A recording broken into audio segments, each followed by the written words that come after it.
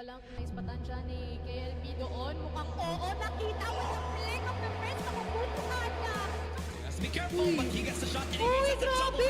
Saving play pa. Duguan na nga ngayon si Cetra. Elvin nakabantay. He's gonna get one. And also two huge. Nakaya, pero wait lang, hindi pa rin tapos yun. Lahat ng action. Eh, masusundan pa. We are gonna be seeing prevalent race here dito sa house. Ano doon, no? Flash grenade. PSA! Kitang-kita niya sa KLB.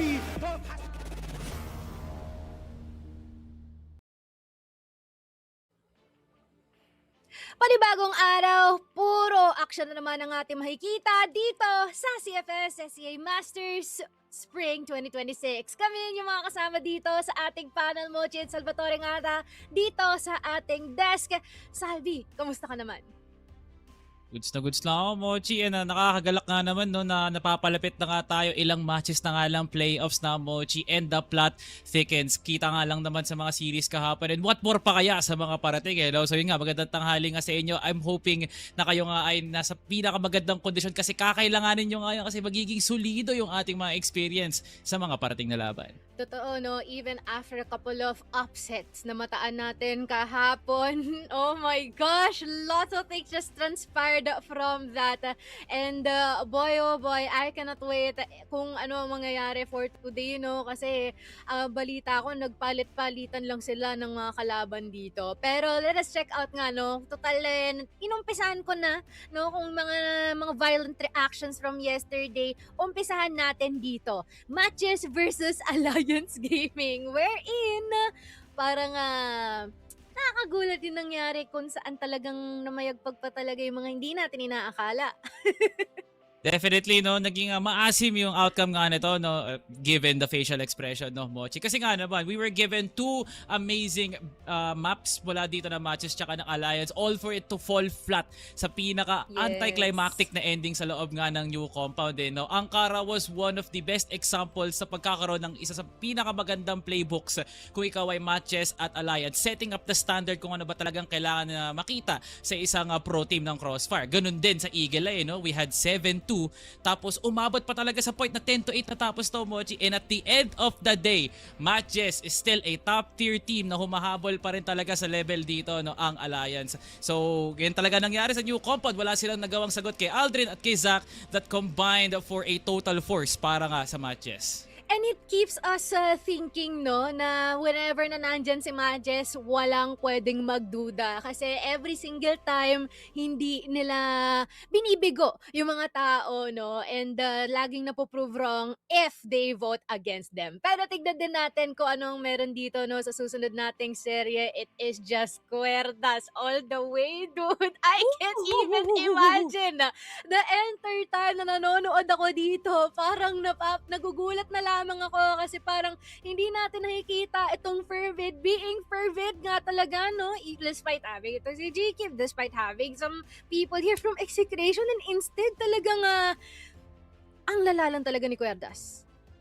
O siguro yun na buong galit ng Querdas sa loob nga ng subbase, no, na i-translate nga nila at nailipat nila papuntang Ankara. Pero eto syempre FERVID, no, na 10-1 kayo sa subbase, for sure naman meron kayo dalang armas dito, no, heading into Ankara. Lahat ng dinala nga nilang armas, Mochi, natunaw dahil sa init ni Vincent at ni Yotib, two players that were sought after during the off-season.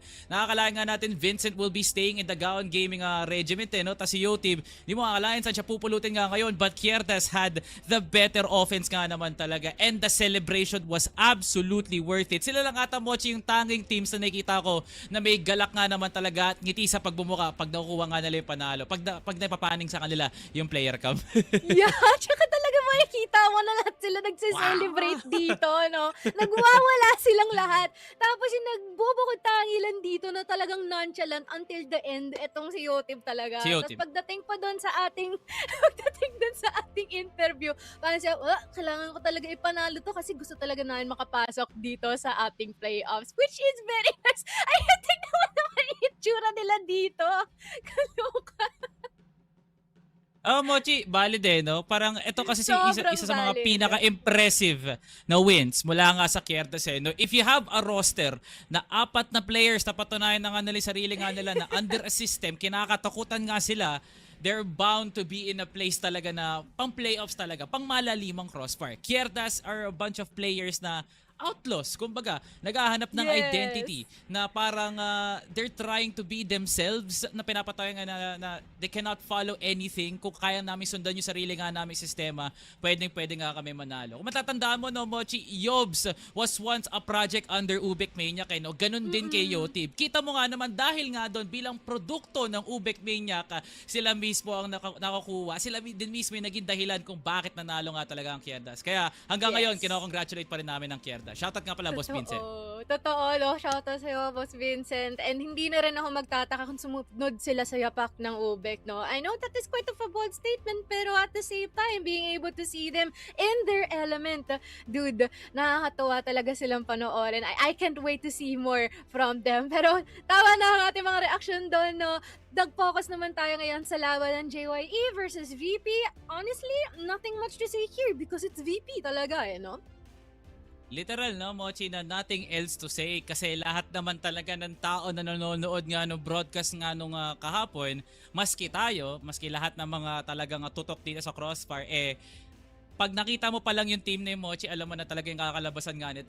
Fourth, pinili pa talaga yan actually ng JY, no? And it was not even close. Paano pa kaya talaga yung Ankara na where we saw flashes mula dito kay Franz at Jelan, pero kinulang pa rin talaga sila sa kalakasan ni Elvin, no? Scoring our match MVP. At meron nga tayong trivia neto, Mochi, no? First 10-0 in CFS Master Spring 2026 was Virtus Pro's first set in Ankara. Actually, port po yan. Correction po. Versus JY ESPORTS. Kung maalala din natin, no, Mochi, meron din collective na 10 zeros ang Virtus Pro in their career. Isang beses, no, laban nga sa acceptance. Pero sila din naman mismo actually naranasan, alam mo yun, Mochi, no, naranasan din nila na makatanggap ng 10-0. So it's only fitting na ngayon na Virtus Pro na ang nagdadala sa inyo ng 10-0. Yeah, no? Parang times fly, no? Tsaka mabilis din mabaliktad ang mga bagay-bagay. And I think just shows nga din kung ano talaga ang kalakasan na angkin dito ngayon ng VP after all those years. Pero kaya naman, no, I feel like kailangan natin ng backup. Parang kailangan natin ng kasama. Kasi may pa-minigame ulit tayo. Minigame? Yes, may pa-minigame tayo. Kaya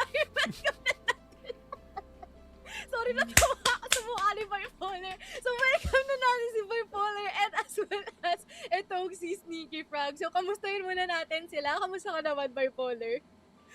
Ito, okay naman ako, Mochi, to a point na parang I'm just ready for the minigame ngayon. Tulad ng ating mga players mamaya, ready na makipagbakbakan. Ako, ready na akong matalo tong dalawang. Wow! Napaka-nonchalant, pero ano yun, no? May dating, kumbaga. Tsaka ang cute pareho silang naka-necklace ngayon, no? Tapos alam, cute coordinated talaga to, man. tayo. That's nice. How about you, Wala kaming GC.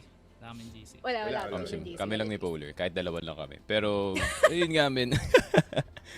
I can't wait for the minigame. Not gonna lie, medyo na-squander yung record ko, no? Kasi napa-FF ako na maaga kasi na-realize ko may masyado magaling yung kalaban. Pero this time, let's see. Alright. Okay. Paano naman tong kasama ko na init lagi? Ikaw, ano bang thoughts mo dyan sa dalawang yan na makakatapat mo? Basta ako, no, nakapag-review naman ako, no. Sana yung mga kasama ko din nakapag-review din. Mag-review? Kakailanganin nila, Mochi, kita mo pa lang naman sa ating minigame sa baba, no. Kaya inaanyayahan ko rin actually ating mga viewers dyan sa mga kayo kung gusto nyo manalo ng kayabangan siguro. Tsaka parang ganun. Tama naman. Kaya ayan na, no, may pa-spoiler na it is going to be fag or bluff. Kaya sige, ilapag mo na yung overlay direct, no, itong ating paglalaruan. Sobrang simple lang naman. Wala pa! Sobrang simple lang itong natin, no. Matches. Sobrang simple lang na mechanics natin. Ang sagot lang dito, it should be fact or bluff. Parang true or false lang sa mga usual test or exam nyo nung kayo ay nag-aaral pa, no. Ma'am, 1 point. Pero alam mo, hotdog ka. Pero again, meron tayong ipoprovide ng mga sentence dito. And hindi naman isa-isahin. Actually, mas okay na pakinggan ko na lang sabay-sabay yung mga sagot nyo. Mga catch-up ko naman yan. And then, syempre, pointing system natin dito is no longer sa unahan. It's already based on kung tama o mali ba ang sagot nyo. G? Alright. Alright, wait lang ha. Labas ko lang yung notepad ko. Mamaya Alright. magkamali ako eh. So, G tayo direct. Sige, pakita mo na yung una natin. Fact. Ayun. Crossfire was first released in March 2007 in South Korea by Smilegate, kicking off what became a massive Asian-centric FPS franchise. Is that a fact or a bluff? Fact. Fact. Kanina pa fact. Alright. Huwag May sagot na titingin si sa Smee. ibang monitor, Salvi. Walang titingin sa ibang monitor. Wala. May glasses Di ko kasi alam. Di ko kasi Huwag mo alam alamin. kung 2009 o 2007. Sige, fact ako. Okay. Fact ako dyan. Fact ako. Okay, fact din. Mamaya may copy-paste yung mga sagot ni Sneak, ah. Alright. Let's Wait, see no, kung fact nga ba yan, Direk. Is it a fact or a bluff? Tapos bluff pala, Fact no? siya. Mm, Okay. fact All siya for pala. one, no? 2007. All one. Yeah, 2007. Tama naman talaga siya, no? And let us check the next one. Pacific Water is the first PH team. Pacific Wara is Wala. the first PH team to qualify in an international Crossfire scene in Crossfire Stars Season 1 and reached 3rd. Is this a fact or a bluff? Wara ba yun? Bluff. It's a bluff. Okay. Hindi ko i-explain. Bluff lang. Yeah. Papa-fester ko lang si Salvi dun sa gilid. Oy, may plus points pala! So ano? May explain ko. Okay, sige. May Okay, additional okay, points okay, tayo pag okay, na-explain. Let's see. Okay. Isn't the first Ano, team... explain ba ni Polar? Kasi naalala ko. Ito ata yung yung season na parang nandun pa sila sila Mino. Parang first team ata to ni Mino. Sige, fact. Ano yata yun, di ba? Energy Alright. Peacemaker yata tawag ng team. Oo, facto. Let's see. Yun nga ba ay fact or bluff, Direk? It's a bluff. I knew it, Do bro. I knew any it. of I think wala you pang guys- Pacific Wara back in the day. No? W. Wait! do any of you Okay! guys- Hindi talaga ya. Okay. So, meron bang pwedeng makapag-explain dito sa nag-answer ng bluff? Ako po. I'm trying to Pwede remember. po ako mag-explain. Sige. Pwede po ako Salvi. mag-explain. Bigyan mo Okay, Salvi, bigyan mo. natalo Sige, sila go. sa Battle for Third. Yun yung yun yung bluff doon. Okay, almost. So, lalagyan kita ng 1 point. So, basically, yes, nag-4th place sila. Only behind Invictus Gaming, Modern Esports, and Qingsheng Esports. Okay, so technically, all 2 kayo kasi na-explain niya eh, kahit mali yung sagot niya. Okay? So, let us proceed sa ating next question. What the hell? Talaga siya. Alright, let's see. May plus points yung technicality. Yes, meron. PH first win in the international Fact. scene was in Crossfire Stars Global Invitational 2018 CFGI in Fact. China, where Pacific MATTJESS swept Carbon. Fact for you, okay? Fact. I'm trying to remember if it was a sweep. Is it this week? Sige, go. Di ba? Contemplate I kayo. believe Sige, Compound bro. Mexico pa Bro. yung mapa nun. Compound Mexico ata. Iniisip ko if Famous Or Black was Widow flying back in the day, pare, kasi Carbon ngayong kalaban.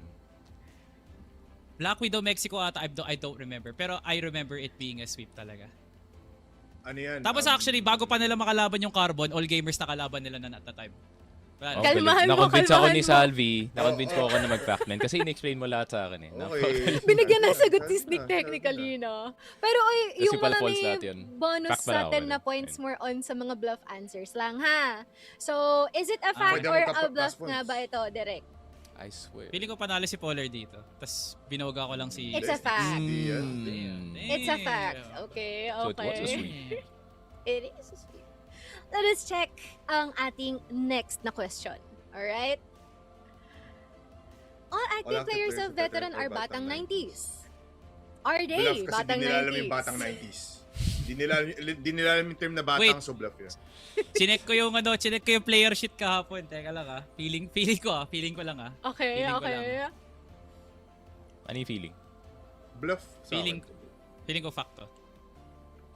Feeling ko fact rin man. Bluff kay Kasi Polar. I'm going off of the fact na they are named veteran. And I think Nandun they ako did play yata. Di ba sila yung naglaro, if I'm not mistaken, dun sa that 1C games, no? So, Yeah, ayun yeah, nga. yeah. Silencio. Okay. I like how Sneak relied on context clues. Let us check kung ito nga ba ay fact or Walang bluff. sagot si Salvi. Pero fact Yes, po ako, walang sagot fact si po Sam. ako. Nag-fact siya, yeah. FACT po. Ayun. Is Polar it may hidden really? vendetta ka ba sa akin? Amsim. No. Sumasalungat kasi siya sa mga nasa sagot Philippines ka, mo, no? Salvatore. It's a fact. Okay. Ano score? We have For 4 points for Salvi, 4 points for Sneak, 2 points for Polar. Okay. Okay Sana na, bluff. guys. Sana bluff yung next. Alright. Nagdasal. Okay, let's check ang ating next question. Execration. Nako. Tanda! Shoutout sa iyo.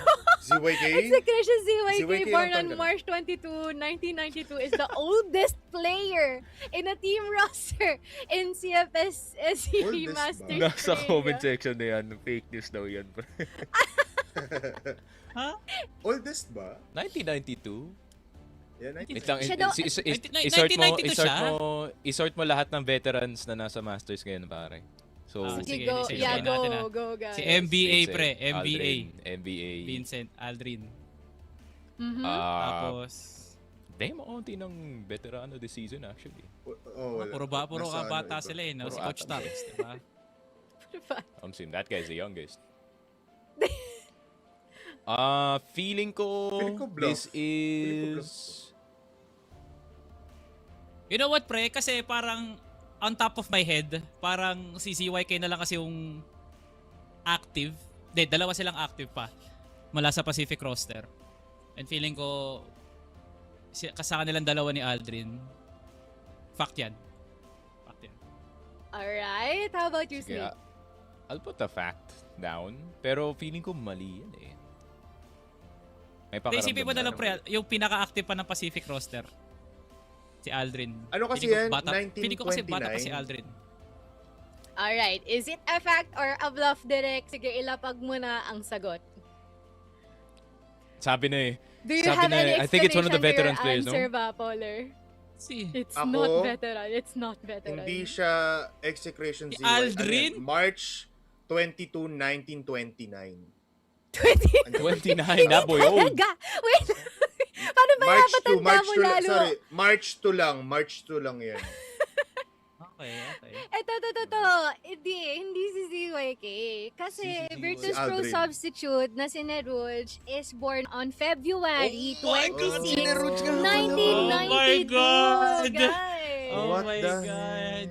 Alright. So, We're tama counting sagot subs. yung one half ni Bipolar. So, that's already 440 sa ating score. Okay? Alright. Alright.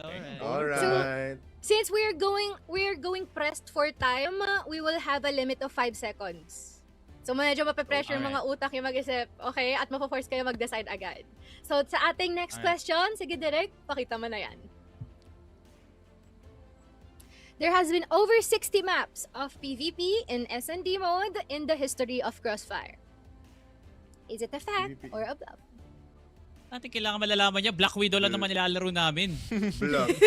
Oh, bluff. 6, Bluff. 7, 8, 9. Bluff. Bluff for It's a you, bluff. Polar. Okay. I think bluff. Well, binibilang ko yung Napaka-OA ng nakikita ko sa 60. sa screen ko. eh. Pero history ang kasi. dami nun eh. Pero feeling ko hindi umabot ng 60. Bluff. Any guesses kung ilan? Feeling ko 58. 35 lang. 35 lang. Kasi umiikot yung mga compound. Umiikot lang din yung mga sampa. You have to think yung PvP. mga... Ay, the kasama other ones pati as well. TD pre. Kasama Yeah. pati Ay, TD. hindi. SND lang. Destruction mode lang para. Destruction Di- mode. Number PvP, lang, oh. guys. Number.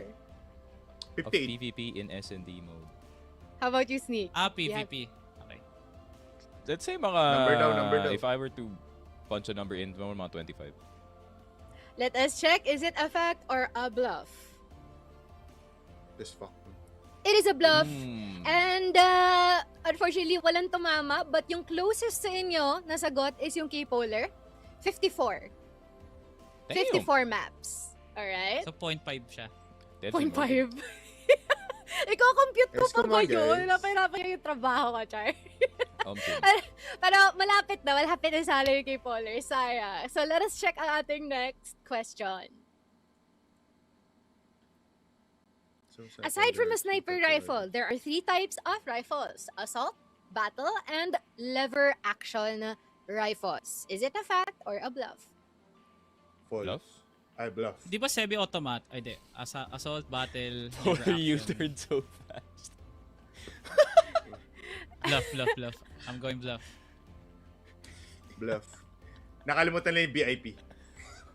How about you, Sneak? Is it a fact or a bluff? It's a bluff. It's a For bluff, sure, it's a merong bluff, it's a ano. bluff. There's like more than 3, no? Is Kasi, it yeah. There's like, 3 types of rifles? Okay, let's see. Is it a fact or a bluff nga ba? Oh, we're gonna be... Oh, my goodness. Oh we my look actually a goodness. fact. We so stupid. We look so stupid. What counts as a rifle? Sa yung sa mga laro? ano, yung mga semi-automatic, ganun, mga rifle yun, mga imported. Semi-auto assault. Sa bagay. Maybe kinount ko tuloy yung ano, yung heavy sa utak ko. Kaya napadagdag ng isa pare. Alright. I blame the M60. Let's see Grabe naman yung mga facts ni Kuya Kim, no? grabe nga eh. Kung sino man yung ng mga questions na to, no? Talaga mapapaisip ka. So, let's see kung ano yung next one. Next one pa. STS Kano is currently the only player in CFS Master Spring SCA who is born in Bluff. the 2010s. Bluff. Bluff? Hindi, diba? For you. Bluff. And how about you, Polar? Bluff. Bluff. How about you, Sneak? Bluff. 2016? Alright, CD. let's see. Let's CD, see diba? kung bluff Sino nga pa ba ba? talaga to. Si D tsaka si Lloyd, di ba? Fact siya. What? Roy was not born in the 2010s pare. That guy is in his 20s. Yup, yun. Ilan taon na si D? Halatado. Basta ano lang, mukha lang Pero bata mga si Lloyd. Sabi na that Wait, ginaral ko yung player sheet. Kaya pala binigay sa atin yung player sheet kahapon, no? May pa-quiz pala ta sa atin, no? So, we have last 2 questions. Kaya tignan na natin, no? Kung ano ang 2009. 2009 si D. 2009 si D. Hindi Isa natin pa ginawa tumawid, yung D. mas pre. Hindi, si D talaga may kasalanan. For Salamat ni A7J, He born too pre. early, Salamat. Oo, sinisilawan yung bata. Anyways. Sige, next question. Hindi kasalanan ng kuya. Omsim.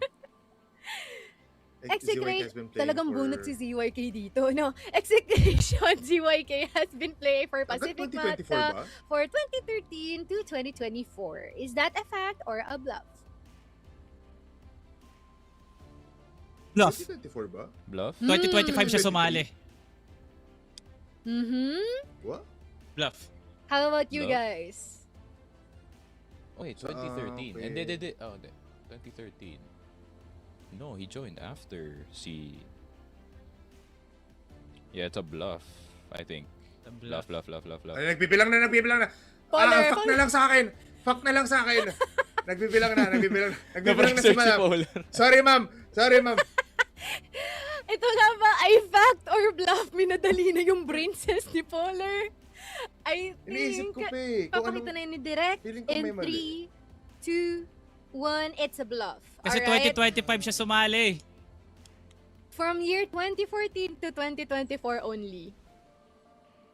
2014. Kasi Tanggalin niya po Hindi. yung sabi. Dagdagan nila ng PC.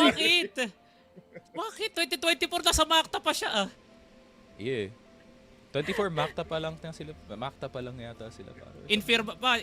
Iba ba yung Makta Infirma sa Pacific Makta? Omsim. Iba ba yun? Get Iba wrecked by pa. the specifics. Get Natalo rid of tayo the sa specific pre. Okay, again, check natin We have 5 points for Salvi, 5 points kay Sneaky Frog, and 4 points kay Bipolar. There might be a chance na matay niyo ito for everyone, no? For Polar can Bipolar. buzzer Or beater isa sa inyo yung umangat dito. Kaya ipakita na natin yung ating pinakahuling question. Puli, pag Okay. nakuha mo to, panalo ka na. Execution Execution has the highest highest average team age among all Fuck! the Master Spring Fuck! 2016. Bakit usapang edad to? Fuck. Fact or bluff? Sige, go. Fact. Feeling ko bluff kasi gawa ng veteran. Ang nagpapababa sa average age ng execration si CBN eh. So bluff ako. Alright. I see. But the top, it's top heavy pare. If this It's is a awkward. bluff, Salvi, tingin mo sinong team yung pinakamatanda? Average. Either veteran or Virtus Pro? And let us see kung yun nga ba ay Virtus fact Pro, or bluff. Grabe naman yung sa Virtus Pro. What is he on? I doubt it's a Virtus Pro, but yes, it What? is a bluff. And tama ka that it is veteran. Kasi yung group Take away average his point, ages man. He said natin Virtus dito is 27 on their end. Okay? Oh. Yeah.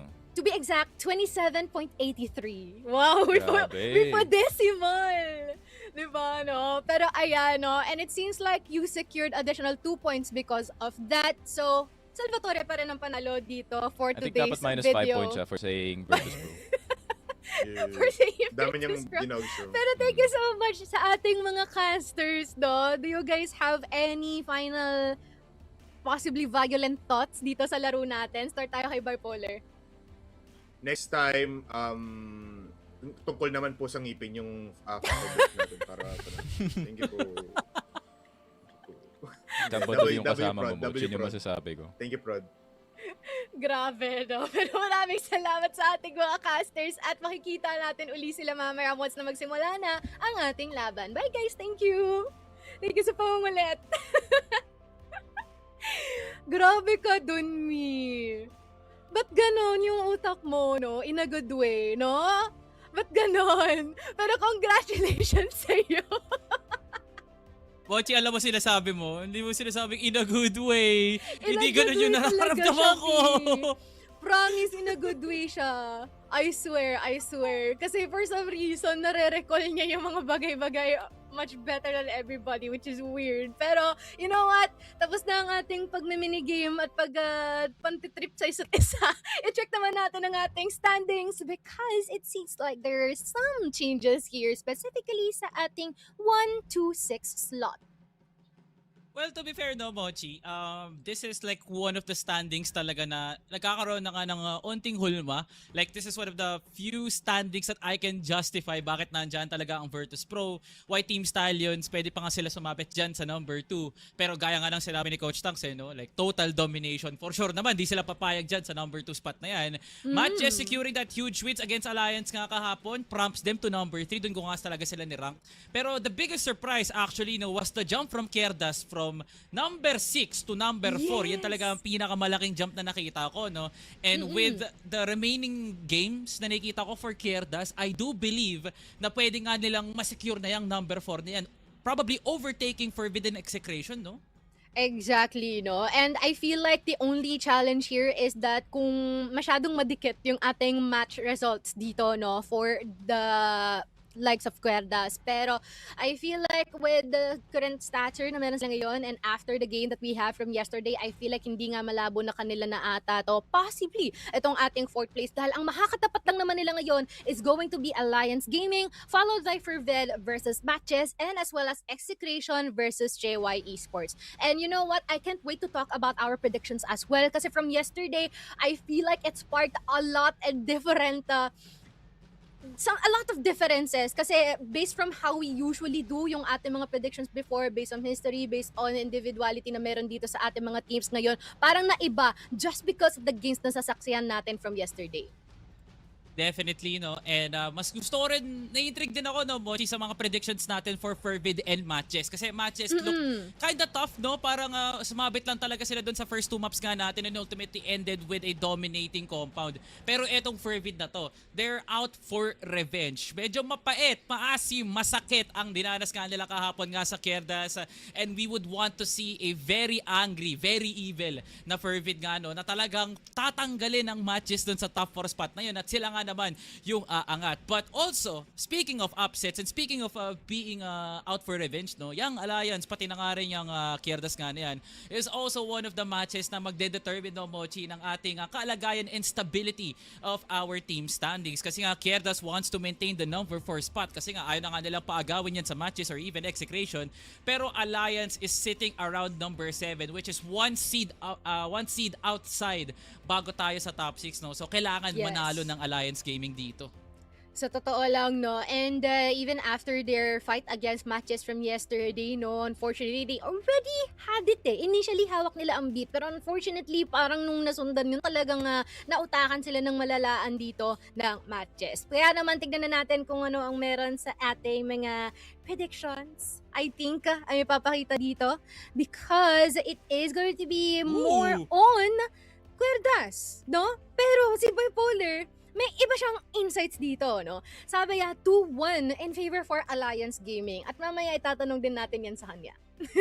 Paano pa si Sneaky, no? Na parang di na talaga binigyan ng Diretso pruweba na, dito. no? Alliance, no? Rekta na daw 2-0, merienda na daw kagad ang Querdas, no? And the best outcome nga naman talaga, no, is outside of our predictions. What if lang naman, no, What Mochi? if? Baka lang naman kung 2-0 ng Alliance tong Querdas, no? It's possible. Sa lakas nga na meron nga sila. But with Querdas' level nga right now, it is impossible for us to see a sweep between these two teams. At least in my opinion, no, kailangan talaga umabot nito ng 3 sets for us to maintain para makita din natin, para ma-benchmark yung pressure line nitong Alliance, pati na nga rin itong Querdas. And speaking of the pressure, no, Mochi, pakilala na nga natin ang team na to being Alliance Gaming. And I'm very much excited to witness this team after that hard-fought loss kahapon nga sa matches, no? And they're now out for revenge. Alam mong galit na nga sila ngayon makuha yung panalong yan. And with the pressure amounting sa loob nga ng new compound, Mochi, what do you, feeling ko lang naman na mawawala na yung lahat heading into this series because this is one of a kind series para nga sa kanila because they have nothing to lose. Yeah, that is true. And I really do hope that is the case kasi we saw some players from them faltering, no, during that last map. And I feel like there is quite of a new look that some of our players din dito na lagi natin nakikita as match MVP here from AG is hindi ata talaga nakamit yon ngayon. And I hope, no, na nakuha naman nila yung mental reset necessary. Meron talaga or madalas talaga merong tendency of overheating after a really well-fought match, no? Or a well-fought map. Pero ito nga ang ating history galing dito, no? Series of losses after the couple of wins na namataan dito for JY and Rydas. And seems like if there is any time for them to break this lose streak, I think the best time would be now. Kita mo nga naman, no, Mochi, it's not going to be easy for Alliance head-on, no? And this is absolutely a must-win even yung Virtus Pro Execration series na kakaharapin nga nila for the following weeks, no? So, dito pa lang, kailangan na nga nilang i-establish yung comeback story nga nila, Mochi, tulad ng ginawa ng matches last year sa regional finals, after losing 3 consecutive, they won 4 consecutive naman to qualify as the 4th seed. So, kayo naman, Alliance, give us an amazing story. Mala Cinderella nga, no? Win the next 3 series, tas pwede pa kayong umabot ng number 6 dito sa ating playoffs. That is indeed the challenge dito for Alliance Gaming. Pero tingnan muna natin ang binanggit dito ni ALQQ, no? Pero para matawag kaming tunay na contender, hindi sapat ang isang team lang ang matalo. Kailangan namin mapatunayan na kaya naming makipagsabayan sa kahit sino. Kasama na ang Querdas, Esports at iba pang top teams. And grabe acknowledge talaga nila dito si Querdas Esports for all the good reasons. Yeah, definitely, no? Kasi isa naman talaga, Mochi, no? Tulad din ng Gaon Gaming, tulad ng Acceptance, Envy Gaming last year, even Vanguard. Isa yun sa mga teams na masasabi mong harang talaga sa pangarap, no? And Querdas now is next in line para doon sa naratibo nga na yun.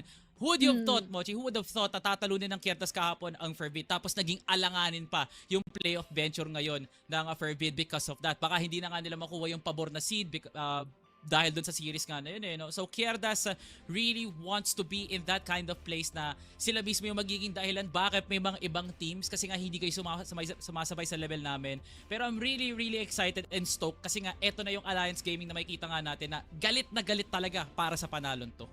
Yeah, for sure. Nagigil sila ngayon because they need it more than ever. Kaya naman ipakilala na natin ang kanilang challenger na ang Querdas Esports. Ganun pala yung gigil, no? Pero anyways, namataan natin dito for Querdas from time and time again. It's always Yotib being able to soul pillar the spark that keeps everything going, that ignites the fire para dito sa kabuuan ng Querdas. At itagtag na rin natin dito, no, si Vincent, that's it's been able to actually not only guide but also facilitate all of the things and responsibilities going on sa ating mga laban.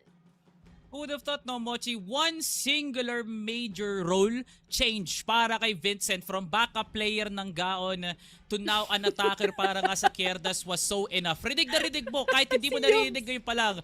Parang grabe na yung birit dito ni Vincent, lalong-lalo na si Yob sa The Ubek Maniac project, no? At yeah, Querdas Esports definitely is a solid roster sa papel pa nga lang naman no? Despite the exit of Chris, pati na nga rin si Jake, yung reformed na roster ng Querdas, akalain mo nga naman, Mochi, defeating Trapstar to qualify for C Masters and giving us an amazing series kahit talo sila sa Virtus Pro and MATTJESS. We saw the potential sa loob nga ng Stallions, pero di natin nakakalain na, Mochi, na yung potential yon pwedeng mag-bloom dito sa series up against FERVID. And take a look at their upcoming series, no? We have Execration and JY for their closer, no? And at least, no, manalo man sila sa Alliance ngayon, I believe they're now in playoff berth ngayon. Parang garantisado na ngayong placement nga nila dito sa ating playoffs. Magkakatalo na lang talaga sa round differential in technical terms. Pero yeah, yun na lang yung iniisip dito ng Querdas, no? Take that win against Alliance, push the momentum. Talagang sirain talaga kagad dito yung mga narratives ng mga ibang teams, especially Execration for next week, no? So yeah,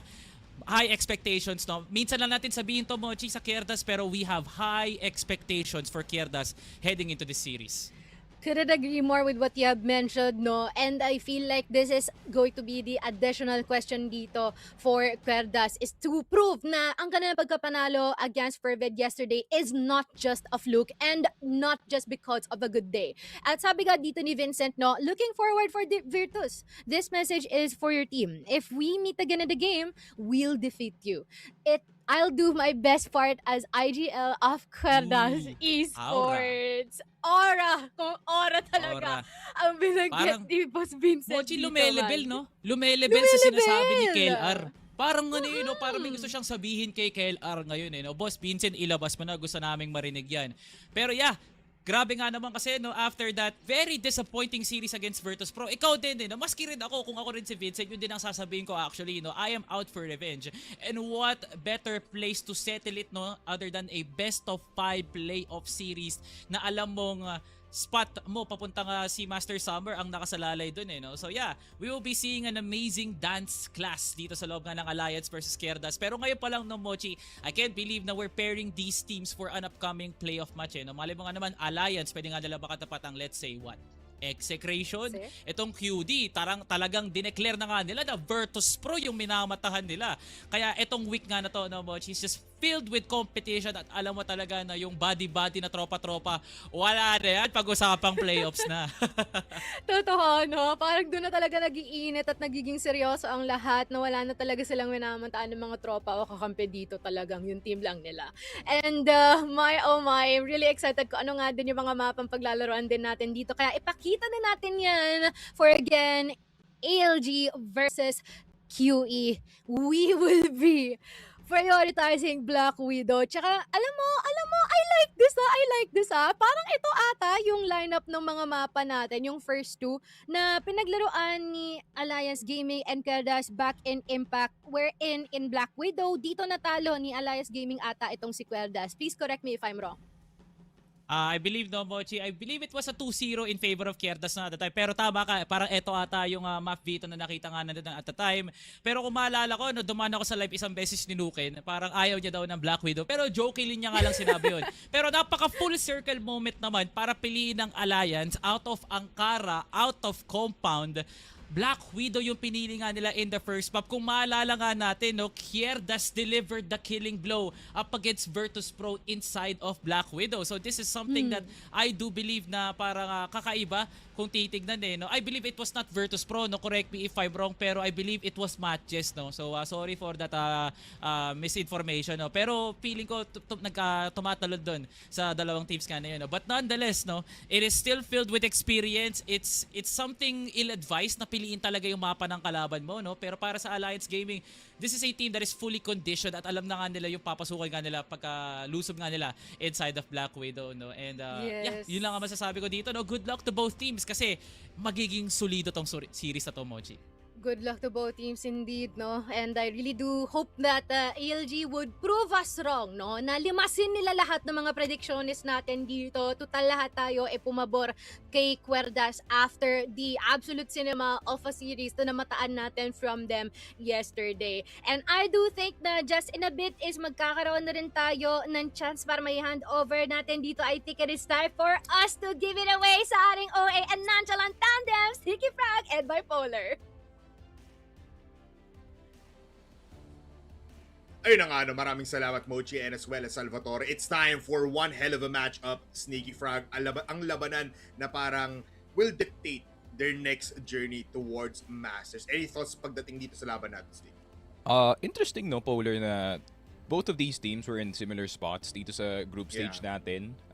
They were kind of quote-unquote yung title na dark horse, no, dito nga sa ating group stage. And I feel like Querdas, obviously, with the defeat over itong FERVID yesterday, where FERVID literally crumbled, no, dito sa ating map number 2, especially by the tail end.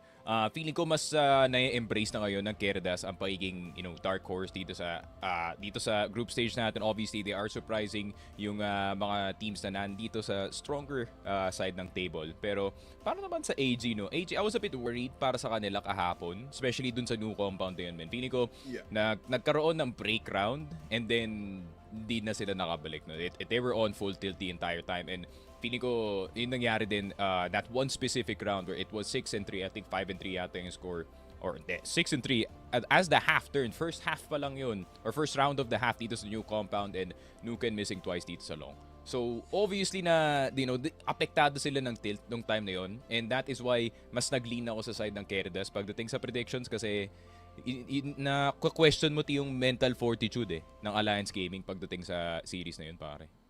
Yeah, very much. Alam mo, you're talking about mental fortitude, and I feel like same applies to Querdas, pero with the help of Vincent, mas nagiging, alam mo yun, naglalak in agad kasi si Vincent after a round, sige, rekta agad, gawa tayo play, we will win this round. And that's intense coming for ALG na parang will the emotions eat them up dito sa laban na to. Kasi honestly, Sneaky Frog, I am in favor for ALG here sa ating prediction 2-1. Pero after seeing the map, Vito, man, this is a Querdas map all game.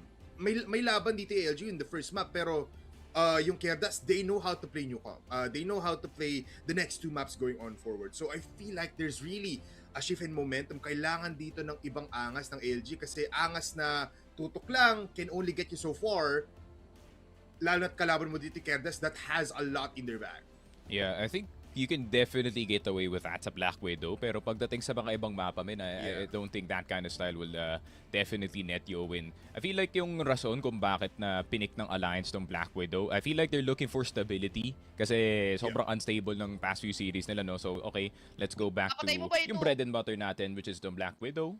Gonna hear the call? Shape zone. Tol, Guys, I think my sniper. Patay. Door mid. Oh my goodness! Yote ball ready. Esta. They're going in as well, no? Sneaky. 2 minutes into the game, they're already running in towards the B side. Wala. 2 segundo. Yote now gets a 2K. Pero yun, push to the HK. Wala na. Parang tapos na agad ang ating first round in 2 minutes into the game, Sneaky. What the hell happened?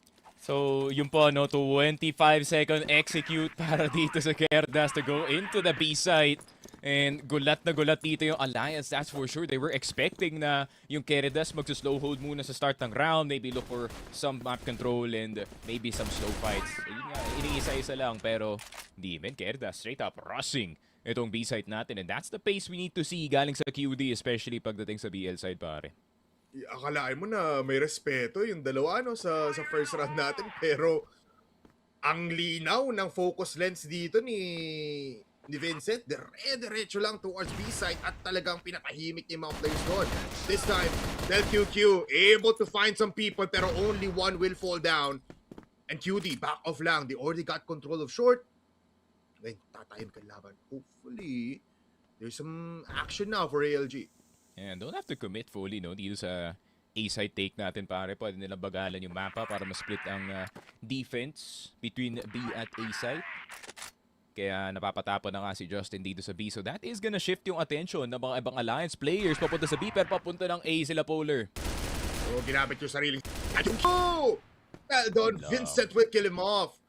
They can plant the bomb. And hold na lang dito ng A side. Tignan mo naman, may insurance play pa with Justin in mid. Or going towards mid. Both players dito sa may dow A. Yetja, good nade and good shots flying by. It's all up to one player pero tinatalo na ng Yetja. They are online, Sneaky. QD is putting up a force. Yeah, one of the two attacking forces no dito ng Querdas pare, as well as itong si Yobes. Pag na-online tong maaga itong si Yetta, especially pare, the amount of space na pwede makuha ng QD ay malala. Pero Vincent with a shot on towards the LQQ. Yotib getting kay Cedric. Vincent nakuha na nga si Prose. And Polar, it seems like I'm getting a bit more confident about my pred pare. Yeah, I mean, I can feel it as well, Sneaky. It's a long A massacre every time Yotib is there. At tingnan mo naman, wala rin magawa dito si ALQQ. Aray mo, Yobs! Yobs, kalma mo! Yobs, kalma mo, Yobs! Yobs, kalma mo! Di pala natin napag-usapan no, Polar, yung sniper matchup natin dito sa map. I'm actually very worried. Dito kay Nuken at kay ALQQ kasi you literally have possibly the most improved sniper dito sa kabilang side ng server pare, on the name of Yotib. And the way Yotib's moving, parang nasasabayan niya yung the best of the best dito sa group stage. So, gonna have to be careful pare. Sneaky. I feel like I can redact my predictions right now. Pwede ba natin balik sa panel? Bawal balik sa panel. Hindi. You have to believe. You have to believe. Now, I believe. Nonetheless, Sneaky, I do believe. But with what's happening right now, it looks like it's a back and forth. Nonetheless, Sneaky, look at this. Nakatong pressure dito sa long. 18 si Yotib! Oh my goodness! Pinalampas lang! Vincent din! Talagang diretso lang. Mapapakanta ka ng... Si Yotib, naglalabas na dyan. Si Vincent din, isa na lang tuman, si Nuken pa. I mean, Nuken is a one hell of a player, pero he's been hitting the shots in the wall, pero wala sa katawan ng kalaban. Yobs to get the final blow. Tignan mo naman. Goofy. Ang kulit mo.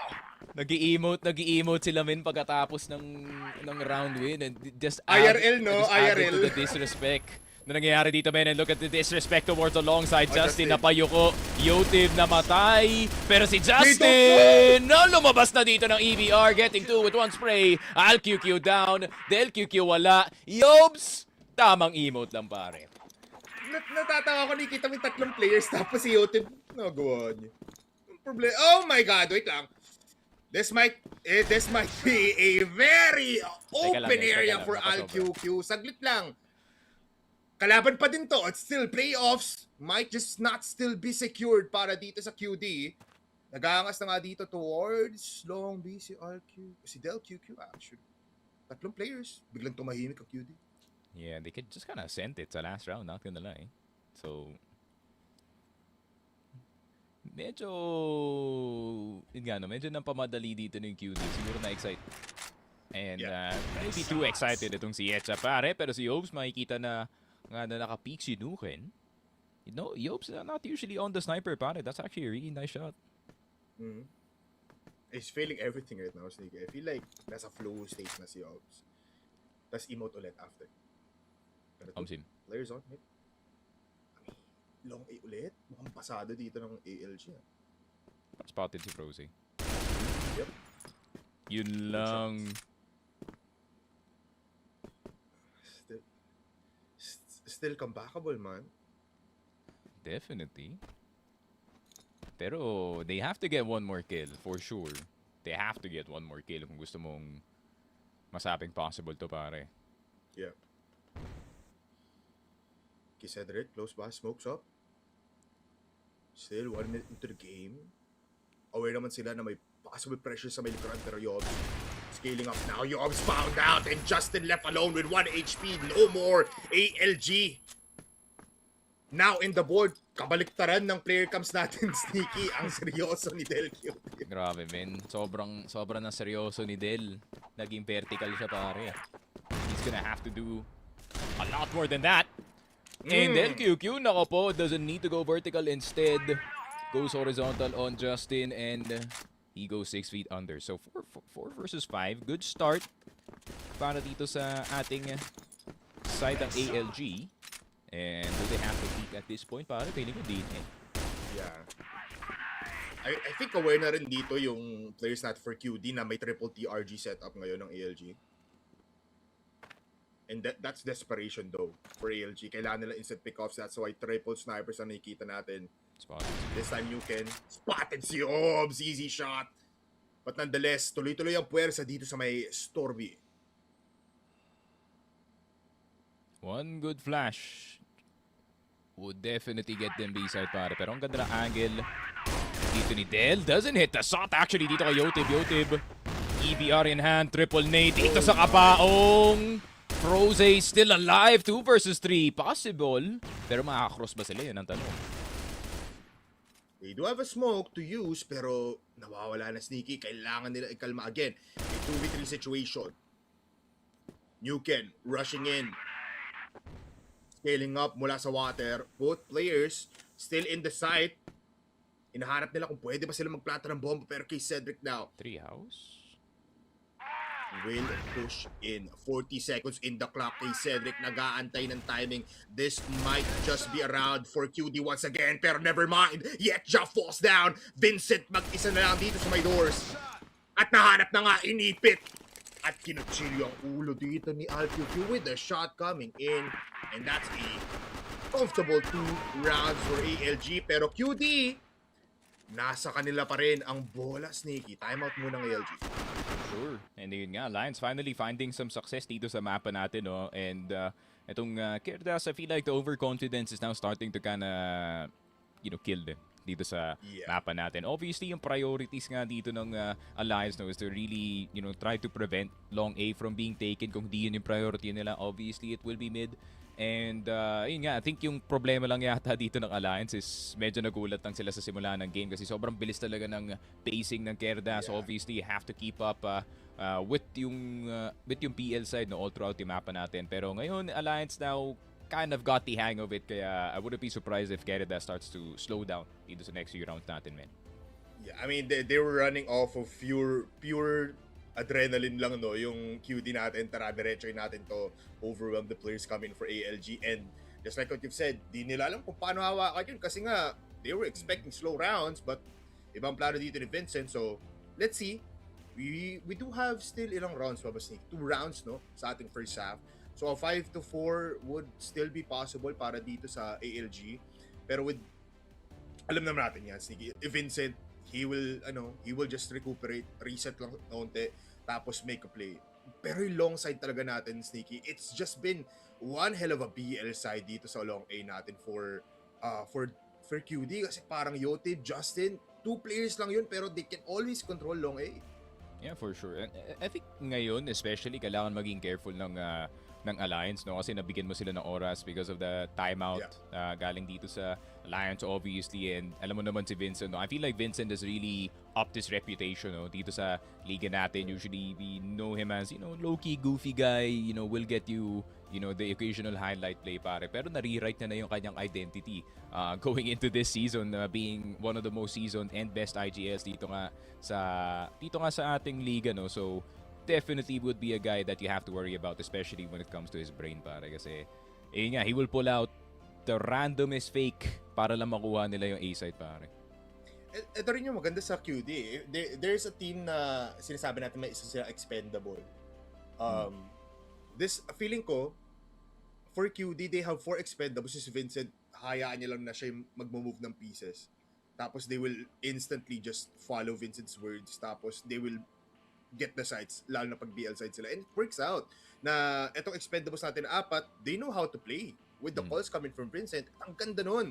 Kasi if you're Alliance, you don't know where they wanna go. Just like what you said, ang dami nga ditong pwedeng fake outs na pwede ibigay ni Vincent. So it's really gonna be a reading game for the GR side dito ng ALG. Yeah. I think it's with Vincent as well, man. Di siya nahuhuli sa fragging.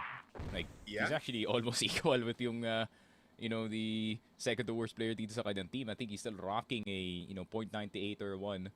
So, di na babawasan yung opensa ng Querdas just because itong si Vincent ay nagko-call. So, what is the game plan para sa ating QD side? Mukhang atakihin muna tong long pero di pa fully commit. This is a really passive defense of ALG. Parang they're reading na mag-push ulit ito na mabilisan. It's just play very slow. Pero ito yung shift ng momentum. Sneaky QD. Just playing with time now. Double sniper sa A though, man. So, Yeah, dami. kung magmintis yung isang player dito pare, especially itong si ALQQ, if ALQQ misses, Nuken is dead. Kasi bababaan siya agad ng mga players dito ng QD. Short will be the priority pare. Feeling ko merong straggler yata galing sa QD na papuntang mid. No. 5-man push toward short, I guess. Ooh, this is one hell of a push. Para sa QD. Here comes the smokes, lineups in as well. Yotib now first in and he hits the What a shot! shot. That's disgusting! Wala sa QD. At si Del QQ nahahanap din. Nakita yung likuran. It's Frozen next. Pero siya ang makakuha ng patay. It's a 2v3. Kay Cedric, iikot mula sa long A. Pero forward approach naman ang gagawin ng QD. They will go back to short kasi doon naman nakaplatin. Malapit doon. They have line of sight. It's a 2v2 now. Justin finds one player in mid. So all of the aggression now will be focused towards Kay Cedric. M14 in hand. Pushing towards slope. Pero Vincent playing with time. 12 seconds. Alam niya they have the upper hand. Kay Cedric, 12 HP. No more time. It's a done deal dito sa round na to. It is a done deal and the vibes are still good para dito sa QD pare. And it seems like those two losses, di talaga sila masyadong apektado dito pare. And this is what I was talking about. Nabigyan mo ng oras na magluto itong si Vincent sa timeout. Pero Oh oras na my rin God. para magluto si Yotib. Gamit ang kanyang TRG. Where is the second and third pick para sa Alliance? Gusto pa mag-boost dito ni Vincent. Pero si Yotib sabi niya, dumiretso na lang tayo dito, Cap. Nuken still alive on the A site. First miss. Second hit, third as well para sa kanya. So with only one miss para kay Nuken, still stabilizing yung kanilang round, pero 2 versus 3 pare, dire-diretso na yata ito papuntang B-side. Delikado pa rin to, Sneaky. Yes, these are your two star players for ALG, pero Del QQ now wielding back the TRG. May HK na rin naman nila pag, no? I think ito yung kulang polar sa ALG actually. Yung itong moment na to, these small moments where you're just mentally resetting with your captain tapos nag-replan kayo, man. Parang wala silang maayos na transitionary period basically sa mga plano nila. Parang everything is a bit too hurried up. Wala wala silang somewhat of a refresh, wala silang restart button na parang Need someone to say chill. Kahit ganun lang. Nuken. This is not chill. This is not chill at all. Nuken, half HP. Isang pitas na lang. Pisong-piso na lang. Pero Del QQ is still alive. And again, hawak niya ngayon ang TRG peeking out. Cannot find the shot. Vincent ngayon, hinaharapan na lang. Wait lang, 1v1. Wait a minute. Vincent once again knows how to play this. Let Cap go. He will play long range angles or possibly just hide. Piso na yun eh. Seconds. Yeah, dali na lang to para kay Vincent. So all eyes on this guy. 25 seconds. Del QQ feeling na magpupush si Vincent.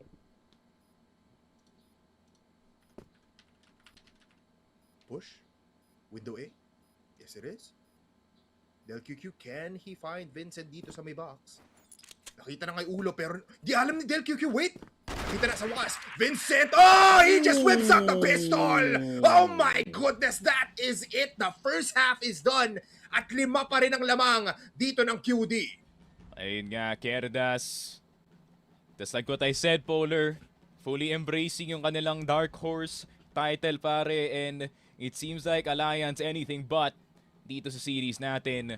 And it's anything but comfortable dito sa Black Widow bipolar na Querdas pagdating dito sa ating BL side, attacking the right points of the map, taking long, 5-man take towards short. Yung variety kasi no? Ng Querdas. That's the one underrated thing about QD, how deep the playbook goes para dito kay Vincent and Alliance. They just can't seem to keep up pagdating sa depths. No? They're trying to figure out a Rubik's Cube that shuffles itself again and again. Yes, I will use that euphemism again, pare. Pero ano masasabi mo dito sa QD? How do you figure them out? I mean, you can't. I feel like if you're Virtus Pro right now, you're seeing QD, wait lang. This might be something, Parang hindi loko-loko yung sinasabi ni Vincent. It might be still a force to be reckoned with. And yun nga, sneaky. If you're a team up against QD, you expect anything can happen. Pero anything can only be so small. At ang laki ng hawak dito ni Vincent ngayon. M14, hindi niya alam na meron dito sa may safe zone. Pushing now, ang bilis lang, parang nasa PL side ulit. Wait lang, Vincent! He's killing! Saglit lang, brother! He's just killing everyone! And together with Nuke falling down, QD now activates even more. It's all up to K. Cedric. What the hell is happening? It's nothing there. 3 kills for Vincent sa unang round of second half. Grabe, napaturo si Vincent sa kanyang kamay. He knows where the hot hand is para dito sa Querdas, pare. And it doesn't stop just because the sides have switched. Querdas wanting to go into the B side. Feeling nila nasa kanila na ang full read ng kanilang kalaban. Rose goes down. Nuken doesn't even get a single player na nagko-cross. Only a leg on Justin. And it's a head para kay Vincent. Oh my goodness! Oh my... Ang sarap mo!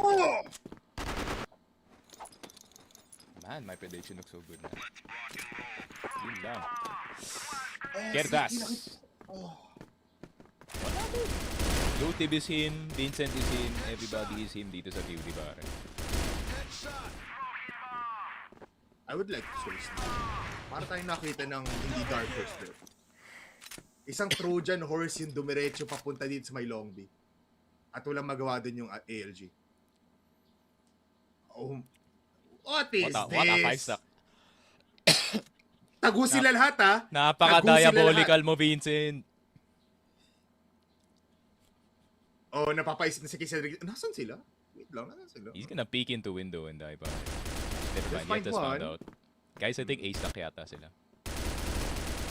Itutuloy pa din. Itutuloy pa din! What? They already know B is so clear. Pero they are not rushing there. They wanna fight. QD in front of their face. Look at Vincent, so proactive. Bibilisan niya na. Nuke and found out. Vincent with the M14. Pero whips out the... Oh, muntikan pa manalo. Pero Froze will still get the kill. ALQQ. 1v1 now. Makes it a 2-4-0. Yobs has a Viper. It's all up to Yobs. I don't think that was realistic, pare. Meron siyang shotgun. At the tail end of that. Okay, QD, the 5-man stack dito sa A, di gagana. What about B this time? Okay, di na sila magsa-stack, pare. Tamang 2-1-2 na, sabi ni Vincent. Alright. Tapos na yung isang round na pwede tayo magloko, pare. Oras na para magseryoso.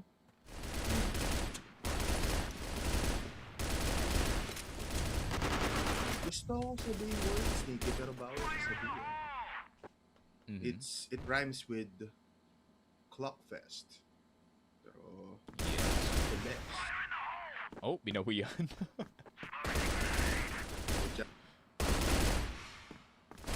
That's 2 kills for ALG. Oh, Yobs. He can get Froze. Oh my goodness. And Nuken's dead. Teka lang, 3 versus 2 polar. ALQQ spotted si Yobs 100%.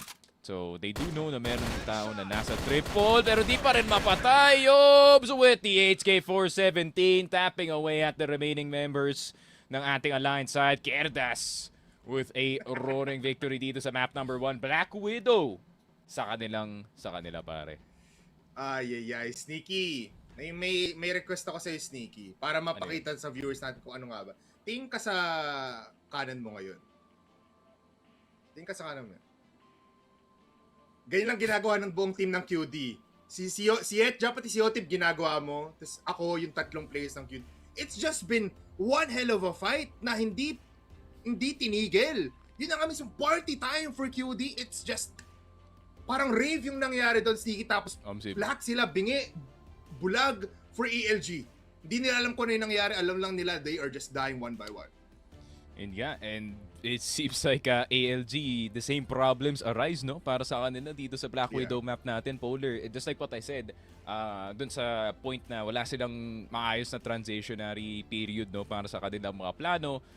Yun nga, wala silang stabilizing force as well. There's no Vincent on the Alliance team na nagsasabi na, okay guys, we need to calm down and we need to chill out for a bit. Maybe we need to hang back ng onte or ito yung gagawin natin. They need a solid foundation bago nila masabi na nasa kanila na yung Black Widow map, pare. And it seems like even the foundation is shaky, pare, para sa kanila.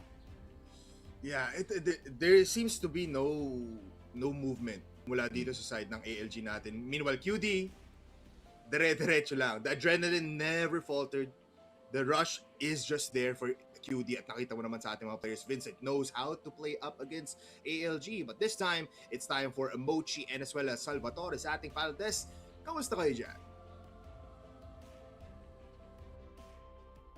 Maraming salamat, Bipolar, and as well as TK Frog, no? Grabe.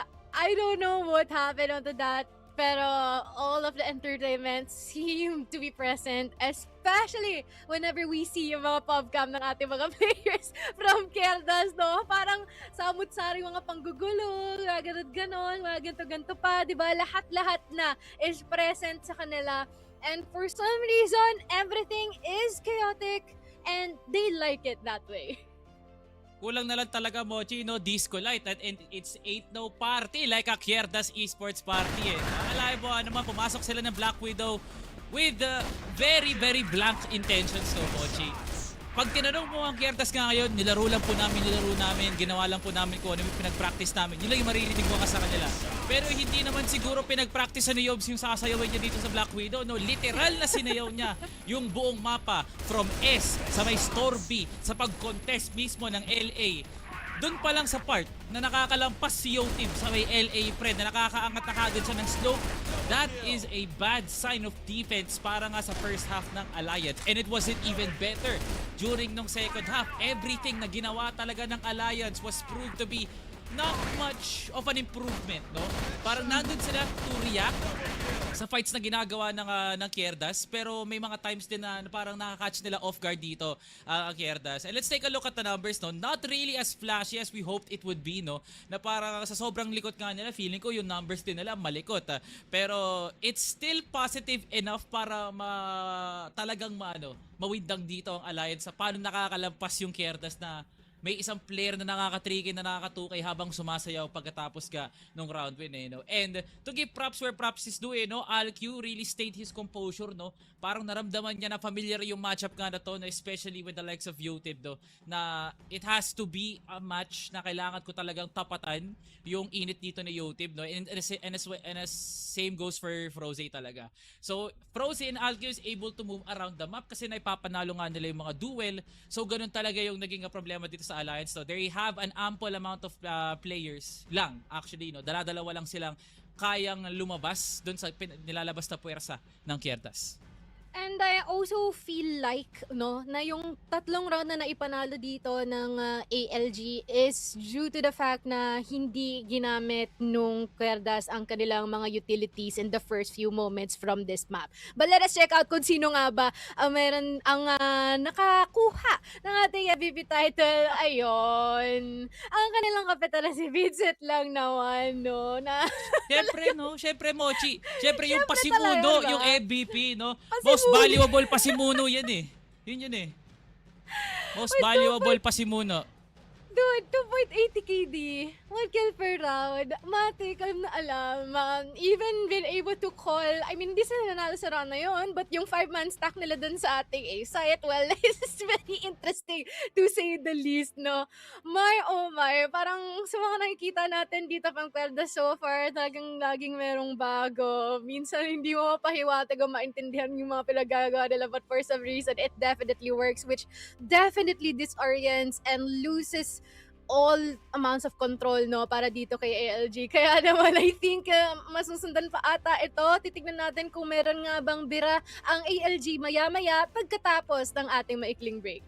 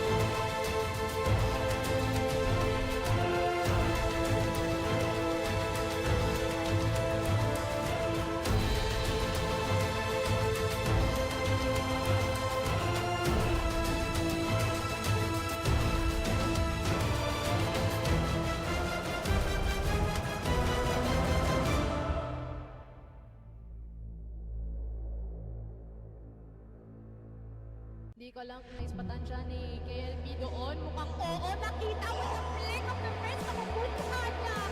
Has to be careful, but he gets the shot and he Uy, gets into trouble. grabe! Receiving play pa. Duguan na nga ngayon si Cetra. Elvin nakabantay. He's gonna get one and also two huge. Nakaya, pero wait lang, hindi pa rin tapos yun. Lahat ng action, masusundan pa. We are gonna be seeing prevalence race here dito sa house. Ano dyan, no? Flash grenade for PSA! Kitang-kita niya sa KLP!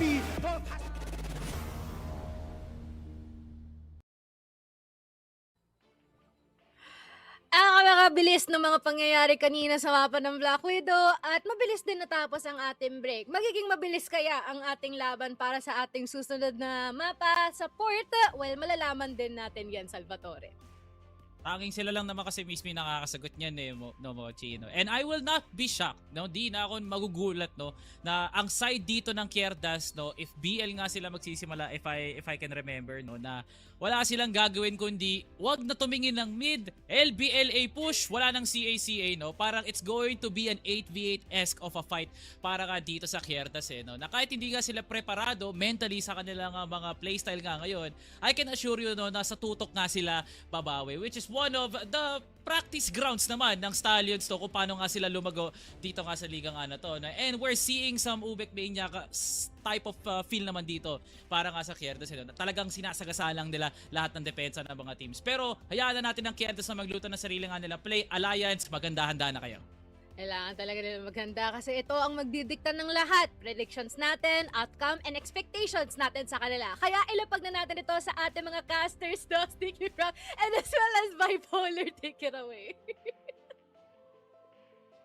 Ay. Ngayon ko lang nakita na nandito nga pala si Yob sa ating sa panel desk. No? But nonetheless, tayo po ay pupunta sa ating mapa ng port. Pero saglit lang, Sneaky.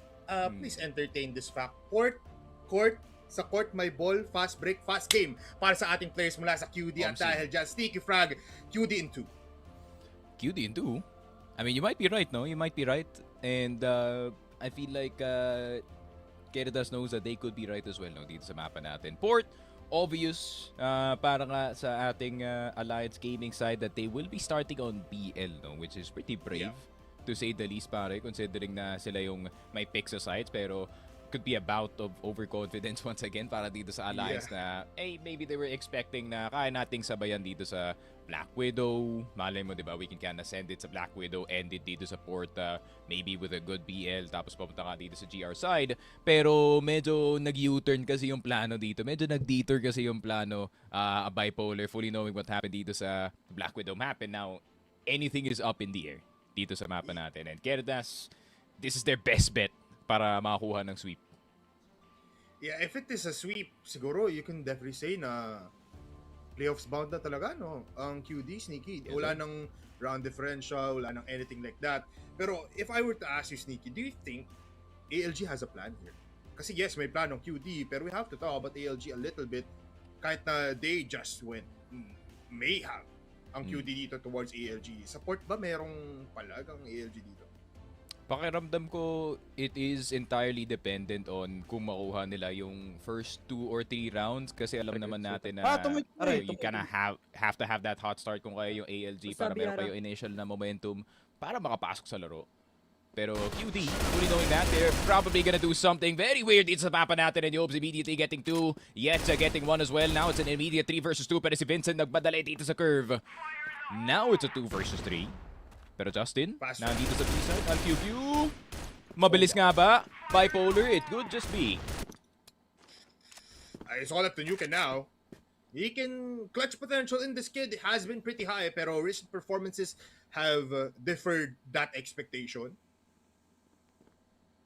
Might possibly pick off Yotib. Oh, leg shot! Pero USP is there. So, he will go towards B. Nasa kanya naman yung C4. Pero I think he doesn't know na there's 2 players here on B. Pero might find the timing if Justin is in the open. You can now half HP. Kills off 1. Justin sa may big box. And ALG gets the first round dito sa port. Ayun nga, Alliance, and this is the start that they're looking for, no? Bipolar, yung 1-0 start or a 2-0 start, at least pagdating sa mapa ng port para meron kayong konting leeway pagdating ng ating second half.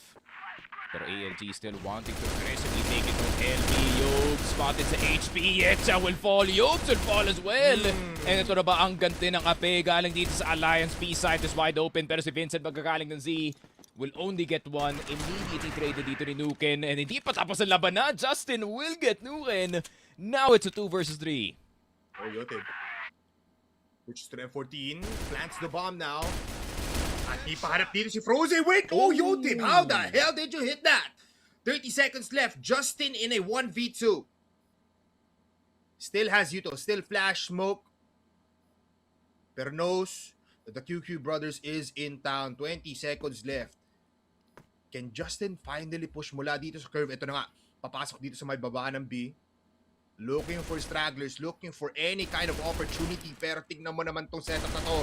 Del QQ baits up the player dito sa my house B, and Alliance gets a 2-round lead. Yeah, Alliance on this BL side now starting to kind of abuse yung medyo weak na LB defense or a bit too forward na LB defense na nakikita nga natin dito. And an immediate adjustment from the Querdas players in the B side. Hindi na nila kino-contest itong House B pa rin. Nasa loob na lang sila ng site, which honestly is the best move na pwede nilang gawin. And para sa QD, if they can prioritize itong bottom B instead of yung top B pagdating dito sa site take, no, feeling ko they can probably get around that. Pero yung first 2 rounds, man, pure fighting lang yung nangyari dito. Yeah, and we see somewhat of a plan din, no? For ALG talagang overwhelmed QD with numbers. And that's why you can see them right now. Sama-sama lang. And they're banking that QD is not a full stack dito sa B side. Or probably, dito sa mid sila pupunta, Sneaky. It's using sheer numbers, no? Using the many corners dito na mapa ng fourth curve. Control, nasa kamay na nga ng Alliance. Exit will be taken by Froze. Pero si Justin na dito pa sa top ace and looking if there's anyone on the side. And Froze, ALQQ will get 2. Pero di napansin si Yobs na nakatago sa generator. 2 versus 2. Still a player on the mid side. Pero Yotib, this clear could possibly save his teammate. Froze spotted. Pero namatay pa rin si Yobs. Yotib not calling it. 1 versus 1 pare. Sniper versus sniper. Yep, the snipers now in play. Pero Yotib has been hitting the shots with the M14, so switches now to an easier gun. Nuken mula sa curve. Kurbado ang bullets dito ni Yotib to claim their first round. Nag-activate na yung plot armor dito ni Yotib. Finally, bullet curving around him from Nuken's TRG. And Querdas with a bit of a trap game plan, no? Para sa upper players natin dito. And taking a look kung nasan si Yob this entire time. Tago lang dito sa generator. And creating absolute value galing sa kanyang position, pare. Comfortable rounds now for QD. Makes it playable sa early rounds ng first half natin. And forward approach now for QD might be a stopping force para sa ALG.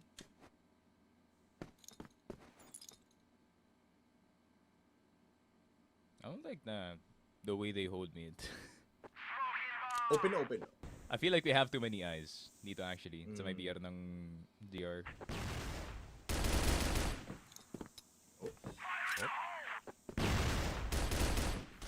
Babalikan pa Siyempre.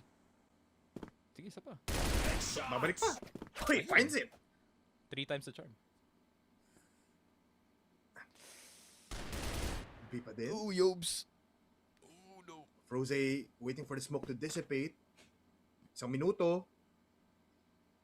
Oh, nakalampas. Wait lang, Froze again. It's the same kind of scenario. Pupunta siya sa may exit to find someone dito sa may top A. Kaso sa bodega, Justin found out headshots. Not gonna be there, pero it's a double kill for Froze. And they open up A site. Butas na butas. After tusukin dito ni Froze yung gitna. Yob sa baba ng B, low in HP. ALQQ finds him with the headshot. And yet, Ja alone.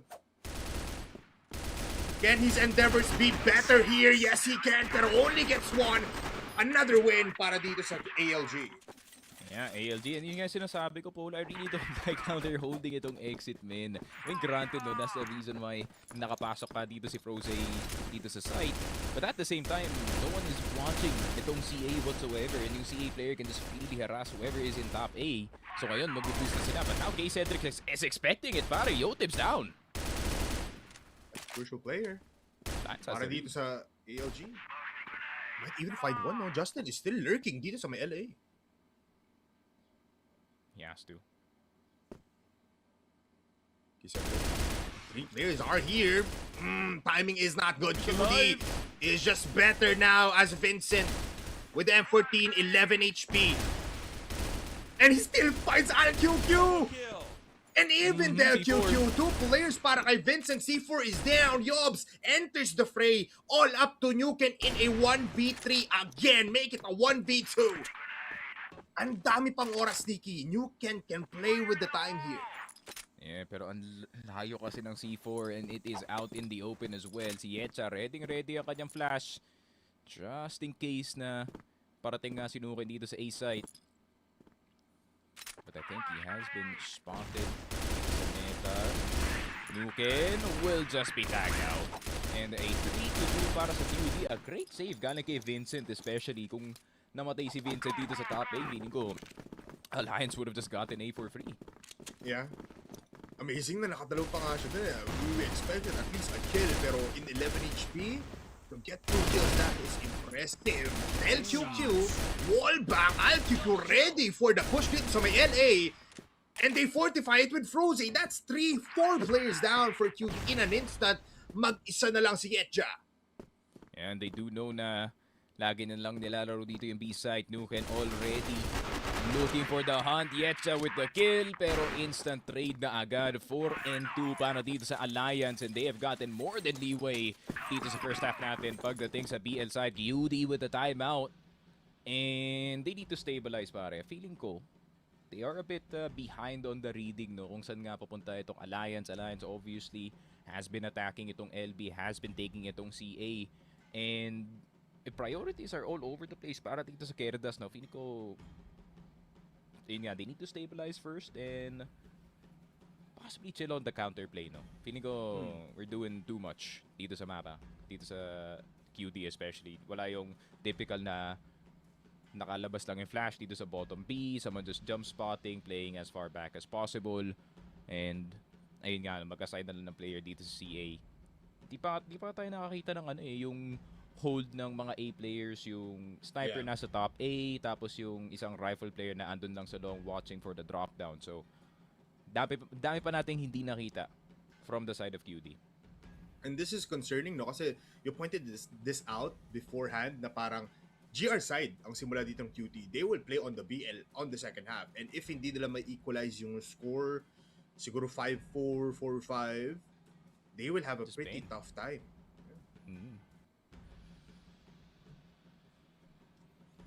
Magandang adjustment dito ng Alliance is yung group clearing nila, pare. Pag nakiklear sila na angle, there's 4 players on the same spot, no? So, hindi kulang sa trade game itong Alliance this time. So, actually, do like to see that, no? More teamwork galing sa kanila, less individualistic gameplay.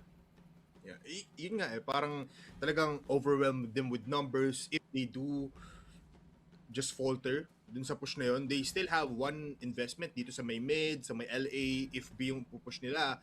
So, somewhat, there's a plan now for ALG. And it's clear, pero somehow, Querdas, di nila mabasa kung saan nga pa rin sila pupunta kasi they're also pushing.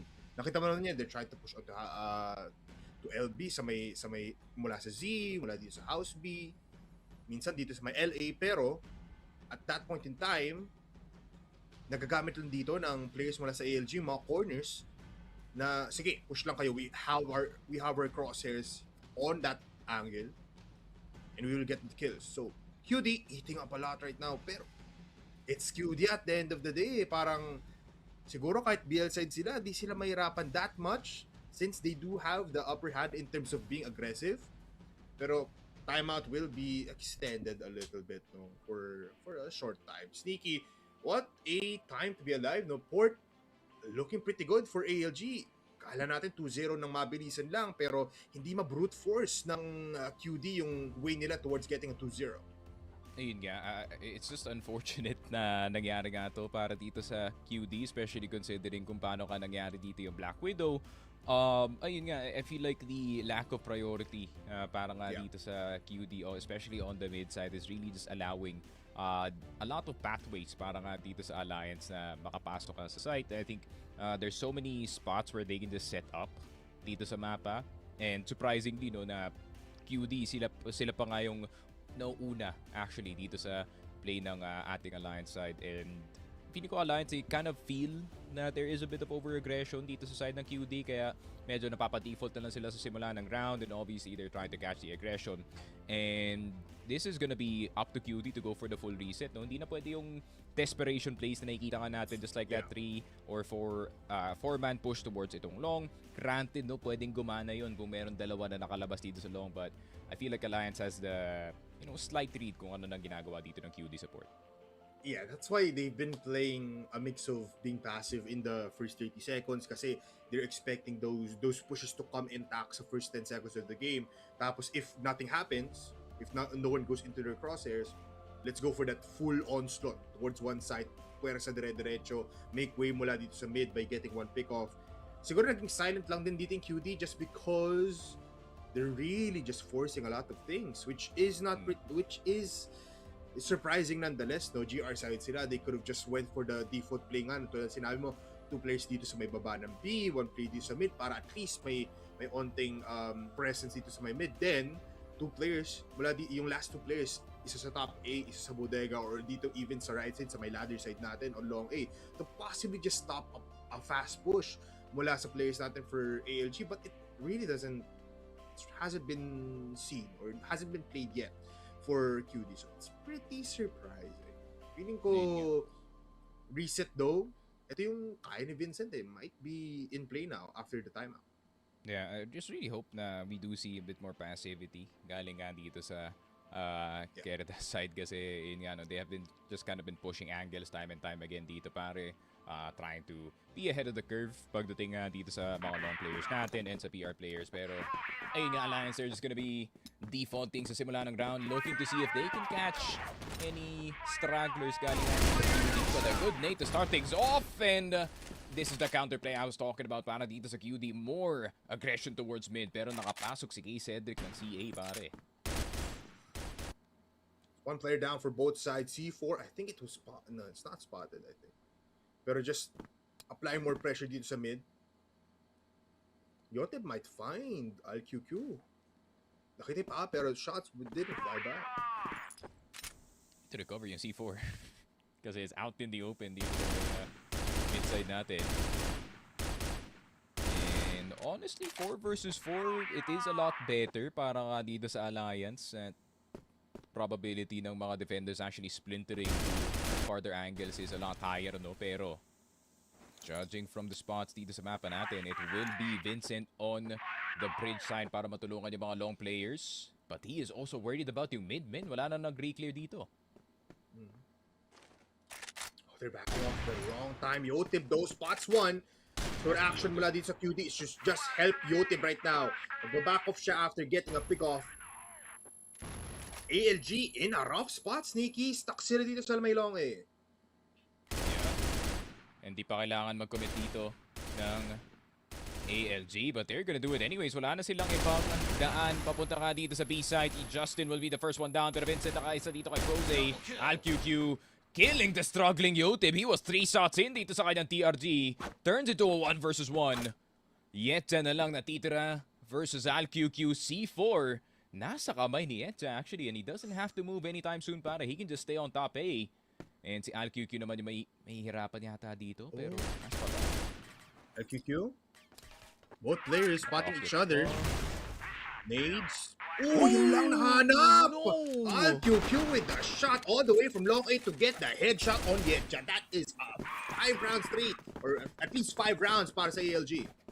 Grabe, QD Yetja, you had all the advantage dun sa 1 versus 1 pare. Yeah. Even the low HP on the last player, pero hindi niya nga makuha last time. Very nice shot galing kay ALQQ, but a bit of a hurry dito sa B-side. Yetja Double box ready and waiting, pero di na siya naka-react. Di man lang nakaangat yung ulo doon ni Yobs galing Generator, and ALG seeing exactly where the players are para dito sa QD. QD bulag na bulag dito sa Curve. Nukin with the post, pero di niya makukuha si Justin. Curve taken care of mula dito kay Justin. It's still a 3v4. 20 seconds, Justin, diretso dito sa side. Generator kay Cedric sa baba. Naglalabas na ng game. Yotib will fall down with the USP enabled mula sa ALG. Grabe M14s doon, Siki. Wala silang makita, pero talagang rekta. Spray nyo na lang lahat ng pwedeng i-wallbang dito sa B side. Yun nga, and Querdas. This was supposed to be the side na nasa inyo yung majority ng rounds, no? Pero yung Alliance has been finding what the defense has in store time and time again dito sa mapa natin. And it kind of feels like, no matter kung anong depensa ang gagawin dito ng QD, it is not gonna work. Pero kay Cedric, nakapasok ka ng curve. Vincent, tagged up to low HP. Justin couldn't save his captain, pare. But pero 4 versus 4, bit of a stabilizing kill. And mapapabalik ng B site ba yung Alliance? Hindi. Magde-default sila papuntang A. The spread out defense for QD now will give them a lot of information, no? Lalo na't kung mag-activate yung unspotted, ngayon mamamatay. Jose finds the headshot. And yung advantage na I was speaking for QD just because they had multiple informations waiting to be, taken mula sa mga players all across the map. Ngayon ubos na. Mag-isa na lang si Yetja. And look at the pincer maneuver ngayon ng players mula sa ALG. Yetja still able to fight for his blood. That's 2 kills down. Make it possible. 3. Yes, it is. Ang ganda ng pag-hold ni Yetja. A one-man team to kill off 4. 4 ang patay para sa ALG. Yep, Yetja with the heady angle dito sa may hagdan natin, pare. And that's an angle that is commonly pre-aimed, no? Pero sobrang panic na yata yung sitwasyon, pare, as the rest of the Alliance players were just trying to clear. Pero Querdas, 3 lang ang nakuha nila sa GR side, and it seems like the Alliance gamble has worked out na pinili nga nila yung BL side sa mapa na to. Ngayon sila naman na mag-e-enjoy ng GR with a 3-point lead. So, yun nga, this is probably the green light para makuha na ng mapa tong Alliance Gaming. Looks like Port doing pretty well for ALG, no? They look devastated though, Sneaky. Parang, alam mo yun, alam nilang job's not done pero look at the faces of QD. They are ready to part all sa BL side. It's gonna be interesting, no, na pag nag-BL side tayo, anong timpla ang ibibigay sa atin dito ng QD? Because ALG, they look strong sa BL side nila, pero GR has been questionable, especially nung nasa Black Widow tayo. Yun yan, and what if lumabas pa yung usapan na Alliance, they just probably 2-1-2 the entire time dito sa mapa natin, and it would actually serve them correctly. Pero tingnan yung replay natin from that last round. A good save galing nga dito kay Justin, pero yan, highlight play to save that half score, pare. Mas brutal talaga pag save.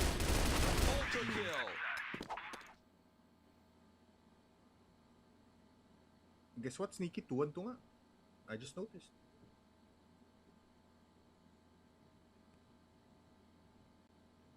Grabe, walang nagalaw sa Alliance, At most, their aggression is in CA, pare. Yeah, yun lang yung forward talaga. Ooh, wait lang, mapapakagat Please natin QD. flash. Please flash. Please Whoever is Cedric. in bridge.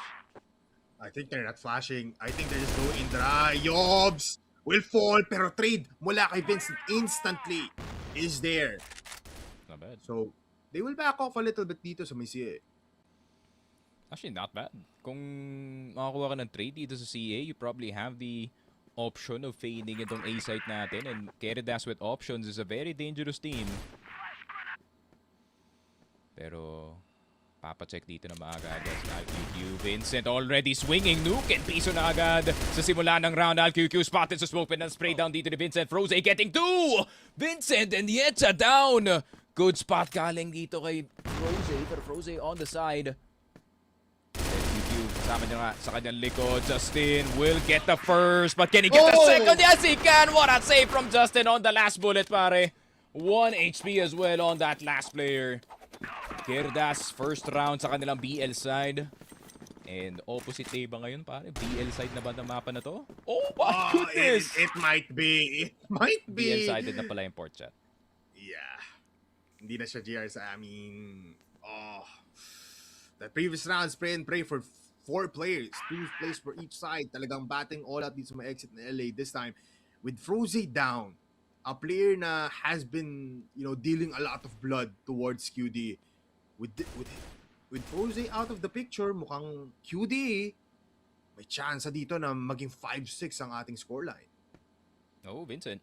There na, may tao dito. CA, they just triple peek si K. Cedric. Oh my god, Yetza will get the LQQ as well. And that is one way to beat one man, Bipolar. You take 2 of your friends and then you peek. Peek it fully, pare. Sama-sama yung i-overwhelm dito yung players natin sa CA. Pero this is tough now. Look at this. Nuken still waiting for long A presence. Pero QD, they still don't wanna budge. Mukhang CA ulit. Is really now the time to go A, pare? Sa bagay, baka maubos sila din sa B. Found out 2 players dito sa mid. Yetja forcing their way in. Nasa B player. ALQQ killed and dead. Pero Nuken from behind. Wait lang, Yotib is also there. Kung mas paspatan pa si Nuken. What? Pero shots not hitting for both snipers. Nuken aware pero still doesn't look behind. Querdas finally back in the game. Taka ako, ba't nag-USP dun si Yotib din? Parang gusto niya munang kaltukan tong isang player natin and then go for the TRG shot. So 5 and 6 para dito sa QD. 2 rounds para sa kanilang BL side and all of a sudden, the conversation gets interesting para sa kanila. Flash si Yetza, pero makuha niya ba si Froze? Spray down wallbang is there para kay K. Cedric. Yobes and Yetza down sa start ng round, pare. And that's the C4, Sneaky. I think they knows, kaya there's a lot of players dito sa may BR side ng GR. Pero ibibigay lang. ALG looking other ways. Sa mid sila maglalagay ng maraming pressure.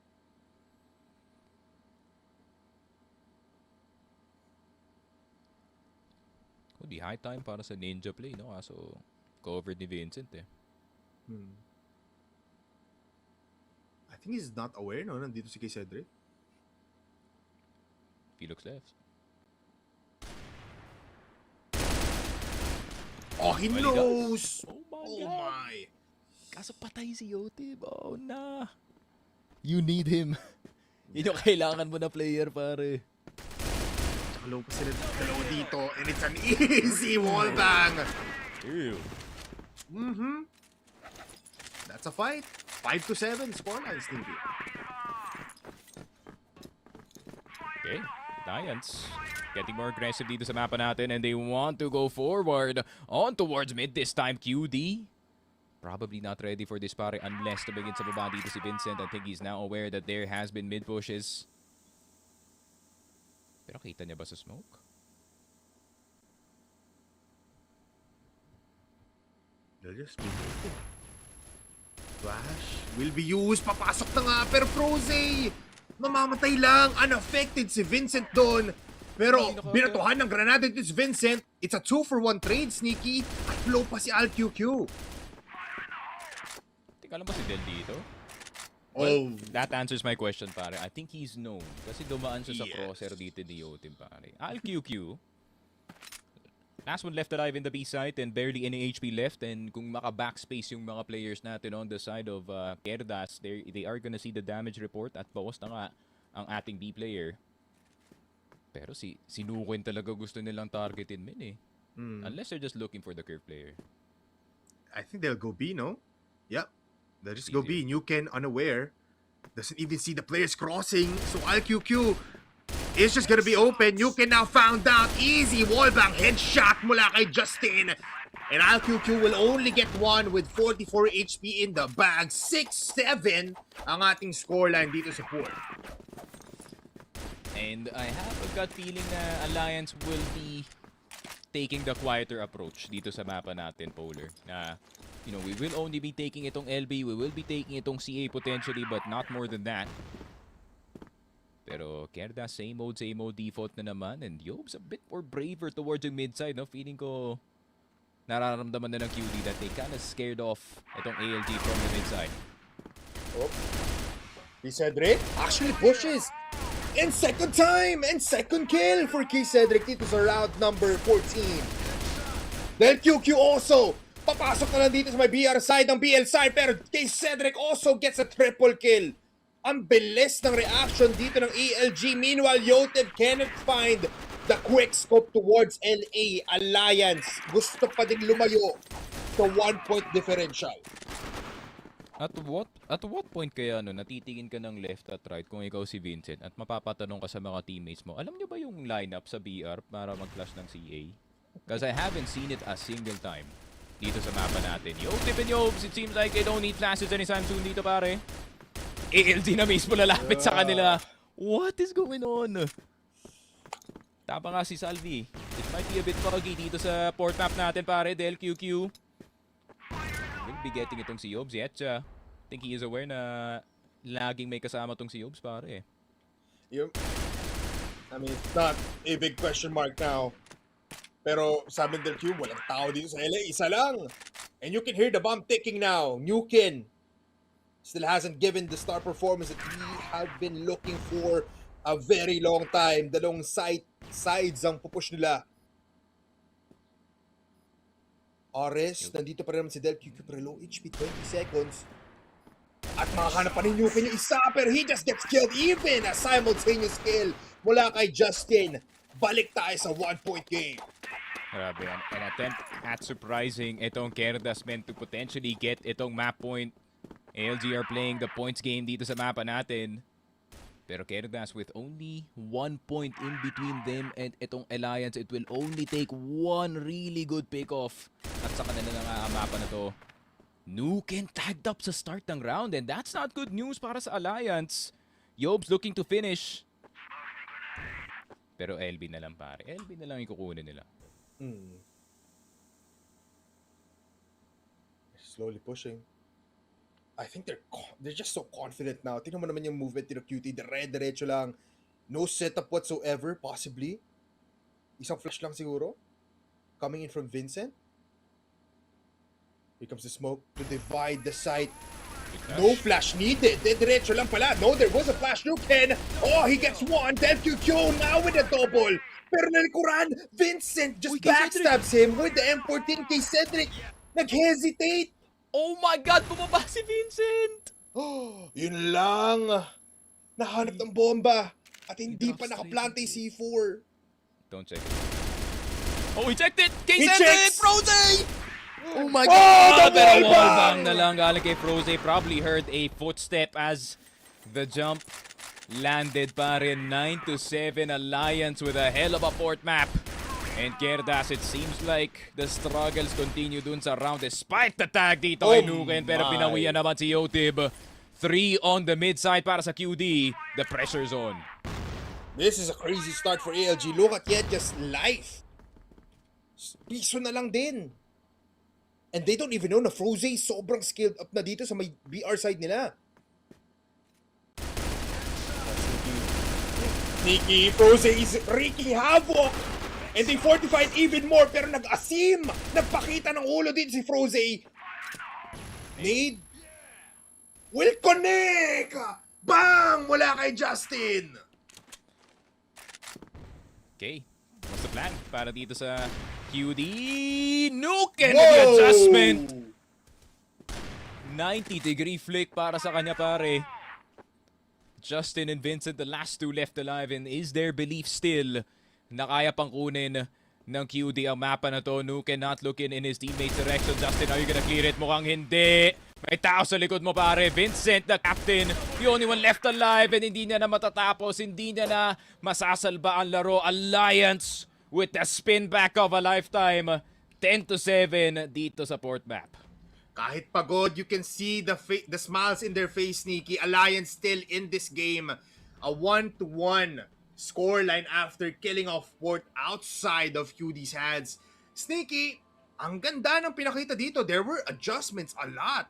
Pero yung adjustments for QD, hindi talaga yung naging paving the way. Yes, naging close yung rounds natin. But nonetheless, aggression and as well as determination ang nagpanalo dito sa ALG. I did call it no at the start of the game na if makuha ng ALG yung first 2 or 3 rounds dito ng mapa natin, then there is a conversation na kaya pa nila dito sa series. And I don't mind being wrong about my prediction no kasi nagawa ng Alliance yung exactly what I said, man, going into this map. Obviously, early starters no, and as a team that relies on early momentum, pare, pag nakuha ka ng Alliance yung first 2 or 3 rounds, you can kind of feel the shift in confidence sa kanila na masasabi mo na, okay, possible to, we're now winning gunfights directly up against yung opponents. Let's kind of crank up the pace and sabayan natin tong QD pagdating sa kanilang antics sa pagkanilang plano. And they were throwing everything dito sa GR side. 4 on long, 4 on mid, 4 on the B side. Ang daming tinatapon dito ng Alliance na QD naman yung confused this time, pare. Yeah, in a way, nakita rin natin na ready dito yung players natin for ALG sa mga fast aggression push towards LA dito ng ating players mula sa QD nung nasa GR side yung QD. And it really just paved the way na parang tulad na sinabi mo, first 3 rounds made it 5 pa nga, no, na parang close yung ating mga rounds. Yoteb did prevail a little bit pero hindi siya yung Yoteb na nakita natin doon sa may Black Widow. Vincent was able to get some double kills nung naging passive na sila, nasa BL side sila, pero Froze, man, I have to give it to him. Siya yung nagpabuhay dito ng mga multiple kills sa ating port. Yeah, I mean, without Froze, no, feeling ko this would definitely be a different story. The amount of rounds na he has saved just by himself and with his anchoring prowess, especially pagdating sa mid and B side, really did save a lot of trouble para dito sa Alliance, pare. Yeah, very much so. I think it's time for us to say goodbye a little bit, Sneaky. But one hell of a match ang may kita natin dito kasi naabot tayo sa third map or third set for ALG and as well as QD. I believe it's new compound, no, Sneaky, ang ating last map, which is pretty nice for both sides pero might be better for QD. We never know. It's now time for Mochi and as well as Salvatore. Kamusta naman kayo dyan sa pana? Maraming salamat, Bipolar Sticky Frog, and I feel like all I can say is masaya kasi naka-intact pa yung mga predictions. And it's nice to see na merong laban etong si Alliance Gaming kahit papano. And what I really found interesting here, no, Salvatore, is the fact na you actually read it right, no, in terms of the expectations, in terms of behavior na maaaring gawin dito ng Querdas sa mapa ng port.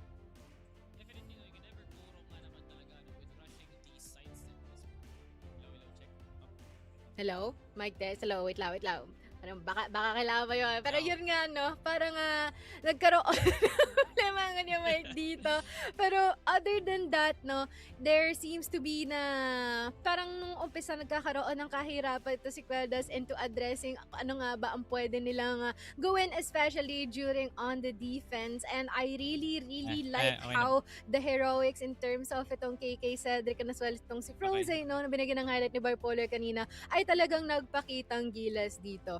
When it comes to being able to take din yung mga spaces natin dito, no, sa bandang Z and as well as itong sa ating long area, well, so far pagka nasa depensa parang shaky both teams natin, nagkakandabawi-bawi lang pag nasa BL side na sila.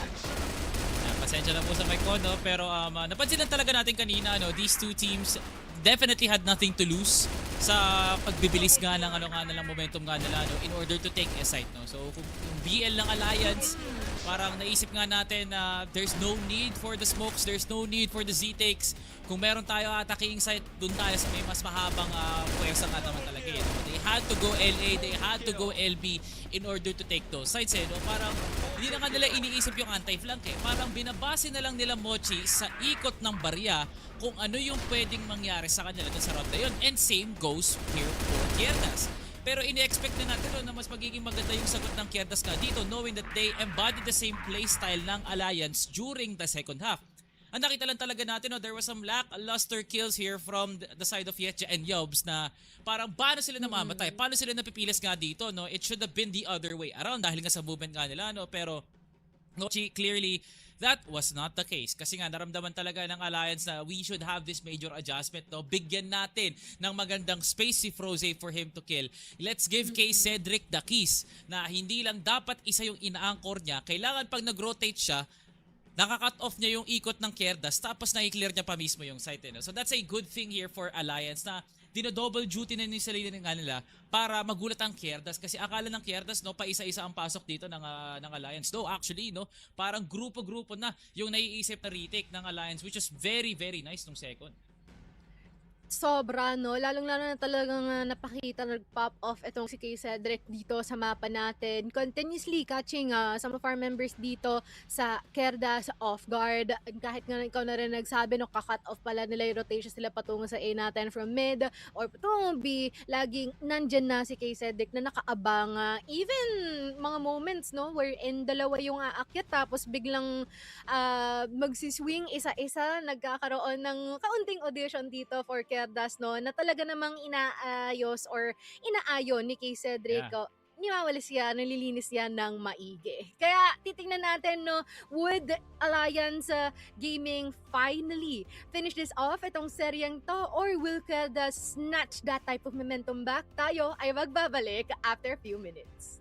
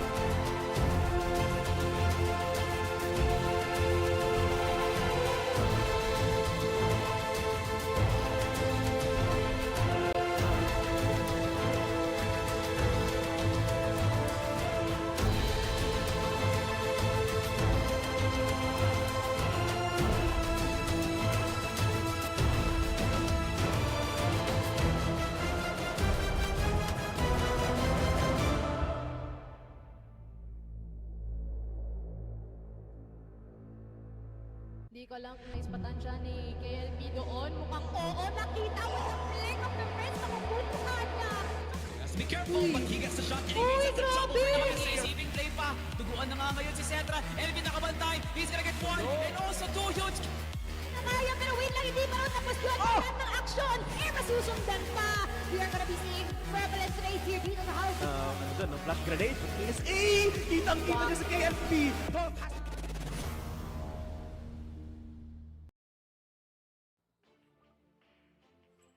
At ito na nga, no, the battle or the testament. So kung sino nga bang may kaya makapasok sa ating top 4 has never been this big than ever, no? Kaya ngayon meron ka bang expectation sa maaaring mangyari sa ating last map? Kasi new compound to.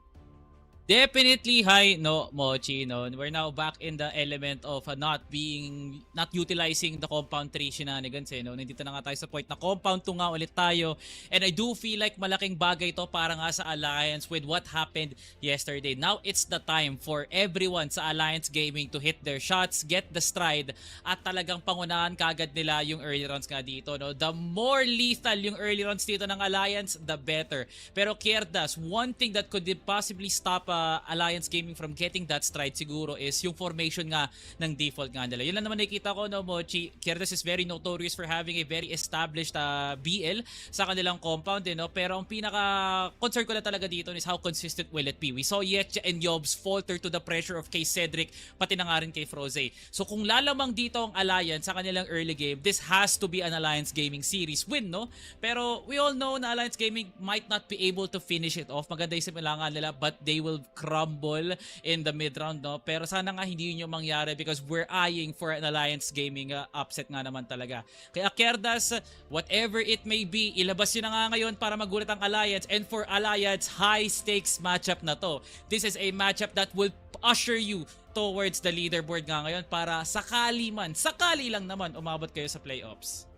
And I couldn't even imagine having an upset after an upset as well, no? That would be pretty crazy, no? On top of it, parang nagsasagutan lang sila technically through different oppositions as well. So, in a bit no makikita nga natin kung yun nga ba ang mangyayari. Because I also remember Alliance Gaming being pretty good in terms of their GR side, no? Pero Yep. yun nga lang, when it comes down to the long-term potential in terms of making things consistent, I feel like doon tayo nagkakaroon ng problema. And let us see if there will be some differences. Kaya naman lapag natin to for Bipolar and as well as Sneaky Frog. Flash Grenade! Binatohan ako ni Salvatore ng Flash Grenade dahil dyan tayo po ay magre-ready na sa ating last match of this series. Nonetheless, Sneaky Frog, mapapa-wow ka talaga sa laban ng ating dalawang teams kasi somehow napatahimik ng ALG ang QD after that second map. Pero, ang tanong ngayon, is ALG gonna be clearing out compound or will QD assert their dominance once again? I have a feeling na this will be one of our closer maps dito sa series natin. That's for sure. Na granted, no, this map actually rewards yung mga individual fights natin, and that is very good para sa side ng ALG. Alam mo naman si Luke and Froze and the boys na they do like to peak aggressively from time to time dito nga sa mapa na to. But still, they should be worried about yung possible default na magagawa nga dito ng Querdas, especially knowing na sila yung magsisimula dito sa BL side, and of course, yung tawag dito, yung win condition ng Alliance Gaming, no? Of course, to get the first 2 or 3 rounds and then kinda claim momentum off of that, pare. Pero QD, if they can deny itong early momentum dito ng ating Alliance and maybe kind of derail yung momentum no early dito sa mapa natin, then may possible conversation na makuha pa rin nila yung series. Ito rin kasi problem, no? Both teams drive of adrenaline. Pero yung adrenaline dito ng QD will just keep on going. Meanwhile, ALG, just like you've said, will always need that jump start. And if that jump start doesn't happen, guess what? Hindi yan dediretso at dediretso. They are notorious for having that that question mark pagdating sa word na reset or refresh, kasi di talaga nila nagagawa yun mid-rounds, especially pag umabot tayo ng second half. So hopefully they do get in that zone immediately. Pero QD, BL side would be pretty nice to watch pagdating dito sa new compound. It's time for set number 3. QD! Pinamuhin ko. Yep. And Dito lang, dalawa. you better with the call? Dalawa dyan, tara. Dalawa, Arctic tsaka Retret. Tara. Tara. Flash ka, Ted. Smoke ka sa loob. Saan? Dyan, sa EA, dali. O flashing? Tara. Huwag sumabot. And yun, Tara. flashing, pare. Tara, dun tayo. Salvi talaga, may apat ng granada pa lang. Wala tayong magagawa doon. Diba? Sa alis bigla. Ayun yung maganda din kay Salvi. But so this IQQ, single individual play. Possibly paving way for a round number 1. That's already been sit down. That's the IGL pero trade mula kay Justin. Yun lang.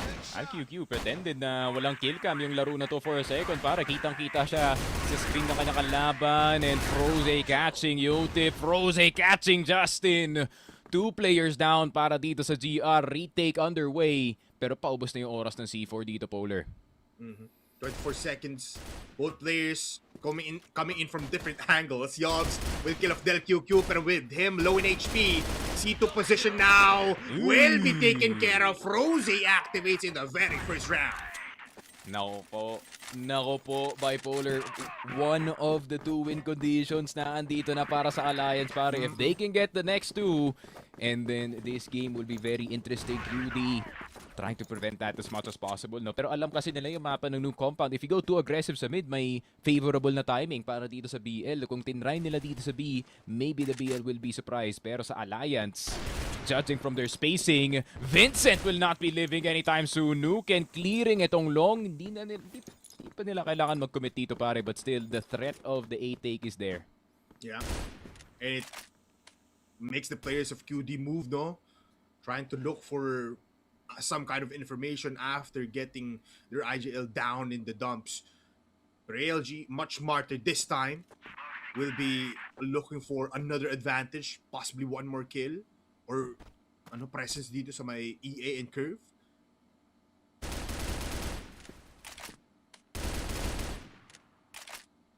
Shots. Flying by. And I like na talagang they are investing RQQ every time dito sa may pillars natin. Kasi nga sabi mo, there's individual plays intact. Pero this time, Cruising once again, Spearhead, papasok dito. Mamamatay si Etja. Yobs, in C1. Naglapag ng piso at dahil dyan, 2 headshot ang makukuha niya. Low in HP, RQQ jumping all across the map. Will get one. Justin! Missing. Still not much space to work with para dito sa QD side. Kay Cedric, nakuha na nga dito si Yotib, and the USP will finish Justin. And the early momentum in the way of Alliance, and especially yung usapang BL pa tayo dito, Polar. Ayun nga, the second half will probably be a lot easier kung may malaking lead na naman na makukuha nila. But QD, cannot underestimate yung kanilang offense, but Alliance is looking too good right now, pare. Yeah, plus you can see finally there's smiles in their faces, no? Kanina, from the first map, second map, it's just been pretty silent. You can see DelQQ also firing up the comms. This might be the thing that they need. Talagang full-on frenzy of comms lang, no? Para talagang dire-diretso. And looking at that replay, Yobs is a threat. Pero the plan is still intact mula sa port na talagang damihan nyo. Kasi they cannot kill you all at once.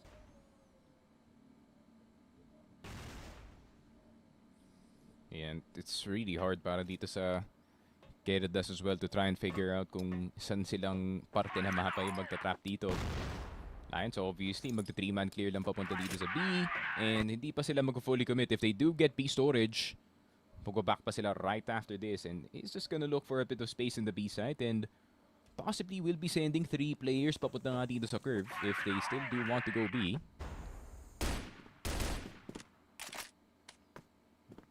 Pero mauna yata dito si RQQ, man. Yun actually kind of speed towards long, pero medyo matao na dito para sa Alliance eh. Pretty bad sight din na talagang I think they wanted to commit QD into using utilities, pero parang sila pa talaga yung napagamit ng madami dito. Curve now enabled. Wala sa ALG fast reaction, even on EB, pero Yetja finds a straggler. Yotib! Everyone falls down in an instant. A flawless round para sa QD to get back into the game, and you can see turong-turo pati ako. Grabe, sabi daw Polar, you be saying too much, man. I'm sorry. You be saying too much, pare. Sabi dito I ng QD, digress. we can still win. Pero magda-digress lang sila, pare, sabi.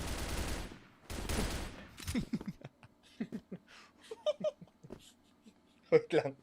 Sinabi Trabaho nila, muna. Yetja on the long side will be going for the spray. Yobs will be down as well. DelQQ. Spray down's good. Control is good para dito sa Alliance. Numbers are good as well. Ako po, bawas pa nga dito si Del, but I don't think they care, man. Magsaswap lang sila na sniper. Nuken will be rifle mode this time, pare. And DelQQ can hit the shots with the sniper. This is one of their 3 sniper players. I believe si RQQ isa, no? RQQ, Nuken, and DelQQ can hold the TRGs. Pero dire-diretso lang. They found some breathing space dito sa may exit long A side, and it's time to go in. Meanwhile, it's Vincent with an M14 to hold this out. Pero is he ready for 3 players? Oh, Vincent? Medyo concerning. RQQ is still in the shadows. Nakita ni Justin. Shots flying by. Pero discipline intact, di magpapakita, makakaalis pa. Si RQQ, never mind the nade. And the shots finally connecting. Vincent left alone. But still alive now, falls down. It's a 3v2. They plant the bomb, Sneaky. Hindi makapasok ng mabilisan dito ang QD. Yeah, Froze also kind of poking around dito sa may C1. So hindi safe na pumasok dito sa EA anytime soon. Pero si Yotib can change that, but Froze immediate reposition right in front of C2, right in front of the opponents. Justin una mahuhulog. Tagged up na nga dito si Yote from the initial spray and will go for the second swing. Double kill. And Alliance third round para sa kanila pare. Hanggang isa lang yata ang bawi ng QD. But still, Alliance though, rolling na lang dito sa mapa natin men. Especially si Froze, 8-2 in this series pare. I'm telling you, Froze today is someone na kailangan natin tutukan. He has just been hitting the shots. Multiple frags every time. And another one to top it all off. Isang spray down to headshot pa. Disgusting. Baka magbintis daw, Ben. Baka magbintis na konti. Yes. Sinabi niya. Not the best idea na i-push yung long na may tatlong nagsispray pare. Pero si Yobes, okay. Kung dinerecho to ni Yobes pare, may chance yan. Is somewhat pushing. Pero curve. Ooh, this might be one hell of a fight, Sneaky. It's a 2v5. Tumigil. Diretso. Here comes the play button. Diretso sila del QQ. Oh, the flash is just too insane. QQ finds Yotib. And Vincent as well. Tatlo lang yung nalusaw dito, Sneaky. And ALG, they're still all alive. Dude, God, and it seems like the new compound Mapic is serving itong alliance natin. QQ will get Yobes at the end of it, and ALG forcing a timeout galing dito sa Querdas pare, and I can't blame QD at this point. Default na lang yung ginagawa nga dito ng ating Alliance Gaming Squad. Obviously, what they're doing is bog standard para nga dito sa new compound. 3-man clear papuntang long, all the way dito sa may entrance ng A site. May onting clearing rin na nangyayari dito sa B. So they're kind of pushing back Querdas as far back as possible at aatakihin na nila yung mid from that situation. And fully knowing no, na naka-push back tayo yung mga players sa site. Walang crossfire between yung tower at the EA player obviously. So, ayun nga, napakadali na lang maglakad para dito sa Alliance. Gusto ko yung checklist CF na nilalaro nila dito pare. It's been pretty simple na talagang back and forth lang. Sige, try natin kumuha dito. Then we go back. Then we go in. We go back. Tapos talaga execute. When we have that clear advantage towards one side. And you love to see it. Talagang, just like what you've said, textbook crossfire yung nakikita natin ngayon for Alliance Gaming. Okay, Cedric talking some smack, man. I can read lips. Pero di ko sasabihin yung sinabi namin. Yes. Kasi Alliance, they probably fired up dito sa series na to, man, knowing everything that happened. Vincent, tamang stretch lang pare. You gotta keep the arms moving. You gotta keep the arms active, especially para sa kanya pare with his kind of role dito sa compound map natin. It will be very interesting kung anong type ng counterplay yung gagawin nga dito ng Querdas, kung lalabanan ba nila dito yung mid or lalabanan ba nila dito yung LB to try and see if they can maybe gain the early numbers no habang naghahanap dito yung Alliance. I mean, if you can read lips, I can read faces as well, no? This is something na nakalimutan na natin from the very first 3 games ng QD. Na kapag QD umaabot ng last game, and if it's full stretch of maps, sometimes the fatigue comes into play. Might be something na kailangang abangan dito ni Vincent na parang, uy, wait lang guys, lock on. Third map na natin to. This is playoffs back. I mean, the comms look pretty insane now or intense para sa Querdas. They've been quite focused. Pero napapahagat lang talaga sila sa early fights. Sneaky, which just makes way para dito sa ALG to just reconsider some other option and just explode on one side. This time, after the timeout, it has still been a 4-1 scoreline. Pero mid, ibang plano ngayon ng QD. And triple nade towards EA. Bawas na bawas yung mga players natin on the side of ALG. The health bars are low. And here comes Yob. CA climb up. Pero meron siya katabi dito kay Cedric. Will not be helping his teammates. Instead, running straight into the crosshairs of Yobs. Nuke na nakuha na nga ng trade, but still a brutal start na naman para dito sa ating or a brutal start sana para dito sa QD. Kung nasalo lang dito ng ALG itong mid-push, but man, hindi yata nila in-expect na nasa harap na nga dito ang QD. Now it's a 3 versus 3. What's the fight?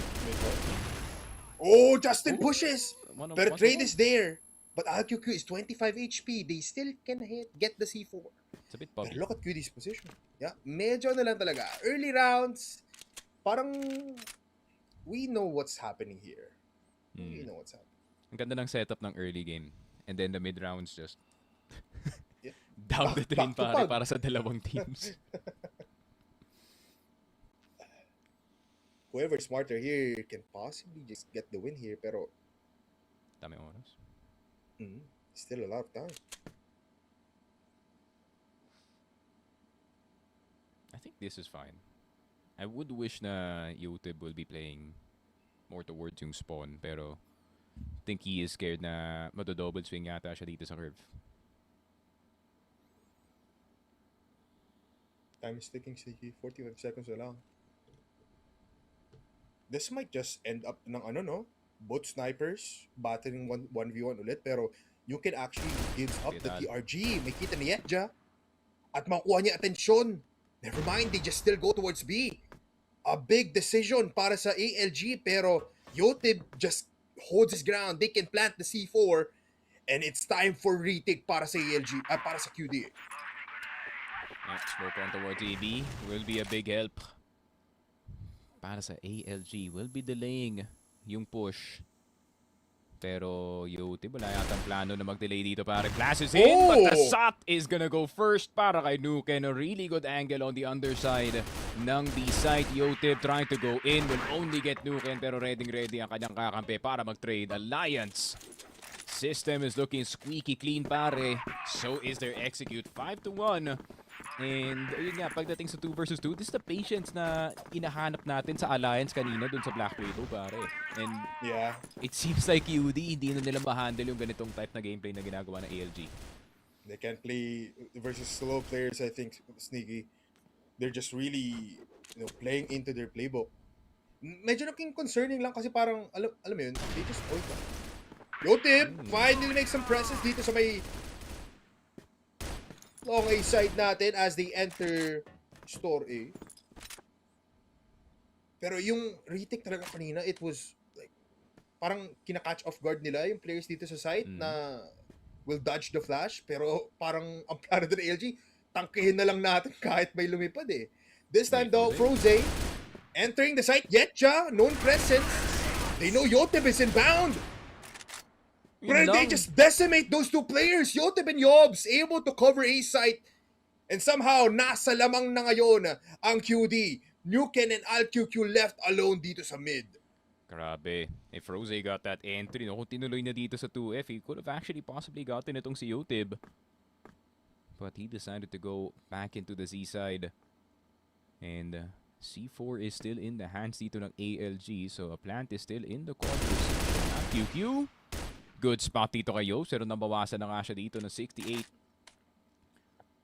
Pero ALQQ still pwede pa makakuha ng isa pero nawawala pa ang death cam. He has entered Z. He has possibly gotten into the backsides ng kanilang kalaban dito. Nuken will be falling but he's a distraction para kay ALQQ na kukuha ng clutch. Oh no. Timing! Nades flying by, 3 HP, sprays on down! ALQQ only gets one, almost, but not quite enough. Pili ko that was the time na ilabas mo na yung USP pare eh. 2 taps or maybe a spray down kung mabilis kayong daliri mo pare. Pero 5-2, Alliance. Granted natalo sila dun sa last round pare. That was too close for comfort para dito sa QD considering what happened dito sa mapa. They got the first pick dito sa long. They prevented yung checklist na ginagawa nga dito ng QD which is getting that first pick. And parang may susi na yata dito yung QD of how to beat itong ALG pare. Just in Beer's footsteps, Sneaky. Kung alam na nga, good nade on towards Key Cedric. Pero hindi sila nagpapadala ng players ha. They're just pushing towards LA. Yo, Justin, chill. Kalma mo, mag-isa ka lang dyan. na pare, thank God. Even Yobs, no? Covering all the way towards from curve. Pero back to the ballgame tayo, Sneaky. Textbook crossfire, just like what you've said. They'll be going back towards mid. And leaving ALQQ.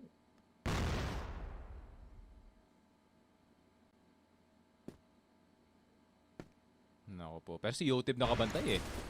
Yeah, he can just it's an back easy off. shot. Will he?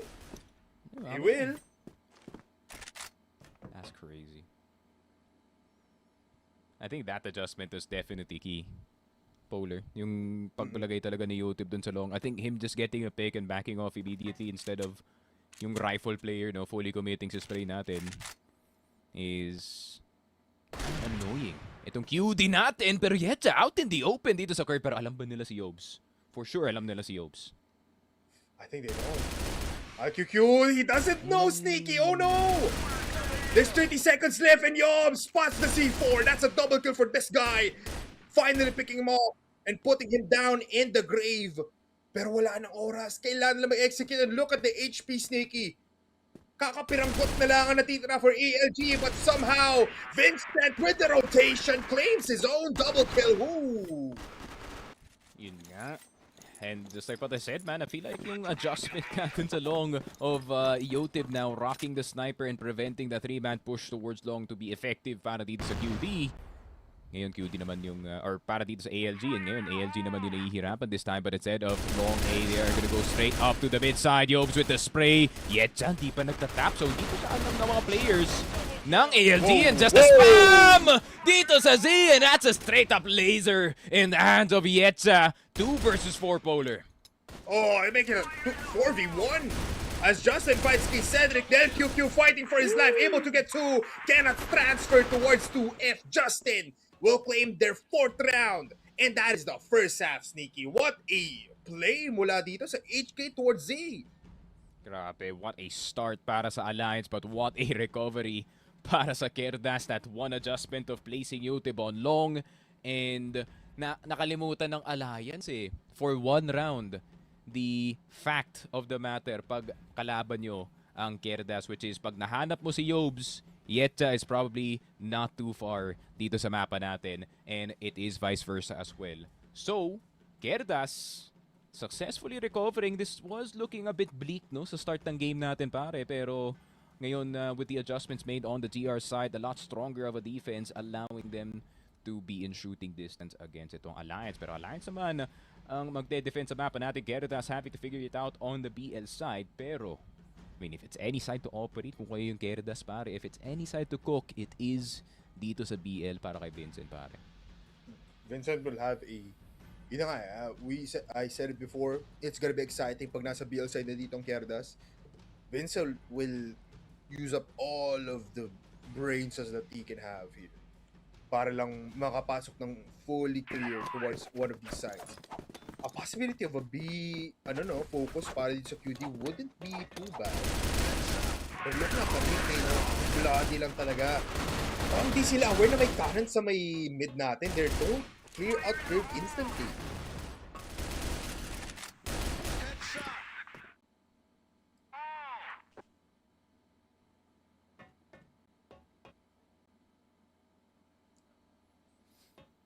Four to 5? 1 minute 58 seconds remaining, pero mukhang it's been pretty moonwalking for our teams right now. Vincent, nagulat din at tayo din nagulat. So, nonetheless, Sneaky, ang ganda ng first half natin, second half natin dito.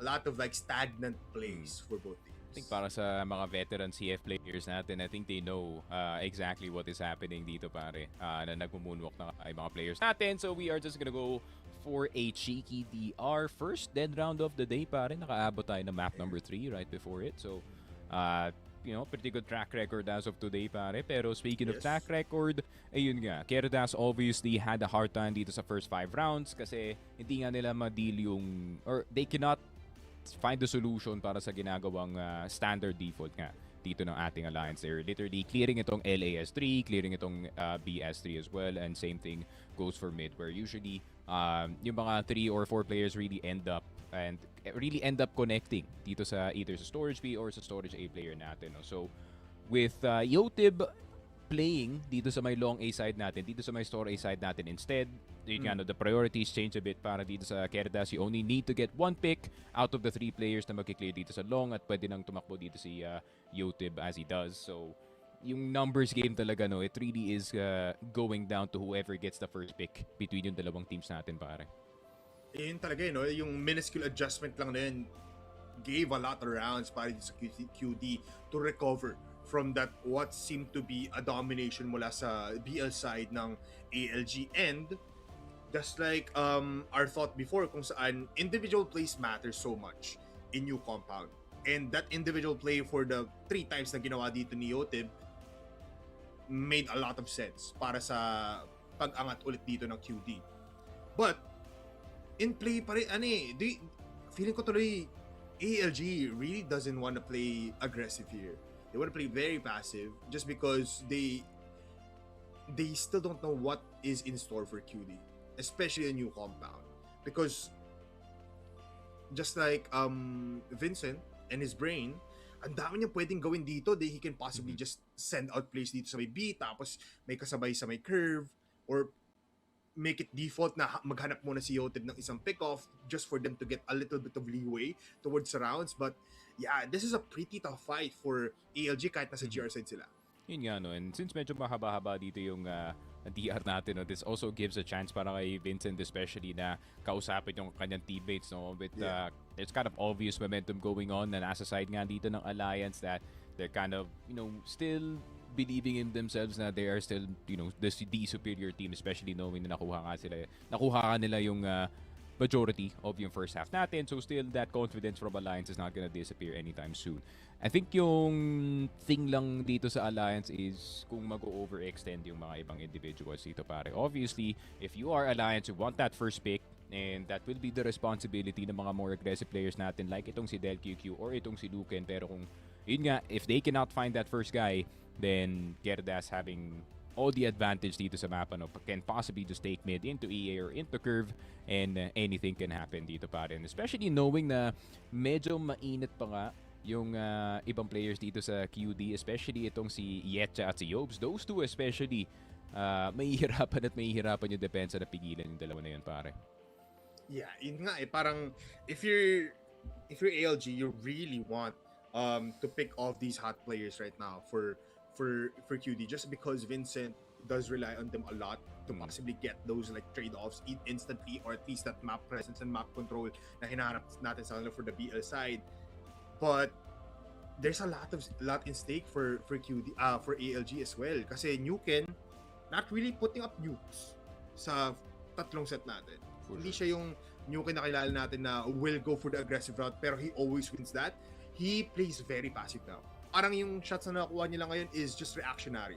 Hindi siya yung instant impact towards these fights in the mid round. So parang if you think about it, it's really been a QQ and a Froze show right now. Siya yung inaasahan ngayon ng ALG to possibly get these rounds into their own behalf, but it's still a lot of risk, Nikki. I feel like QD with this like dead round and these like technical issues will just pave the way for the reset. Kasi, alam mo yun, they're locked in again.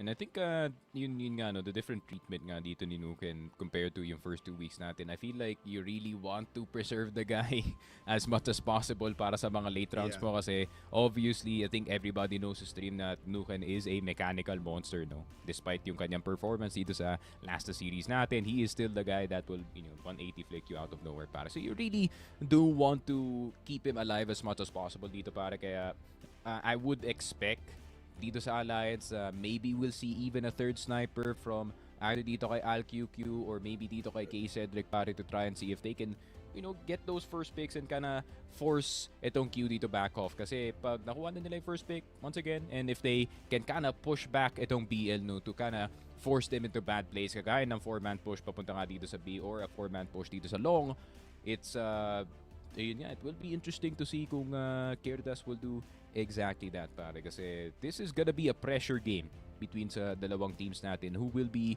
crumbling dito sa B, or will it be just freebies all over the place para dito sa Alliance, pare?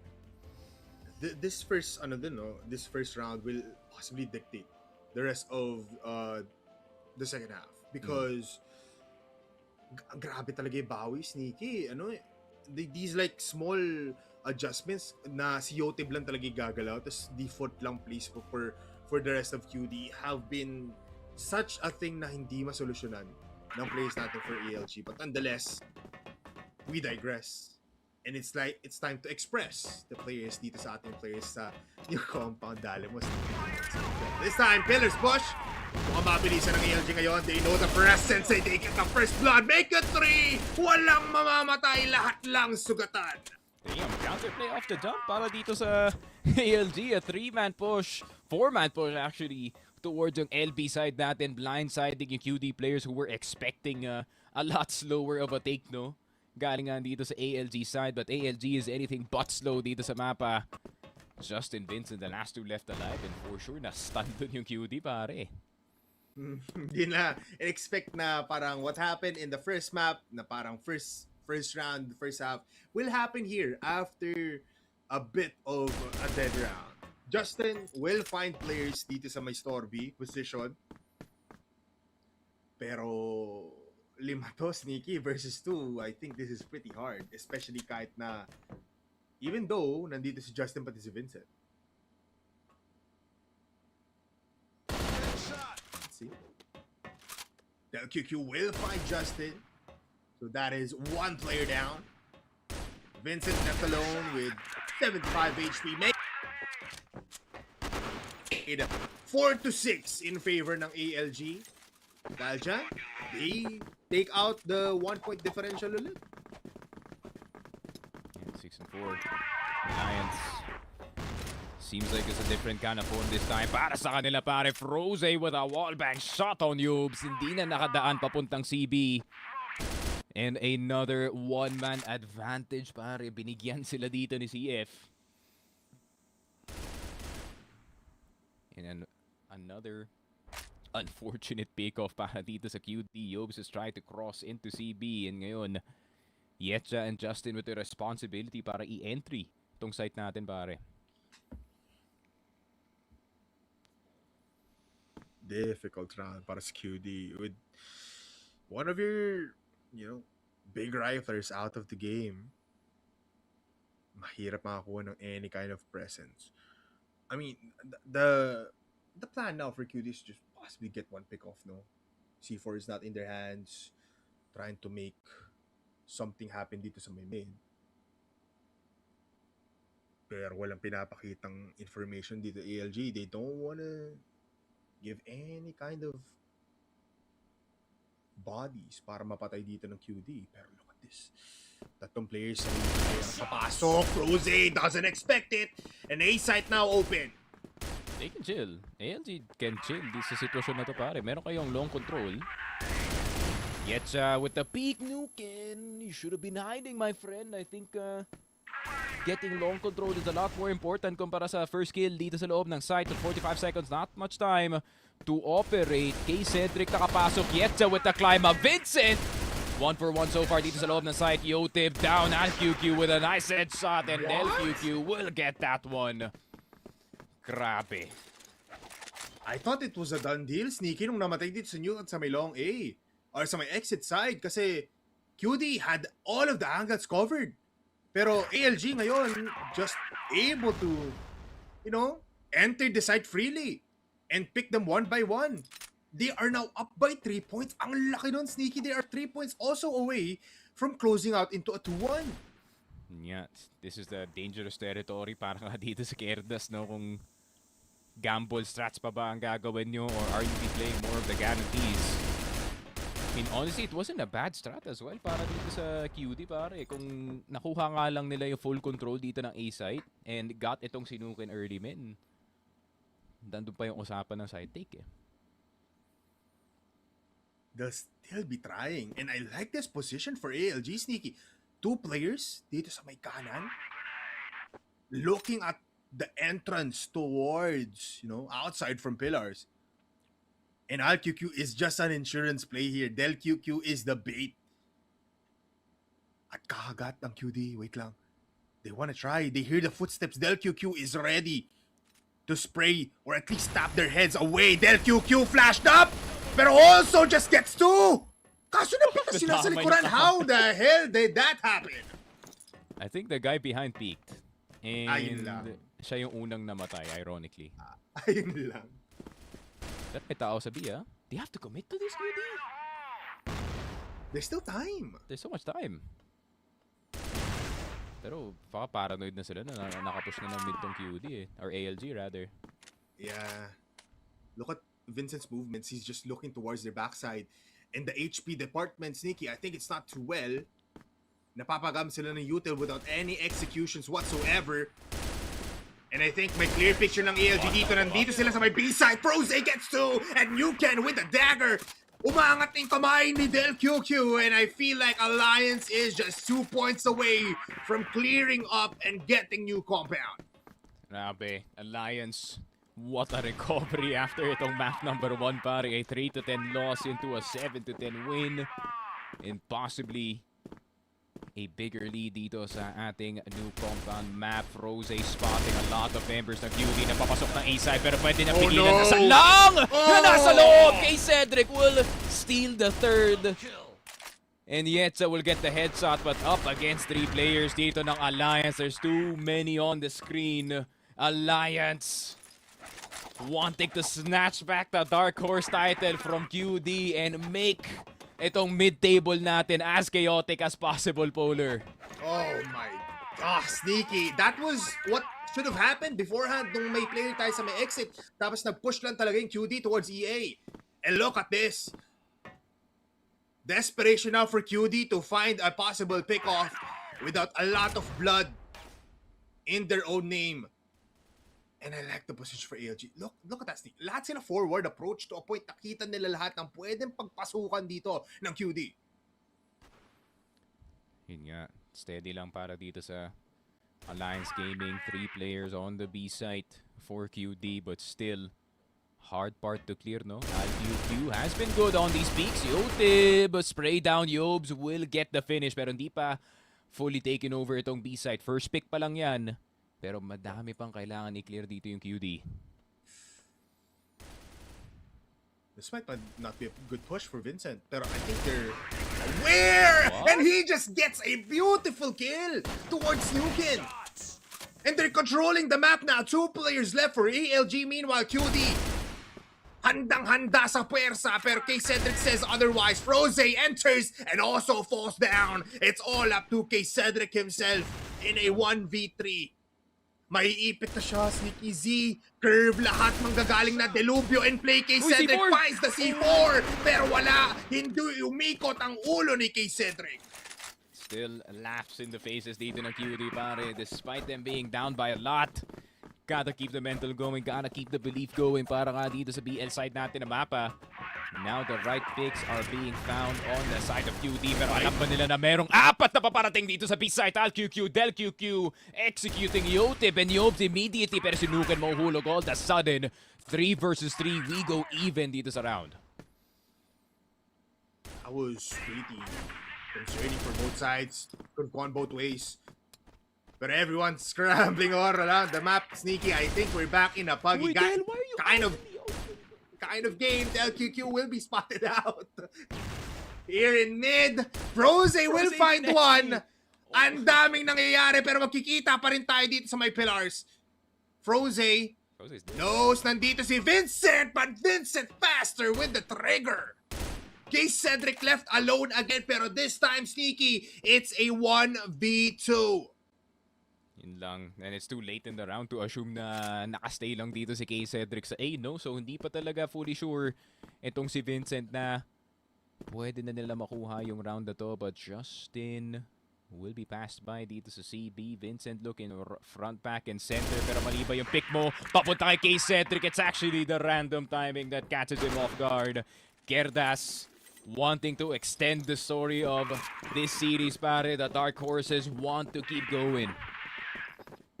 QD, you can feel it that they are now a little bit in control. And balik tayo sa default plays. Finally, these two teams looking like pro teams, not like puggy playstyles.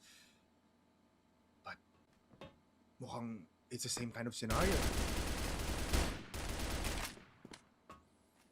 Double storage B though. Kailangan nila maging careful. Yep. Oh, leg shot.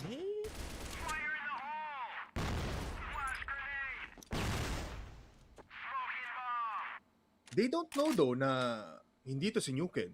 They expect na isa lang sniper right now for ALG, I think. That's just ALQQ, pero 2 players low for QD. ALQQ also low. Tingnan ko na yung nade lineup yata. Well, tama yung nade lineup. Just so happens na wala yung low player dun pare.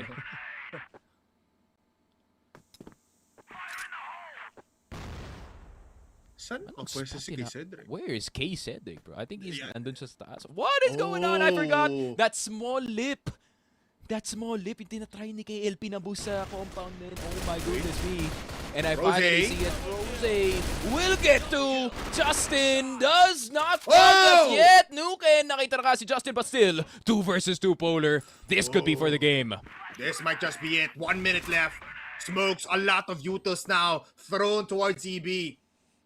And what a retake this would be kung ALG matatapos na ngayon dito on round number 17.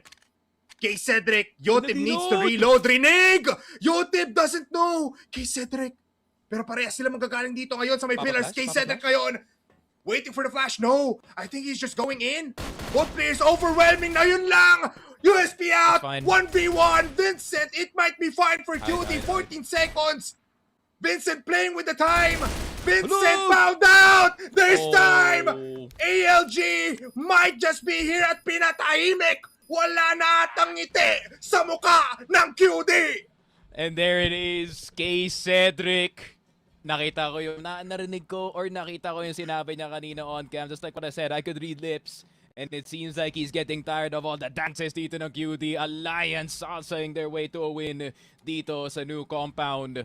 And Alliance Gaming regain their title of the Dark Horse dito sa ating group stage. Man, ang daming twists and turns itong mid-table natin. Sino ba talaga magaling? QD, Matches, Alliance, bro, we do not know, pare. Sneaky. You called it at the last stretch na yun na ata yung retake na magpapatapos sa new compound natin. And for everyone out there, this is why you would always believe. Kahit na for QD, they could have, went into overtime. Pero for ALG, believers are intact. Mukhang naikot yung pahina natin, Sneaky. Sila ngayon yung nag-make face doon sa laban natin. And the last laugh is in their own base. ALG, ang ganda na pinakita after that first set, pero QD really just couldn't close out. Might be the fatigue coming into play. For sure. Last laugh is nasa iyo rin, Polar, no? Being the only right prediction dito sa buong panel and caster desk natin. So you are definitely happy about it, though, that's for sure. Pero ang ganda ng ginawa nga ng Alliance dito. I feel like there is still those lingering problems pa rin ng meron.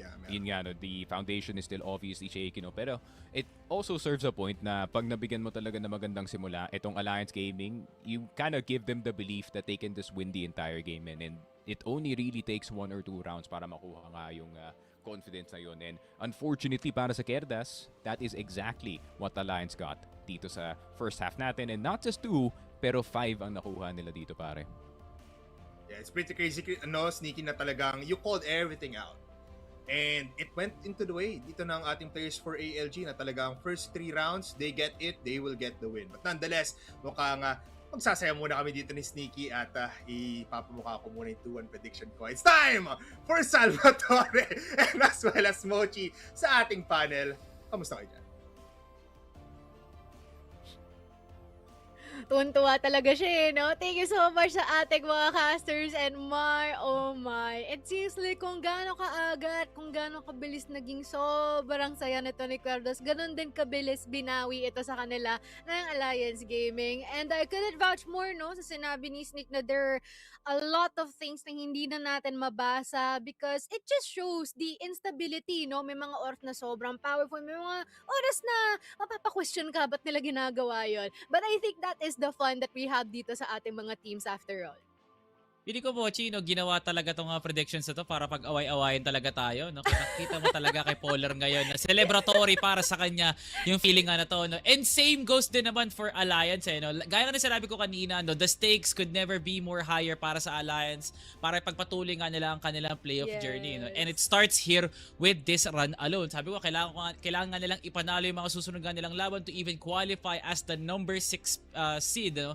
And debatable pa kung aabot pa nga sila sa number 5. But nonetheless, this is the game that could start Alliance Gaming's performance to jumpstart nga naman talaga ang kanilang gustong mangyari. No? And sabi ko, Mochino, kanina, no, the anchoring of Case Cedric and Froze is indeed the key to shut down Yetja and Yobs. At yun nga naman talaga ang nangyari. No? The early game, mas pumabor nga sa Alliance the moment na ume-entry nga sila sa A site.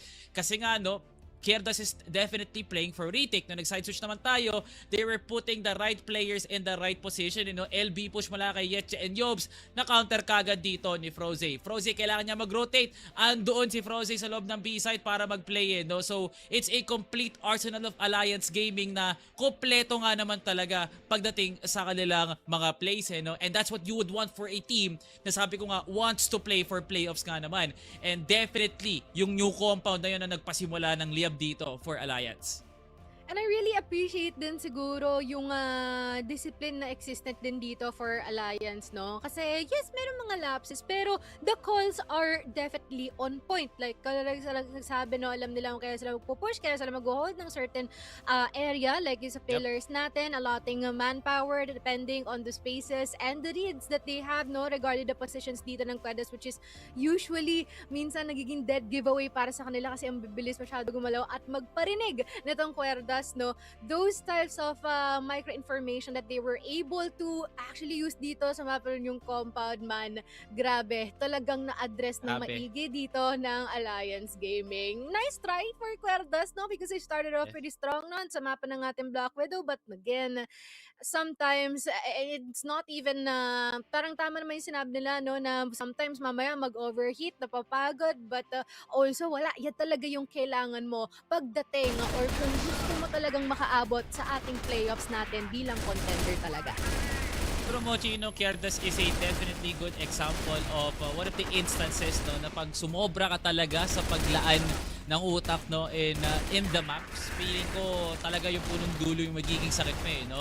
And Querdas really played compound as if wala silang sinusunod, pero kailangan lumalaban pa rin tayo for the sake na kasi lalaban din yung kalaban. No? So parang ganoon yung nangyari nga sa Querdas, whereas Alliance was trying to stick whatever playbook that they have. It was to send kay Cedric and Froze in the front lines, give them all the necessities para talaga maging madali at maging solido talaga yung kinatatayuan nga nila, and let the util speak for itself. Ginawa talaga nila lahat para mapatahimik ang pushing dito ni Yetja at ni Yobs, putting them in a negative KDA position. Yung flashes and smokes sa binabato ni Vincent, hindi nga nagkakaroon ng daan dito ang Querdas for entering or even the delay. Kasi nga Froze and ALG combined forces para nga sa kanilang blacklist side. So kung makikita mo yung distribution nga dito, no, Querdas humabol pa nga sila ng onti sa first half, pero at the end of the day, it was the defense na pumalya nga dito, no, for Querdas when it comes to the post plant, at yung depensa naman sa Alliance ang naging mga pruweba nga dito para sila'y umangat, no. Just speaks, no, Mochi, na defense definitely wins games. Malakas ang retake ng Alliance, marunong umepensa dito ang Querdas, pero pag nakatinim na ang C4, tiba-tiba na sila. And I really like that we definitely acknowledge that one, no? Both in the Casudes and dito sa panel, when it comes to the defense dito sa mapa ng new compound natin, malaki talaga yung kalamangan dito ni Alliance Gaming. Kaya naman congratulations for Froze, no? Kasi tignan mo naman, no? Oh, pa 75 KT. Actually, wala din pa silang age, yung mga headshot per kill natin, smoke per kill natin, ang importante talaga is when it comes to securing all the necessary kills dito, talagang nagagawa ni Frozen na maganda. And especially, I feel like that also plays part din in terms of the quite of shaky na body system na meron dito for Querdas, kasi a lot of moments na nakikita natin nag-audition sila when kahit naman talaga na hindi dapat, no, which is quite unfortunate, pero again, there's always room for learning. parang ano yun, no, the contrast of this tournament, Mochi, no, very much sums up kung ano nga ba talaga ang competition na meron tayo sa C-Masters, eh, no? Kahit talunin ng Querdas ang FERVID 2-0, pero when it comes to pushing it to set 3, Querdas just crumbles to a team like Alliance Gaming who's way below ating playoff seed again, no? And ganoon naman talaga, no, every match is definitely unpredictable and so does our expectations, no? Na-shatter nga naman talaga, and would you have believed it, our match MVP who was definitely a dark horse na babalik sa kanila yung titulong yun, Mochi, no? ALG who was overlooked for the first 2 sets, pero kita mo nga naman talaga ang naging epekto niya, no, once we hit new compound. He was hitting shots like never before at talaga naramdaman ng Alliance Gaming yung impact na meron talaga si ALG, no? Every time that there is a certain movement wala dito sa side ng Querdas, nandun nga si ALG, pulidong-pulido at handang-handa. Sabi ko kanina pa lang sa Black Widow, he was the one trying to create space for himself and for his teammates, at kaya niya nga gawin yon with his sheer will nga naman. At hindi siya takot. Actually, hindi siya takot kumuha talaga ng mga dudes dito, no, na kahit nga ba may util sa harapan niya, he is willing to put himself on that risk. Nakita mo naman, no, the effect of it pushed everyone para talaga maging katulad ni ALG, no, sumubok at sumubok, kaya gumana talaga ng gusto ang Alliance. Kaya congratulations kay ALG sa kanyang MVP.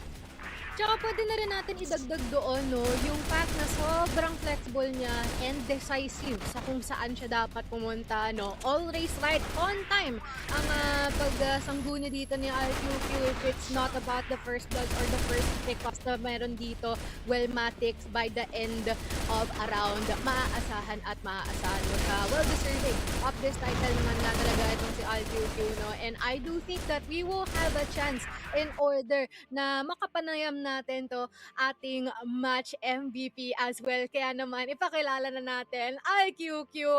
Welcome dito sa ating interview desk. Hindi natin kita si RQQ. Atras ka, boss. Yan. Sayang ang puno ng mukha natin, bossing, no. Atras ka pa, bossing. Kasi atras ka pa. Yan, solido, no. Boss RQ, congratulations. Napakagandang performance laban nga sa Querdas. So, kita naman kanina, no, na parang pinagtitripan lang talaga kayo ng Querdas. Kala minimum man sa hindi, no. Pero yung Black Widow na yun, makakalimutan nyo nga naman kaagad, no. Pero binaliktad nyo in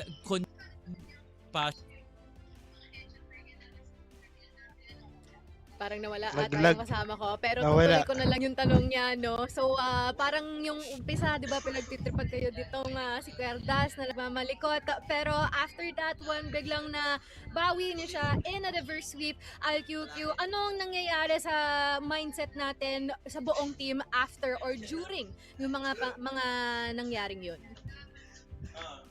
Ano po, pagpapalakas ang loob po namin sa mga nakakalaban namin. So parang naging lakas ng loob nyo yung pag-i-emote nila pag nakikita nyo sa podcast. Alright.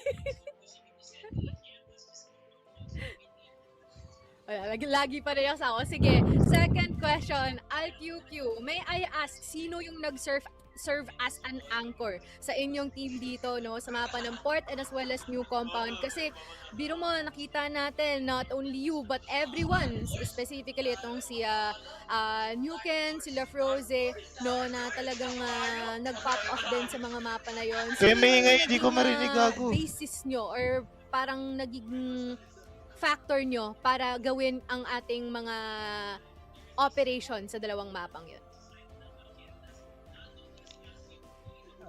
Di ko maintindihan. Ingay nyo.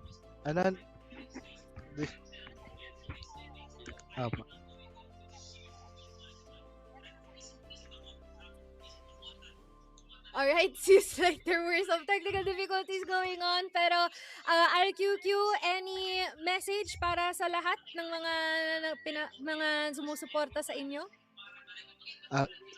Salamat nga po pala sa mga sumusuporta sa amin.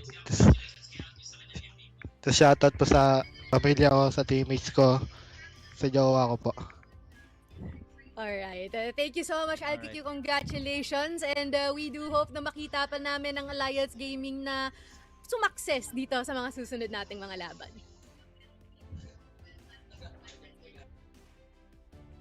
Alright, no, it seems like, yun nga, no, parang yung naging primary pinanghuhugutan nila ng lakas ng loob dito kung bakit daw sila nakabawi doon sa ating mga dalawang mga mapang naiiwan, talagang yung pangungulit din ni Querdas mismo, no? Using that as fuel para mag-pursige lalo. Sobrang lupit, no, Mochi? Nagiging alanganin na yung internet ko dito kung ano-ano na nangyayari. No? Ganun talaga kalakas ang epekto dito ng Alliance sa pagbabago ng landscape ng ating tournament. No? And Alliance Gaming definitely shattered the expectation. Sinira nga nila dito yung momentum ng Querdas and many emotions will be invoked nga naman sa ating susunod na week. Very crucial week number 4 para nga dito sa Querdas para mapanatili nga nila yung pwesto nga nila dito. Same goes for Alliance. Pero Mochi, enough about Alliance Querdas kasi tapos na yan no? Tapos na yan. Pas na yan. Dito tayo sa present. Dito sa ating set number 2. May pinaguhugutan na galit dito ang FERVID at ang kanilang susunod na hadlang nga dito is going to be none other than MATTJESS. And I just know, Mochi, yung sniper matchup pa lang na yan, dyan pa lang init na. Pero paano pa kaya, no? Yung ating Battle of the IGLs is going to be absolutely insane. That is for sure, no? Can't wait kung magkakaroon nga ba ng retribution arc itong si FERVID after the slump that they've suffered upon from yesterday, or itutuloy lang ba ni MATTJESS proving everyone wrong and winning forward? Malalaman natin yan pagkabalik natin.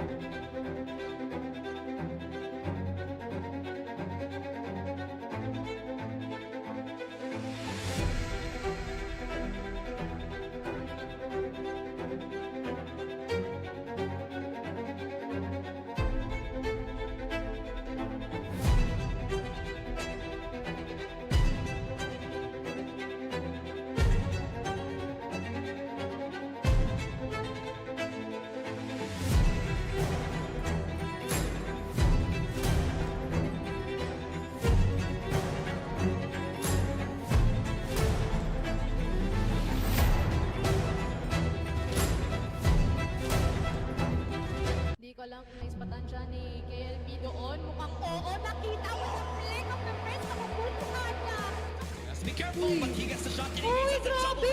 Receiving play pa. Duguan na nga ngayon si Cetra. Elvin nakabantay. He's gonna get one. And also two huge. Kaya pero wait lang, hindi pa rin tapos yun. Lahat ng action, masusundan pa. We are gonna be seeing prevalent race here dito sa house. Ano doon, no? Flash grenade for PSA! Kitang-kita niya sa KFP!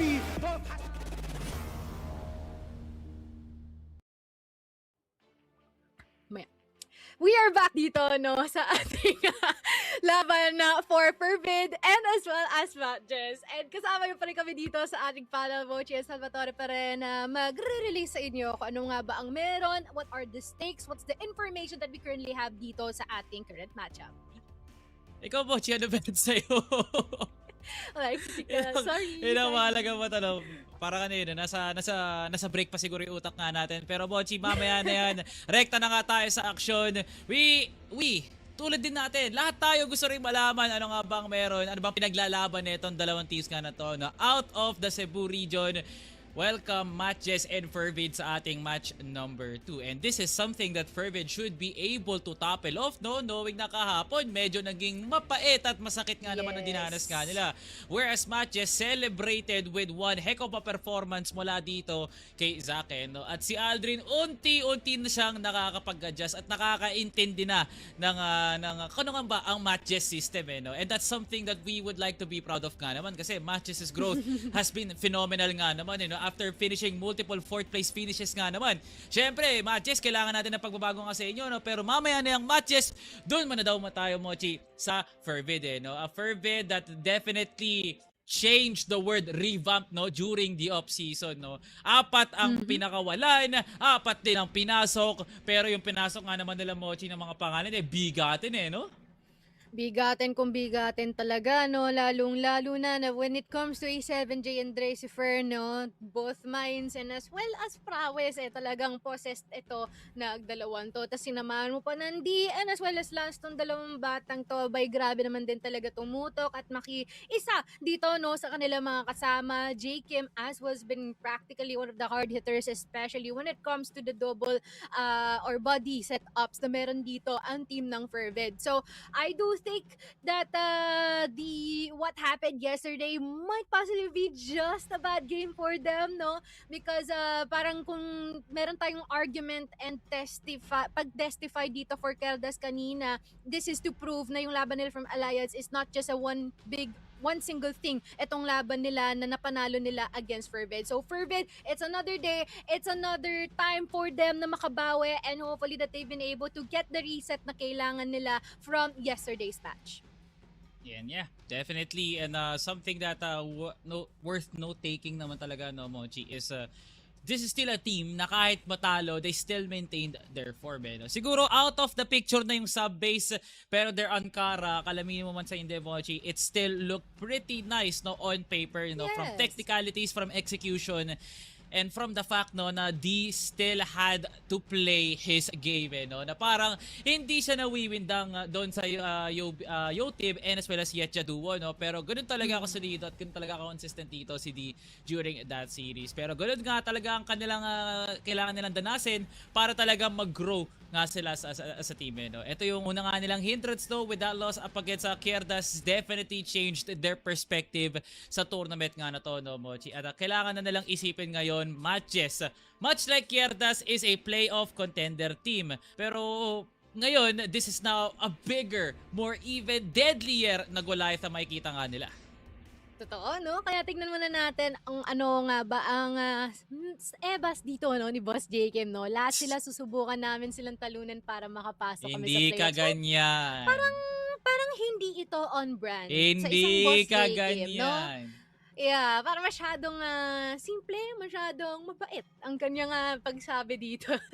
Kasi Mochi, kung si J. Kim yan, ang sasabihin niya dyan, akin na user pass mo, lalagyan ko ng balance. Yan ang ganyan si J. Kim, no?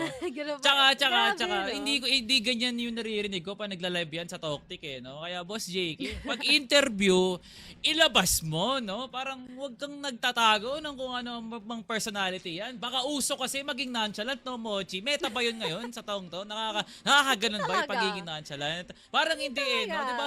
Alam Hindi na, 'di ba? naman. Parang wala naman nagbabago sa itsura ng Virtus Pro pa nagmamayabang sila kasi meron, 'di ba? Pili ko naman FERVID may kaya naman silang ipagyabang no, Mochi?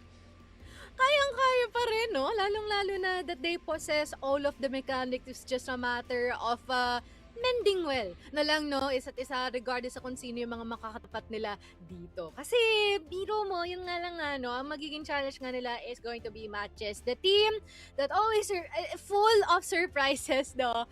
In the map, in the game, even outside of the game, lalong-lalo na pagdating sa mga resulta. And I do think na tatalakayin din natin, no, ininitpick natin ang ating mga players natin for matches kasi hindi naman talaga biro yung kanilang mga pinapakita dito so far. Lalong-lalo na napunta pa itong si Ninkyu with the title of players to look out for the week, no, naka-top 2 pa nga siya doon. Tapos, idagdag mo pa yung from time and time again, match MVP itong si Zac. Grabe, no? Parang si Zac is putting up Cetra/KLP, Goken, Xiao Xiao, Du, YZK na numbers dito, no? Sa ating liga ng Seamaster Spring. And Zac is putting up these kinds of numbers na alam mong stack talaga ang competition, no, Mochi? He has to face the likes of someone like A7J, Lance, Cetra, KLP, France, no? Parang dun yung mga players nga na yun na mahirap nga naman talaga sabihan na para pag dinikit pa siya kay Zac, it's very competitive. At shoutout nga pala sa Martis dito ni Ninkyu, no? At baka yan na nga yung bago niyang ice scoping ngayon. Para talaga yung HK niya kahit nang raratol, golden headshot nga naman talaga. Kaya shoutout sa mga nagmimerienda dyan. Kakailanganin nyo nga yan kasi feeling ko hindi sapat tong series na to para mabusog kayo. Kasi syempre para energize kayo, para ma-intake nyo lahat ng gagawin na kalokohan dito ng matches tsaka ng FERVID, kailangan may laman ng ating chan. Kaya munting paalala lang po mula po sa amin dito sa panel desk. No? Pero Mochi, going back to the matches series, no? Parang etong FERVID na to, siguro same wavelength, no? Let's just say parang medyo hot take to, no? Pero same wavelength siya ng series ng Stallions and eventually Virtus Pro, no? Kasi parang matches is on the testing ground, is on their limit testing era. Na itong series nga ba to, no, na nakita namin sa Stallions is going to be one series na papatunayan namin na hindi na lang kami basta number 4. Number 3 or baka number 2 na nga rin kami, no? So, feeling ko itong FERVID matchup nga na to, no, will probably decimate any of the fourth place communications or even the narratives, tsaka yung Virtus Pro na parating. You know what? I like that take, no? And I absolutely agree with you. Lalong-lalo na when it came down to the early matches na meron nga sila dito with STS and Execration, which is talo sila, I feel like there could have been a lot of room for them to actually change that already. Pero sabi nga ni Ninti dito, no, sa pagpasok namin sa bagong linggo, ang mindset namin ay one game at a time. Dahil araw-araw may laban, hindi pwedeng ma-overwhelm. Kailangan focus lang sa kung anong nasa harap namin at siguraduhin na prepared kami bawat araw. Wow, I love that mindset, no? Parang one step at a time, nakafocus lang sa present. Di siguro, no? Malay mo, may coach din siya. May PR trainer na nga pala si Ninkyu, May no? Pero PR promise, trainer no, Mochi, sila. nakakapanibago talaga na pag nagpa-pub game naman tong mga to, parang ibang mga letters yung nakikita ko, no, nabubuo yung word na CROSSFIRE Rocks eh.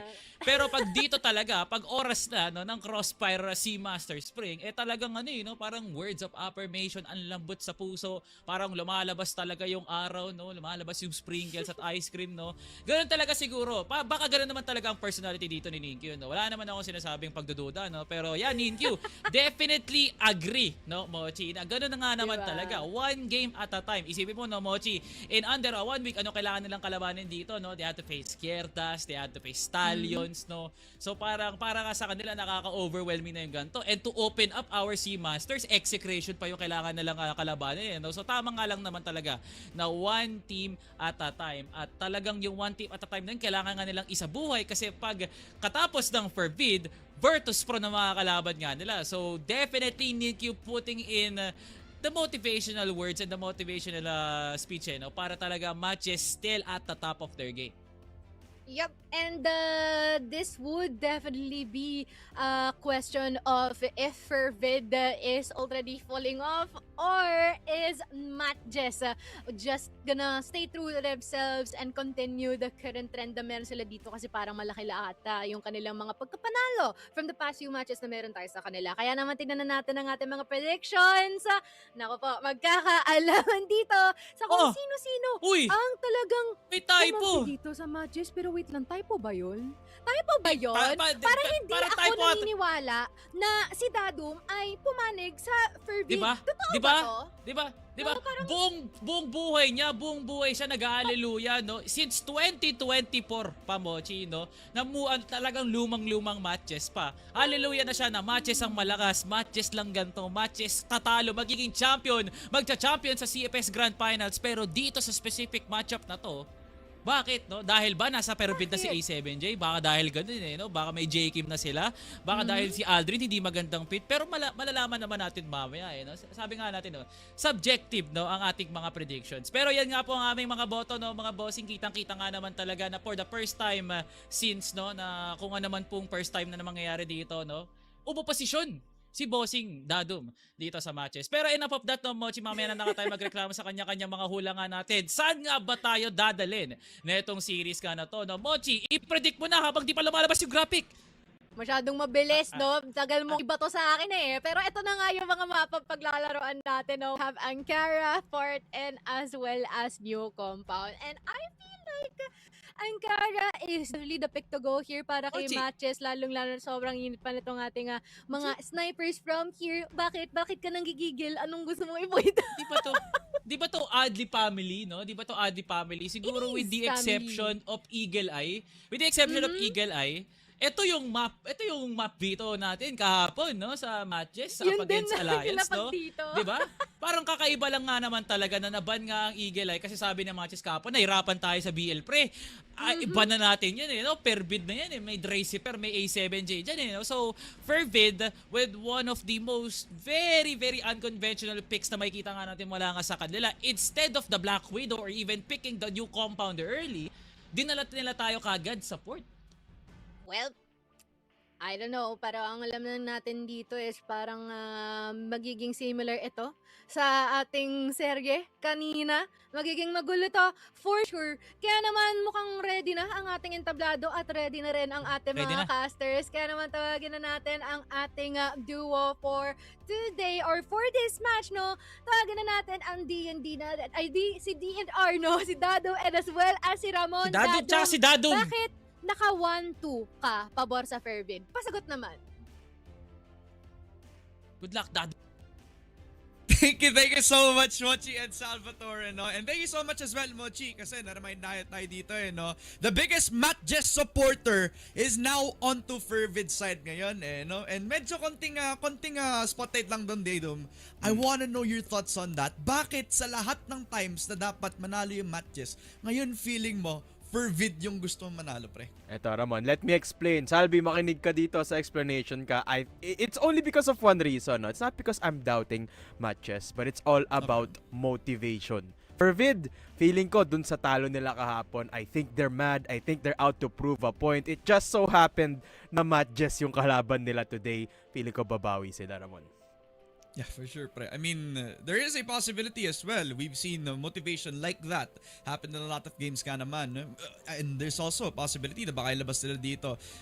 Nakalaban naman nila ang MATTJESS dito, no? Pero it's very different storylines intertwining with each other, no? Tiga sa Manileño, sa magkabilang bangko, a former MATTJESS player in a FERVID jersey. Yung isa pataas, yung isa nagtatry bumawi, diba? Daming pwedeng pag-usapan sa serye na to. Kaya it's very interesting din that from the Matt Vito itself, binigyan tayo ng isang malupit ng curveball ng isang FERVID na instead nga na ilabas nila yung Black Widow na medyo naiisip nila, they go for that port map and decide to ban yung Black Widow themselves nung umapoy tayo sa ating second round of vetoes as well, no? Is this because of VOD that they picked up na baka may niluluto dito, MATTJESS, or is this something na talagang pinili nila up against this team talaga? What do you think, pre?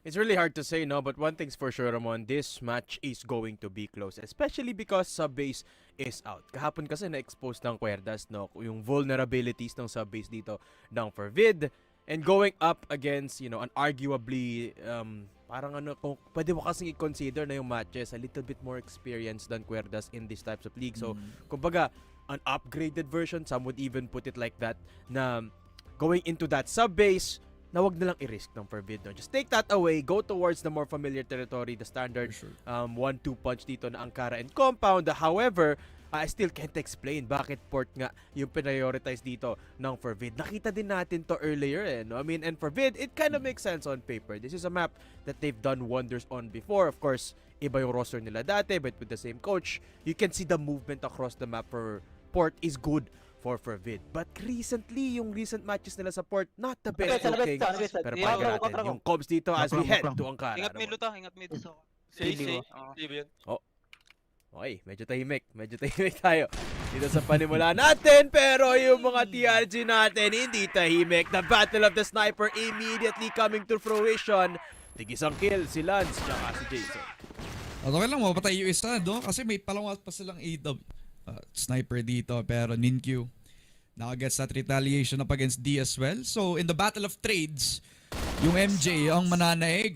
Pero si A7J, syempre sabihin niya, teka lang anong numbers advantage? Ibabato niya lahat papunta dito kay Ninkyu as well. So they B site on lockdown, pero Yaba is still here, no? With the TRG in hand, nagpaingay siya dun sa hotel. Ngayon, nagdadalawang isip na yung FERVID pumasok dito, pero di ata nakli si Yaba. Gets one, almost the second, pero J Kim will capitalize. 1v2 na para kay Zach. Yun lang. Nadaga sila ng isang player doon, and FERVID still able to get. At the end of the day, man advantage para sa kanila. No, Zach is all alone, tapos 37 HP lang siya. It's perfect smoke as well. Wala dito kay A7J and J Kim. They still have one flash left at hindi na nakakailanganin yung Ramon FERVID. They're going to strike first. And ayun, I definitely agree with Salvatore's point kanina, no? Yung sub-base, granted it was exposed yesterday, but their Angkara still looks sound. It's still their signature map dito, no? So I would definitely expect a methodic approach mula dito sa FERVID. And nothing less from this squad, no? That was a good entry from A7J dito. Binuksan niya agad yung B-site all alone. Yaba with almost the recovery. Kaso nasagutan agad siya doon. So, okay, round number 1 for Vid. Looking to explore mid this time. CA control, Ramon. Usually, si Dracifer may expect kong yung gumagala sa B-site na nag-iisa, no? Pero instead, A7J was the one. And he's the one to call the troops over to the B-site. Possibly a change that we're seeing from FERVID that it did come to fruition dahil nga naman pumabor sa kanya yung aggressive picks doon pa lang sa may B-side. Pero this time, FERVID, sama-sama na lang. No need for an insurance policy. Isang initial contact na lang papunta dito sa Vents. A7J. First push in, Ninkyu down. Golden headshot pa, galing kay Angelito.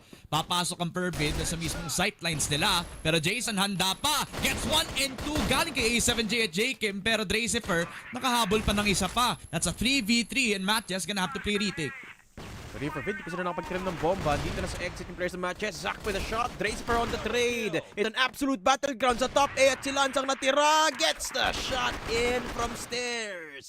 And what a hold from FERVID. I like the call, Hindi nila tinalim yung bomba kasi nakita nila malapit na yung players ng MATTJESS. They could have played against the smoke. Pero sabi dito ng FERVID, huwag muna tayo mag-plant. Let's fight them while they're arriving. And I like this, FERVID anticipating the quick approach from MATTJESS. And I love to see it yung mind games dito. Pumapabor sa FERVID. 2-0, Ramon. Nice discipline from them.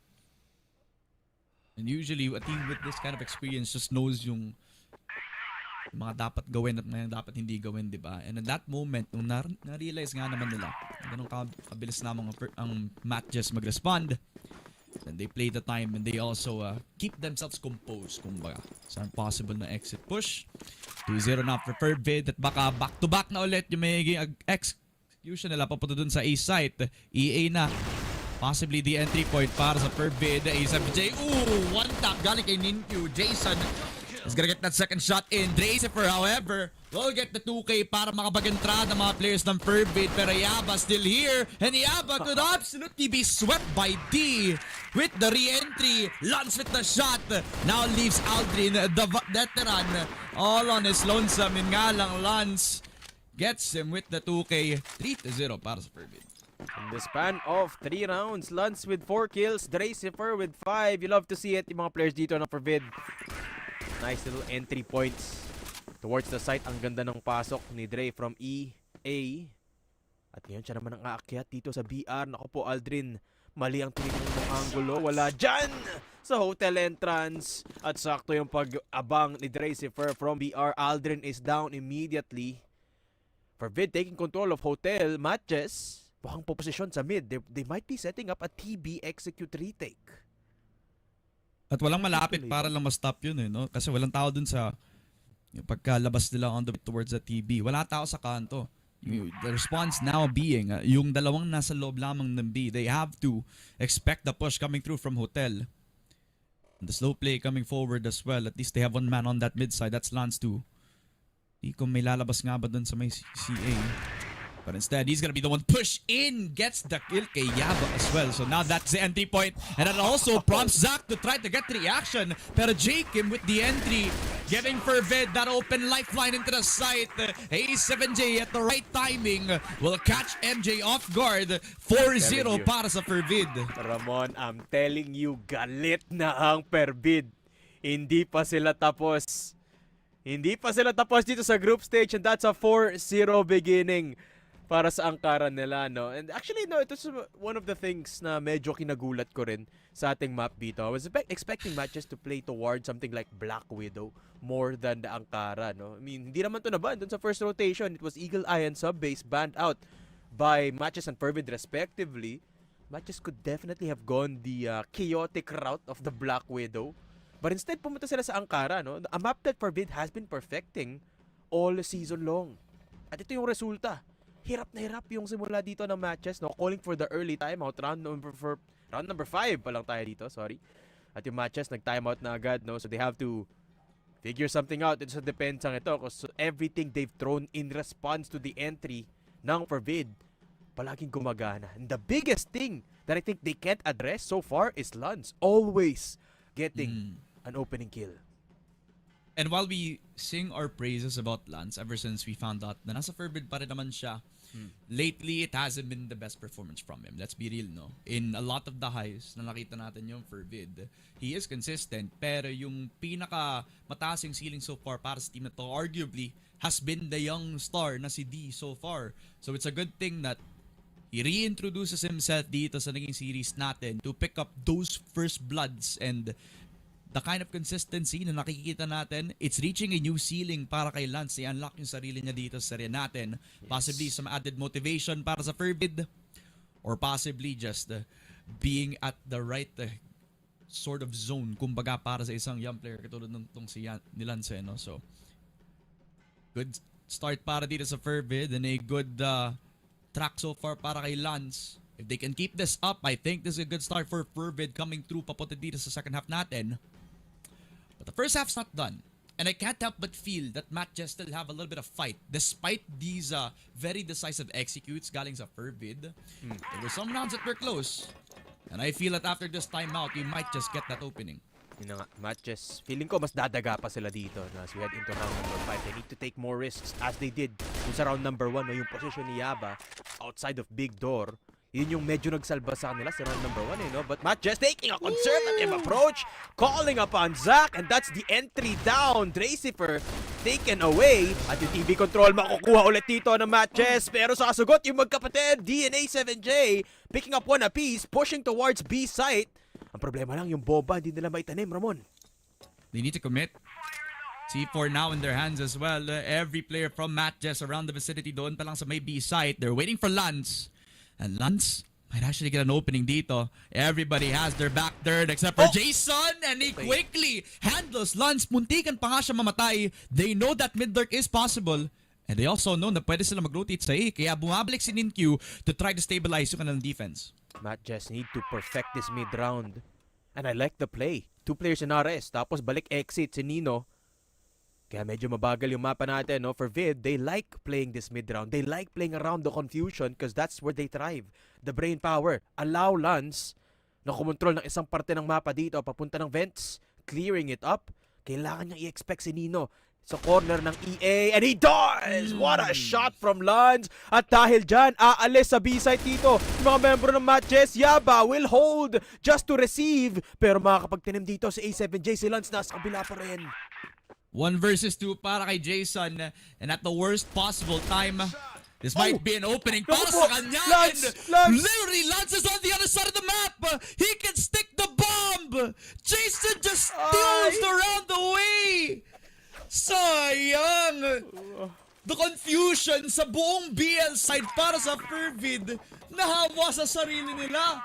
1-4 para sa MATTJESS. A7J, hindi siya nakatakbo. Nahuli siya doon. What a shot as well. Lance unable to rotate in time. Nakapag-defuse tuloy ang MATTJESS.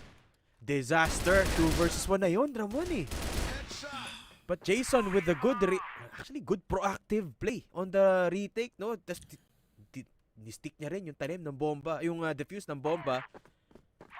And I like this. The instincts for MATTJESS at full display. Yun for Vid. Ko-control naman sa mid. Look at the double stack dito sa TB. Nice little click from J Kim. Gets the kill on to YBA. Pero nakatrade naman si Yaba doon. 1 for 1. At papasok ng HM ang FERVID. This is to try to receive, pero I don't think FERVID are in a position to try to get that a little bit too aggressively, no? So they're gonna put down that smoke. And maybe put a little bit of fake util doon pa lang sa may B site, no? Keep those 2 players stuck doon pa lang sa may B. Habang ang FERVID, nakatingin na sila papunta doon sa may Jason. What is going to be in the bag para sa kanila, no? Hahayaan na lang yung execute mangyari. Flash coming in, Ninkyu does get 1. D down at pangalawa pa si ̍Match. Ninkyu get that buy 1, take 1. At tuloy-tuloy lang yung entrada para sa MATTJESS, and it's now down to Lance. The 1v4 of a lifetime, pero Ninkyu just sprays him down. A 3K para sa kanya and a second round para sa MATTJESS. That's what I'm talking about, MATTJESS. Let your attackers shine. Take these fights. Huwag kayong matakot. Ninkyu with a massive hold. And those are the things na kailangan gawin dito. Yabay, ito na nga yung naabangan ko, no? Push towards big door. Dito sa second mid. And MATTJESS taking the fight to FERVID. I like this, Ramon. Kasi dito sila, dito sila kilala talaga. And the individual prowess, of course, hindi mo pwedeng ipagkaila para sa MATTJESS. There's one thing you can count on their players on, it's them being sharp. Matalas ang tutok ng mga yan, kaya gamitin nyo, MATTJESS. Zach holding from B site. At si Yaba, nasa RS. Siya naman yung naka-sniper. TB push for FERVID. Which is a setup that he's been doing for the past couple of rounds now. Very big change para sa kanya, pero the adaptation still yet to be seen for this time around. The MATTJESS gonna have to be prepared sa push ng FERVID. Nasa loob na agad. From tunnels, they have to push in. Yaba, unknown entity para kay ̍Match. FERVID just taking these heads up from MATTJESS. Sa paglabas nila ng window, sa pag-hold nila sa sites, hindi nila makontain yung FERVID na pumapasok lang dito sa site. MATTJESS, Ninkyu, and Jason, 2 players left standing para makapag-retake on Riz against 5 people from FERVID, and nahuli na si Jason. At yung pistol ni Lance ang tatapos around na iyon, 5-2. And it was the spider sense from ̍Match. Hindi ko alam kung narinig niya o may naramdaman lang siyang ihip ng hangin dun sa likod niya, pero what a flick. On to Yaba. At yun ang nagsimula para makapagbukas nung round na yun para sa FERVID. Flicking to the player inside the smoke. Getting them the B-site and the round. Hotel kinalaban dito, pero si A7J ang makakahuli kay Yaba. The bang through the wall. Yaba is down. Hindi na makakapag-push si Yaba sa ngayon at lumambot ang depensa sa B. Kaya napag-take baka ito yung reason kung bakit they pick the Sankara game. It's not because they're thinking about kung ano yung strengths or weaknesses ng FERVID. It's because they're adjusting something sa system ng MATTJESS ngayon. You don't usually see Yaba on that TRG. Usually si Zach yung may hawak nun. And he's taking Zach's positions. Yung push niya papunta doon sa may akyatan na usually ginagamit nga ni Zach yun as that TRG holder. Siya yung gumagawa nun. Pero siya yung kumukuha ng brunt ng aggression ng FERVID, which is it's not usual para sa isang MATTJESS. Usually, si Zach yung talagang maasahan mo sa mga reliable shots doon with that TRG. But now he holds that secondary one. And they now fall into that 4v5. Hotel secured by FERVID. They have the lurk coming down on the way towards vents as well. This is the usual playstyle para sa FERVID na nakikita natin so far, kung saan naiiwan na lang yung isa doon sa A kung hindi mag-workout yung B push. A7J nasa lurk sa vents and 1 minute left on the clock. Ramon malapit na to, smokes towards HM. Ito na, FERVID about to make a move towards BR. Smoke up, and they also have that entry point. Aldrin spotted and Jacob's gonna take care of him. Pero Ninkyu gumugusto pa nga ata at may trade pa galing sa kanya, and he's out for free. Ninkyu, the biggest balls on the server, pero Lan still here and precisely takes it to Zach. As in a 4 versus 2, FERVID have taken every single member of MATTJESS on notice. A 6-2 so far. Ankara is still the powerhouse for FERVID. 6-2. Tas kita mo yun, Ramon, every single player for MATTJESS accounted for. Lance naka-hold sa hotel exit. A7J from the lurk just in case something bad happens. At at the end of the day, hindi na kinailangan si A7J kasi napuntirya na ng FERVID yung players ng MATTJESS. Absolute map control. Yung MATTJESS, po, natameme. Ramon, not a single player pushing. Yaba not even peeking. And they don't even want to try to fight Hotel. MATTJESS, hindi ito ang panahon para panghinaan ng loob. But at the same time, ano bang options ngayon ng MATTJESS? Hindi kasi siya kasing simple nang mag-push lang, Ramon eh. 1 minute 30. And I think FERVID are just gonna wait for the next 30 seconds to go by in hopes na may mapunish sila from the players of MATTJESS. Pero yung MATTJESS playing the discipline angle. I mean, needed na naman na may adjustment yung FERVID. You saw yesterday's games up against Querdas. Routed in a lot of the times that they were trying to be aggressive against the Querdas team. So, very much an opportunity for them to stabilize now that they have a really good lead dito sa BL side nila. Tunnel is already their focus. And that also will put a lot of pressure dito sa may B-side kasi wala silang hotel. So they don't have that so much of security. So isang crossfire na pa rin ma-establish. It's gonna read down into Aldrin and how he performs dito sa push nila. And FERVID pushing towards that B-side. Flash is coming out. A7J na huli si Nino. The lurk from Angelito is good yet again. And the AM push. The HM push rather held so far but not for long. A7J nakadalawa. At dahil dyan bukas na bukas ang B-site open for business para sa FERVID. A 3 versus 1 and Jason will peek into his own demise. Lance on the shot. A7J on the lurk. FERVID. Ramon firing on all cylinders. Second half na tayo dito. 5 ang lamang ng FERVID. You know what, Dadom? I think you're onto something. I feel like you're onto something, pare. We saw this matchup. We knew what happened in yesterday's games. Parang di naniniwala sa recency bias, pero syempre, no? There was that trust in FERVID. And you can say the same as well for their system talaga, no? This is a team that still is thriving when it comes to their duo attacker setup na meron sila. At yun yung nagtatrive so far, no? Yung decisiveness sa pagkuha ng space. Either si J. Kim, si D, or pwede din namang si Dracifer yung kumuha ng space na yan. And yung fact na pwede mong i-interchange yung tatlong players na yun sa kung paano mo ina-approach yung mga sightlines, nape-pressure yung MATTJESS kumuha ng reaction. And their tendency to over-push also becomes a window para makuha ng isa mga pwede mag-hold ng flank or yung pwede mag-hold ng mga isa sa mga angles na hindi na-check ng FERVID. I mean, it's a multi-layered offense na nagtatrive so far laban sa MATTJESS in this 2-7. Ngayon na ang MATTJESS naman nagsaswap to BL. It could be a different story, especially with how well they perform in the recent games. All eyes on Ninkyu. He has been that factor so far para sa team na to. And sana dumating yung activation na yun kasi so far this Ankara game has been looking also good for FERVID. Interesting choice for MATTJESS, no? Naka-sniper din dito si Yaba on top of Zach. So they're expecting a bit of aggression mula sa MATTJESS dito. And I would expect a slow attack from MATTJESS because of that double sniper. Dalawa lang yung nagpo-push sa players nila, no, sa mid. That is two of their riflers, I believe. Si Aldrin, tsaka si Zach. Actually, isang sniper yung kasama ni Aldrin dito in hopes of finding a trade in case Zach goes down. But so far, Ramon, I have to say, Lons has been delivering para sa FERVID dito. Yung round or yung first half natin na attacking sila on the BL. They found so many kills. Jason spots out J. Kim. And this map control play from MATTJESS has sort of been working out. Nakahanap sila ng isa sa hotel. Yep. Slow play now working in the favor of MATTJESS under BL. Now puts all the pressure on Lance. He mentioned this player, no, very much formidable nung nag-first half tayo kanina. But now has to double his workload. Ngayon na, isa na lang siya on the way towards B. Ngayon nagtawag ng troops. Pero MATTJESS in response will now pivot papunta dun sa may A site. Now calling the attention of D to hold down the sight line. Push coming in from Yaba. They haven't cleared yung mismo loob ng site. Pero nga lang, D expected and Ninkyu to follow up. 2 kills para sa MATTJESS. And they have the A site for free.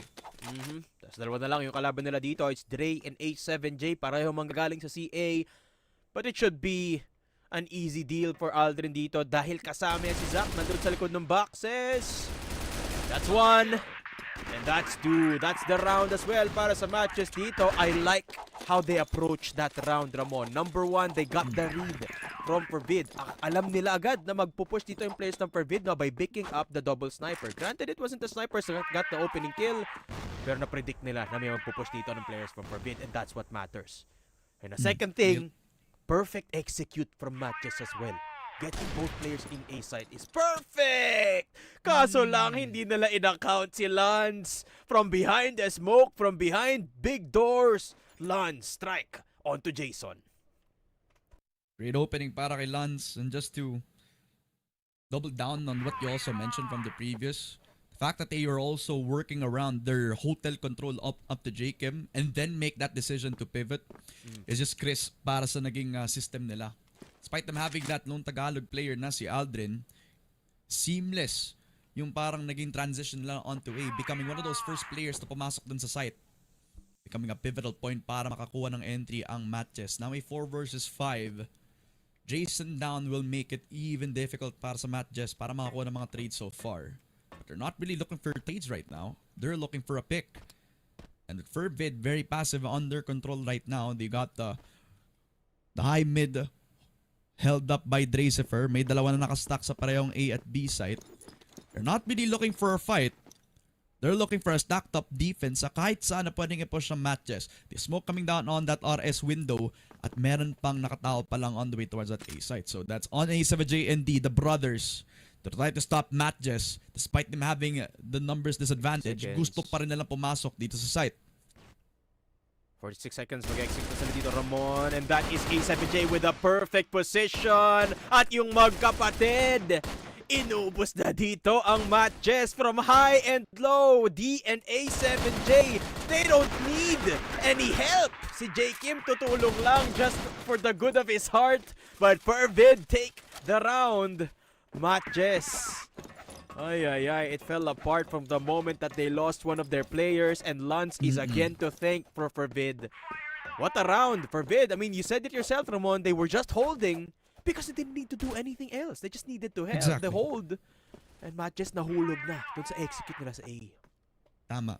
They didn't need to do that much because they already got what they were looking for. And the bigger display of that is now how they're gonna be able to hold the CA. Dracifer almost gets that counter. Rakin nga lang Aldrin.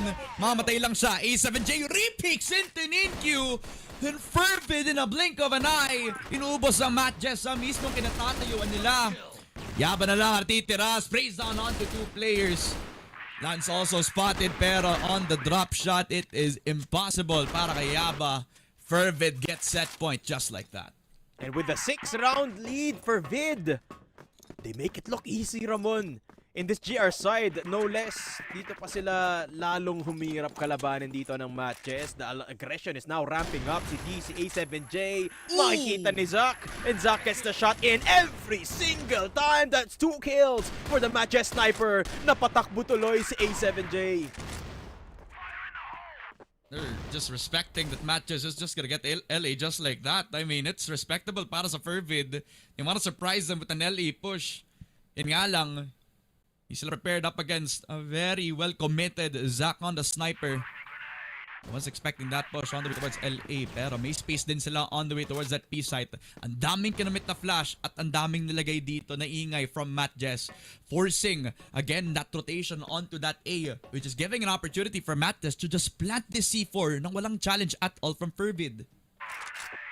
They're gonna have to go for the retake dito, Ramon, kasi nasa A lahat ng miyembro ng FERVID, rotating towards RS. Kailangan nilang mahuli si Zach doon sa HM, pero si A7J ang nalaglag doon, not accounting for the stairs angle. At si Nino then will be catching J-Kim going up the ladder sa 2F.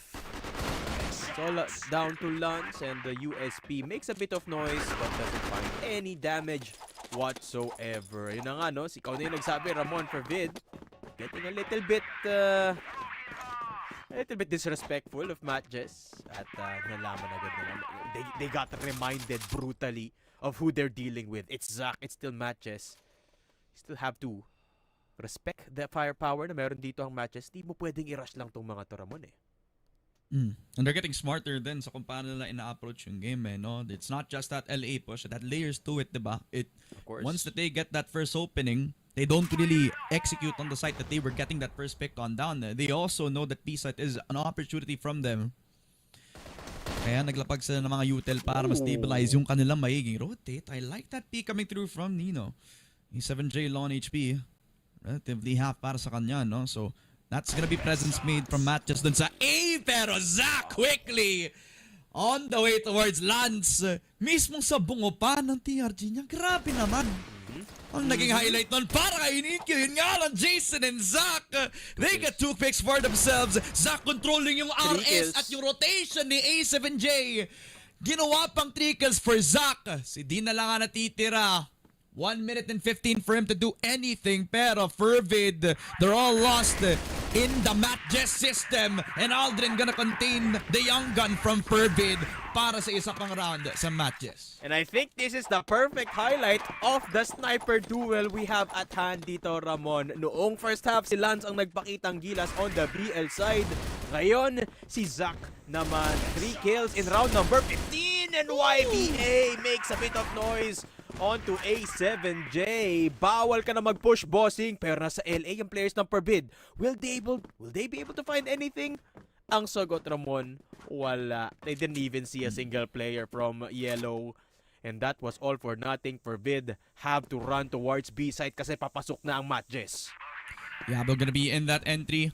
Is clearing every corner para lang ensure para sa loob ng MATTJESS. Yung nga lang, Yabad is gonna jump on down to D. Another quick spray down from Aldrin as well. So MATTJESS have control, but they can't plant the C4 down. Alam nila kung gaano kalapit ni Lance at saka ni J-Kim sa paglaban nila sa site. But they still have the numbers, and they also have that plant on the C4. So now, time not gonna be in the favor of FERVID now.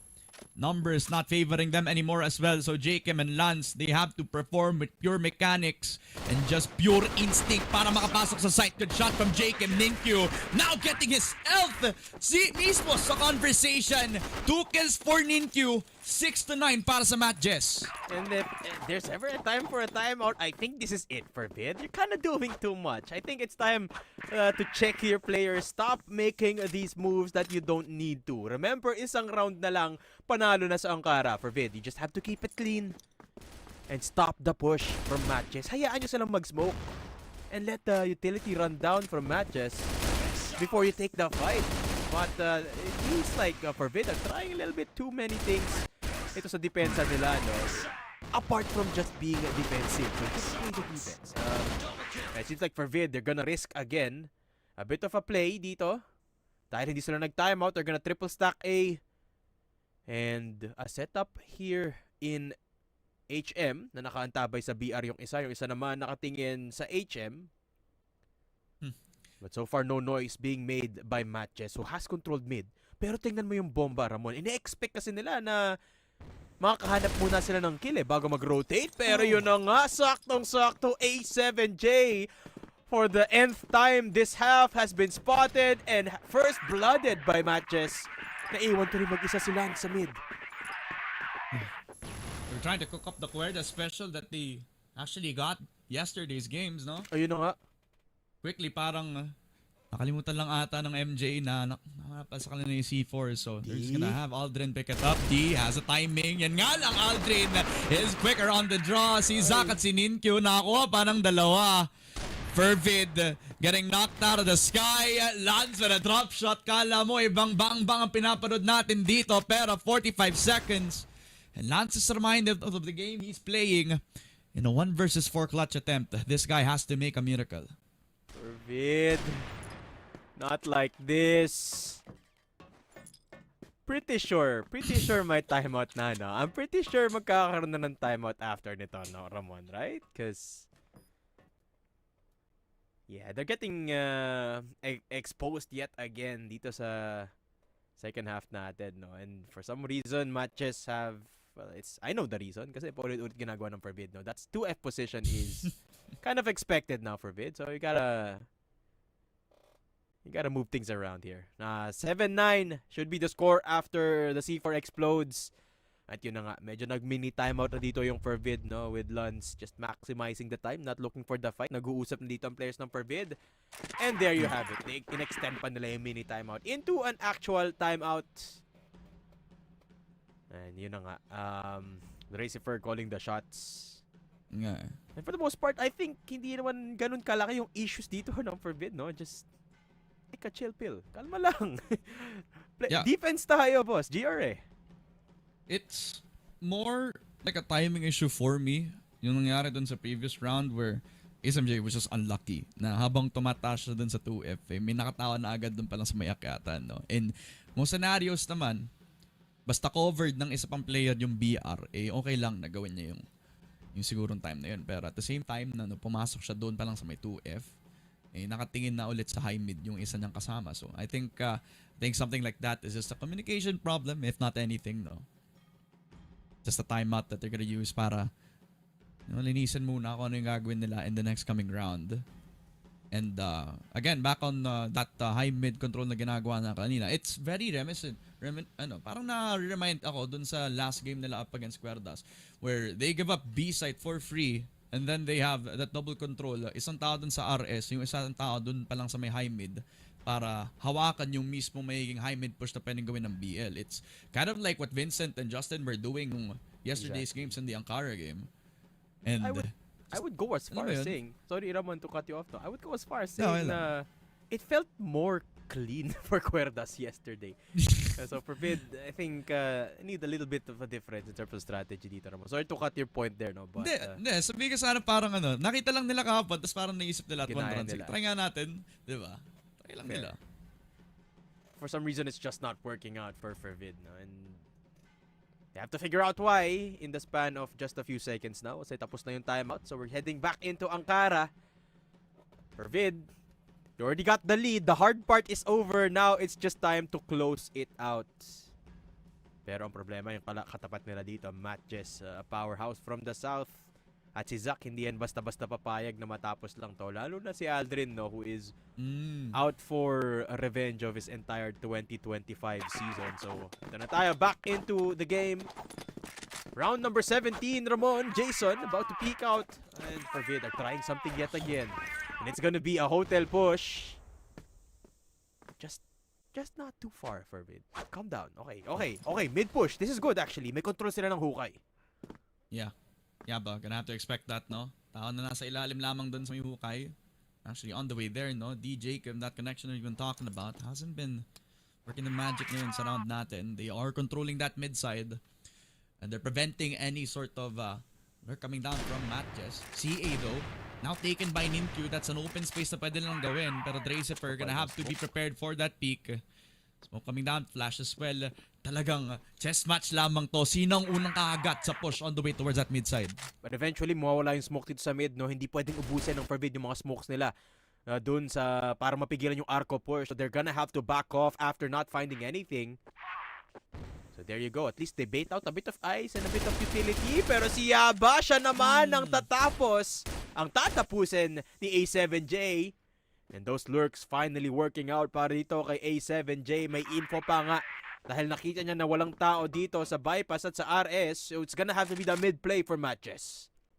For sure.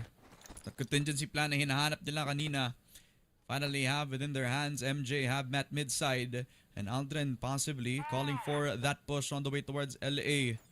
1 minute and into a stacked Fervid A site as well. So talagang it's gonna come down to that flash. Or maybe it's gonna come down to D as well, no? Holding down. Imigi sightline natin. Ashley coming in. Jacob gonna hold down the line. Gets the kill kay Zach. D as well. At sa pagbagsak ni Dracifer, ay winasak ang MATTJESS execute. Fervid take ang kara just quickly, just like that. And you can really see the impact of the lurk when A7J makes it happen. FERVID immediately find success. Panalo sila dito sa Ankara. It took a little bit longer than they expected after getting a huge lead dun sa first half, no? Pero at the end of the day, it still was a bit of a complicated win para sa FERVID, no? They still went for the push dito sa GR side nila in the last round, which is something that I didn't expect. Granted, didn't find a lot dito sa early stages, no? Pero yung lurk ni A7J, napagana na rin nila dito, no? Taking down Iyaba.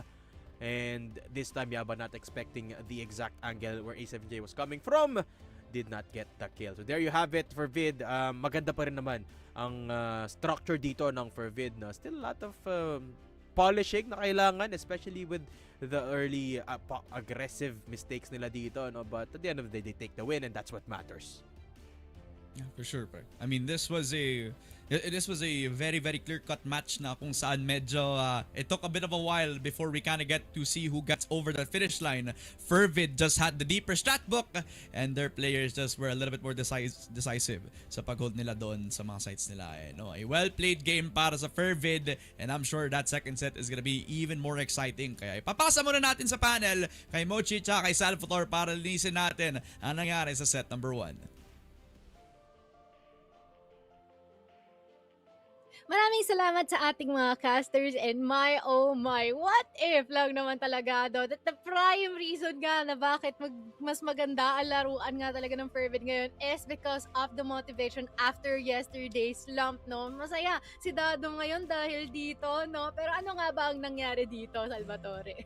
Pero bago talaga makuha ng FERVID yung panalo, no, Mochi, ramdam mo na tumataas na yung BP netong lalaki Na ito, siya no? Na parang onti na lang, parang lalabas na yung pulse, no? Parang nakakatakot talaga para dito kay Dado.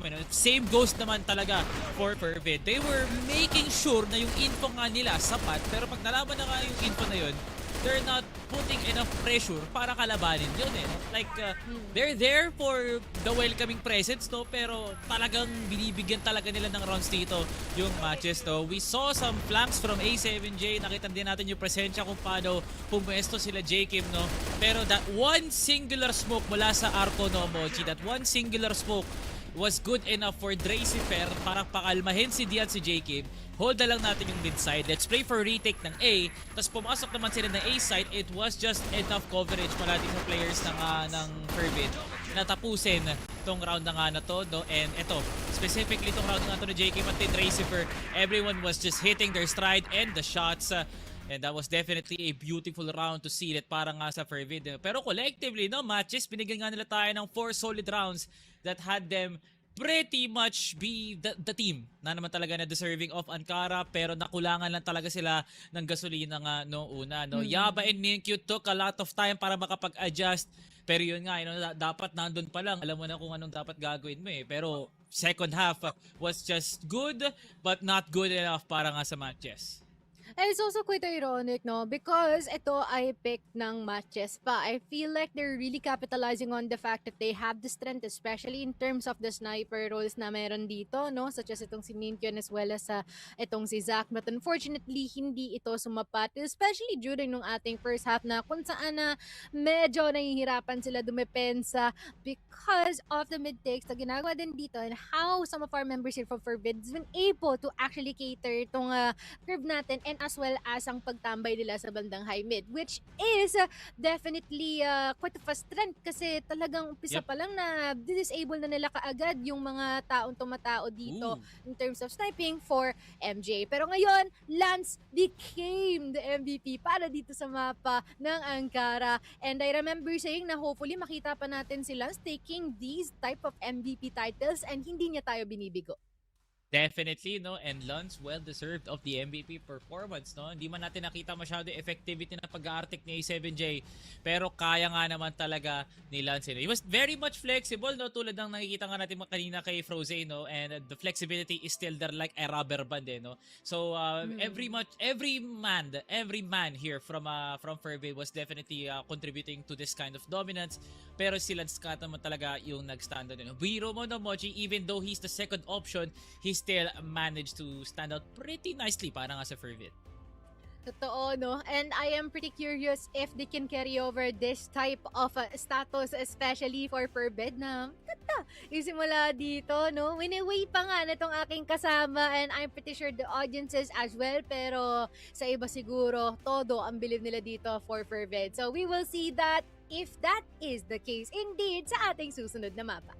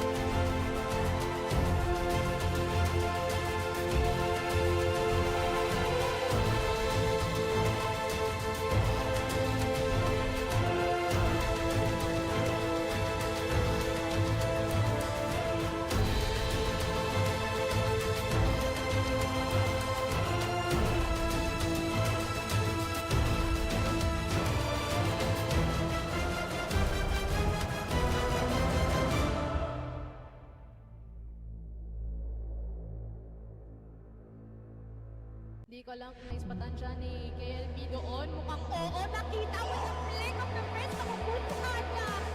Be careful, but he gets the shot. Uy, grabe! Saving play pa. Tuguan na nga ngayon si Cetra. Elvin nakabantay. He's gonna get one. And also two huge. Nakaya, pero wait lang, hindi pa rin tapos yun. Lahat ng action, masusundan pa. We are gonna be seeing prevalence race here dito sa house. Ano dyan, no? Flash grenade. PSA! Kitang-kita niya sa KLP.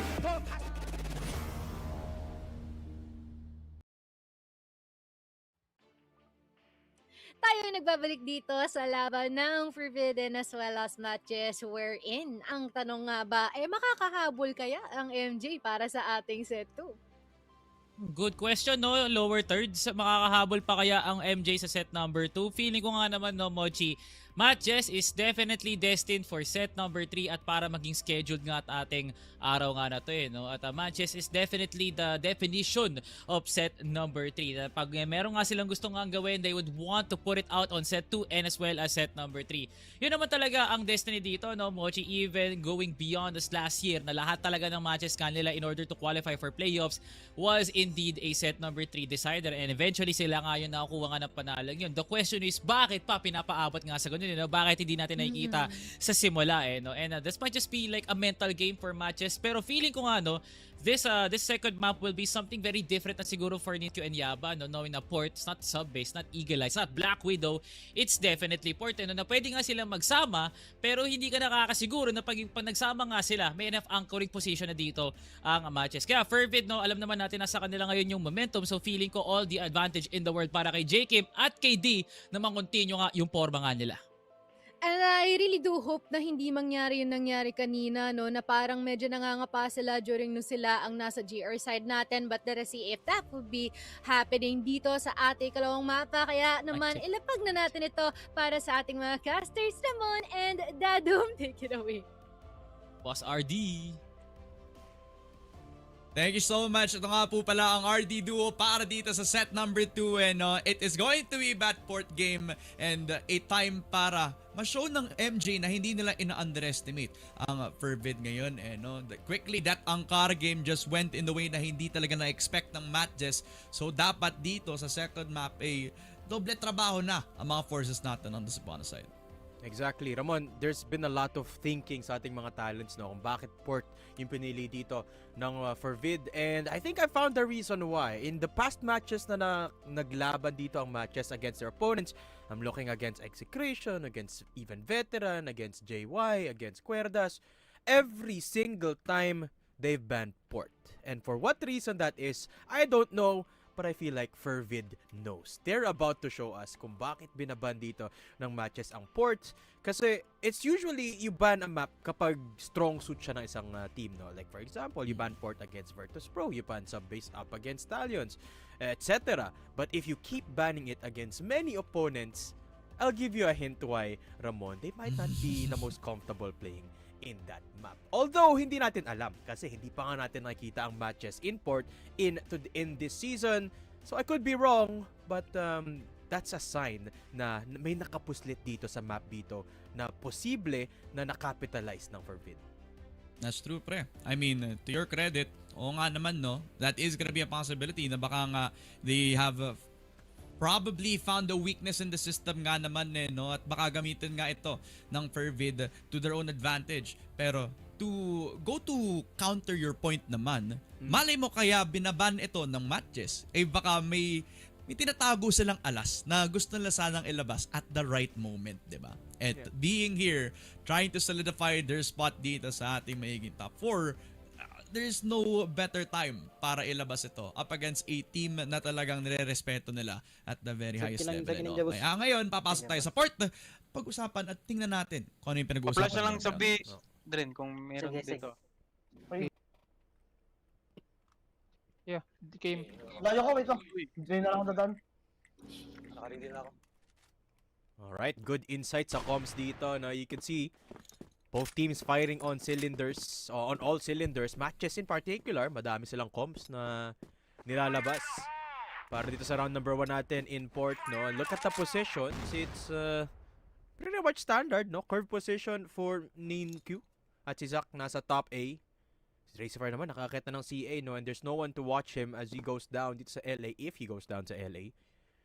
So nothing too peculiar yet for either side. At yung FERVID, medyo napuslitan na ata, papusok sa mid. Nako, smoke off pa nga ito. Kaya makakapasok sa curve without any sort of challenge except for Yaba, but Yaba is getting his head cleaned off. Jason, nandito yung pagbawi pero D is very precise with the shots. Aldrin to get that trade that quickly. FERVID with the entry is just clean on towards the site.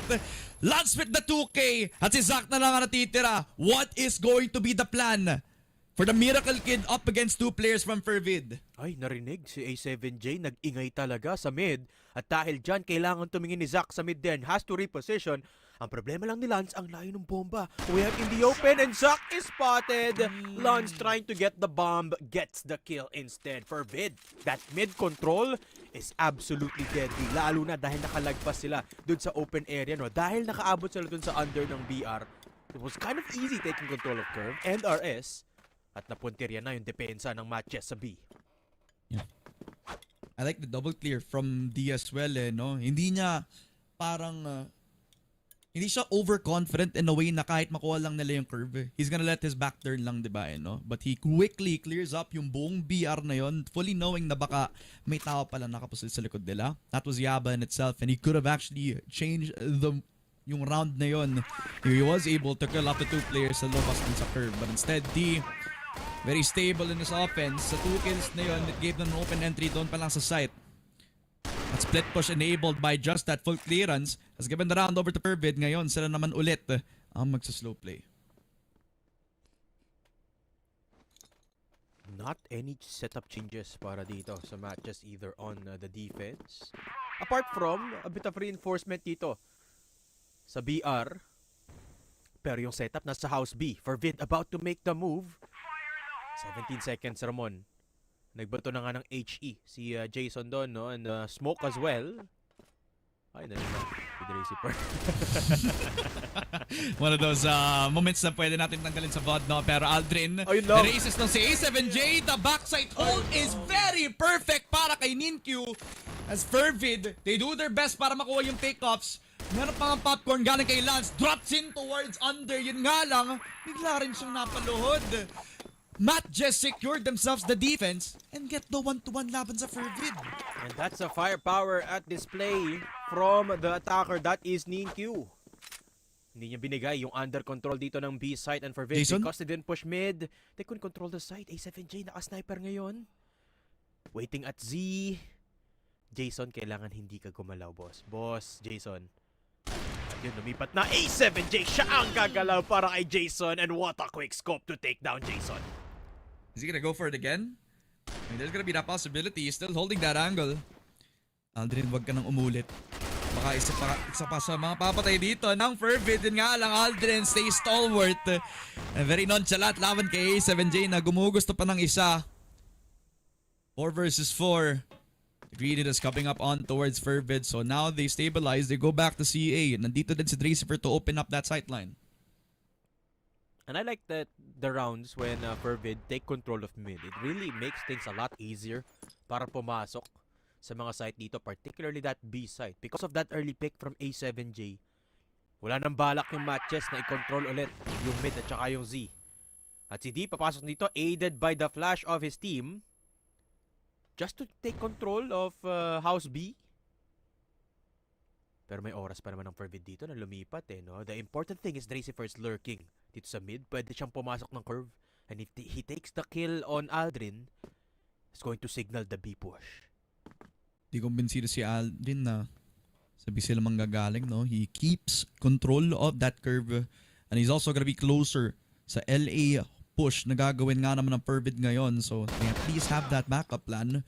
Pero Ninkyu does kill off yung magiging lurk ni Lance so quickly. FERVID found out MATTJESS securing themselves too. Yun nga lang, D drops in from CA. And quickly handles dun si Zach into a 2v3. They do have the presence of that plant coming down. And they do have the objective within their sightlines right now. 3 versus 2 para sa FERVID. Bomb planted as well at yung FERVID. Dito lang sa top A, they're trying to receive all these flashes. Si J. Kim hindi na nakaposisyon. D, nakatrade ng isa doon. Yaba is down, pero si Aldrin manggagaling wala sa mga kahon. At si Ninkyu with the cojones to take down D. That is a nice little retake from MATTJESS. Uy, may konting pampaanghang pa doon si Ninkyu. May pa-fade away para sa FERVID. Is this a little bit of a spicy game from MATTJESS? I mean, na-tease na nga kanina that there is gonna be that spice in this matchup. Quickly handled back in towards this round as you can watch that replay. Just quickly after that 1-for-1, alam ng FERVID na kailangan din nilang ng push. Kailangan nila gamitin yung oras para makukuha sila ng execute. But just as time winds down, the MATTJESS has been securing these 1v1s. Back into a 1-to-2 setup. Daming nakatao lamang dun sa may Z. May crossfire na ka-establish para dito sa MATTJESS. Papasok dito si J. Kim. Nandito na din si ΔRAZYFER. Pero pinisto lang ni Ninkyu. USP lang sapat na. Pero para kay D, siya lang. Sinira ang depensa para sa MATTJESS. Pero A7J, ni Ninja, ang mismong pagmumukha ni Aldrin. And quickly, D just makes it a 3K. The young kid has showed himself as a server to get FERVID another round. And this is why the brotherhood between A7J and D is a golden asset para sa FERVID in rounds where enemies pop off like Ninkyu. Sasagot lang din si D at saka si A7J. Tumatlo pa nga doon yung magkapatid, no? I think apat pa ngayon na lang kill. And that saves the round para dito sa FERVID even despite the shenanigans from Ninkyu doon sa Z.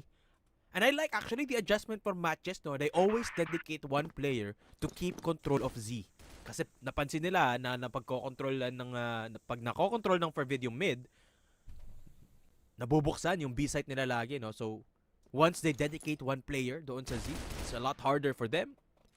Pero dahil nahuli na si Ninkyu doon, iniwan na ulit nila dito yung Z. So there's an opportunity for FERVID to control mid again.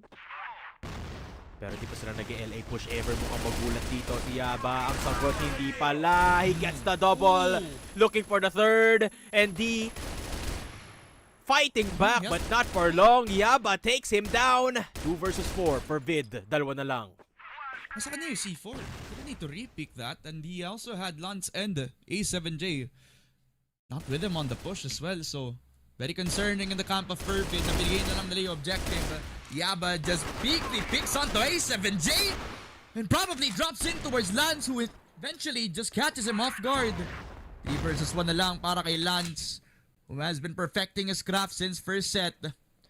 Now has to get himself at 4K clutch laban dito sa kampo ng MATTJESS as he drops into CA into Zach's open crosshair. 3-2 na para sa MATTJESS. It's getting concerning for FERVID and how they're pushing these maps. Exactly. Pero ito yung hinahanap ko sa MATTJESS nung Angkara, no? Yung mga daga na posisyon ni Yaba at saka ni Ninkyu. Yung nakapanalo sa kanila sa round na to, no? Earlier, it was the Z position from Ninkyu. Now, yung angulo naman dun sa boxes dito sa LA. Nakapitalize ni Yaba, no? Getting the triple kill. Hindi nasagutan ng FERVID. Ito yung sinasabi ko, ano, yung mga weird positioning ng players ng matches that is becoming their lifeline dito. And in fact, lumamang na nga sila up against FERVID. 3-2. House B positions. Nagbato ng granada. Ninkyu kailangan tanggapin.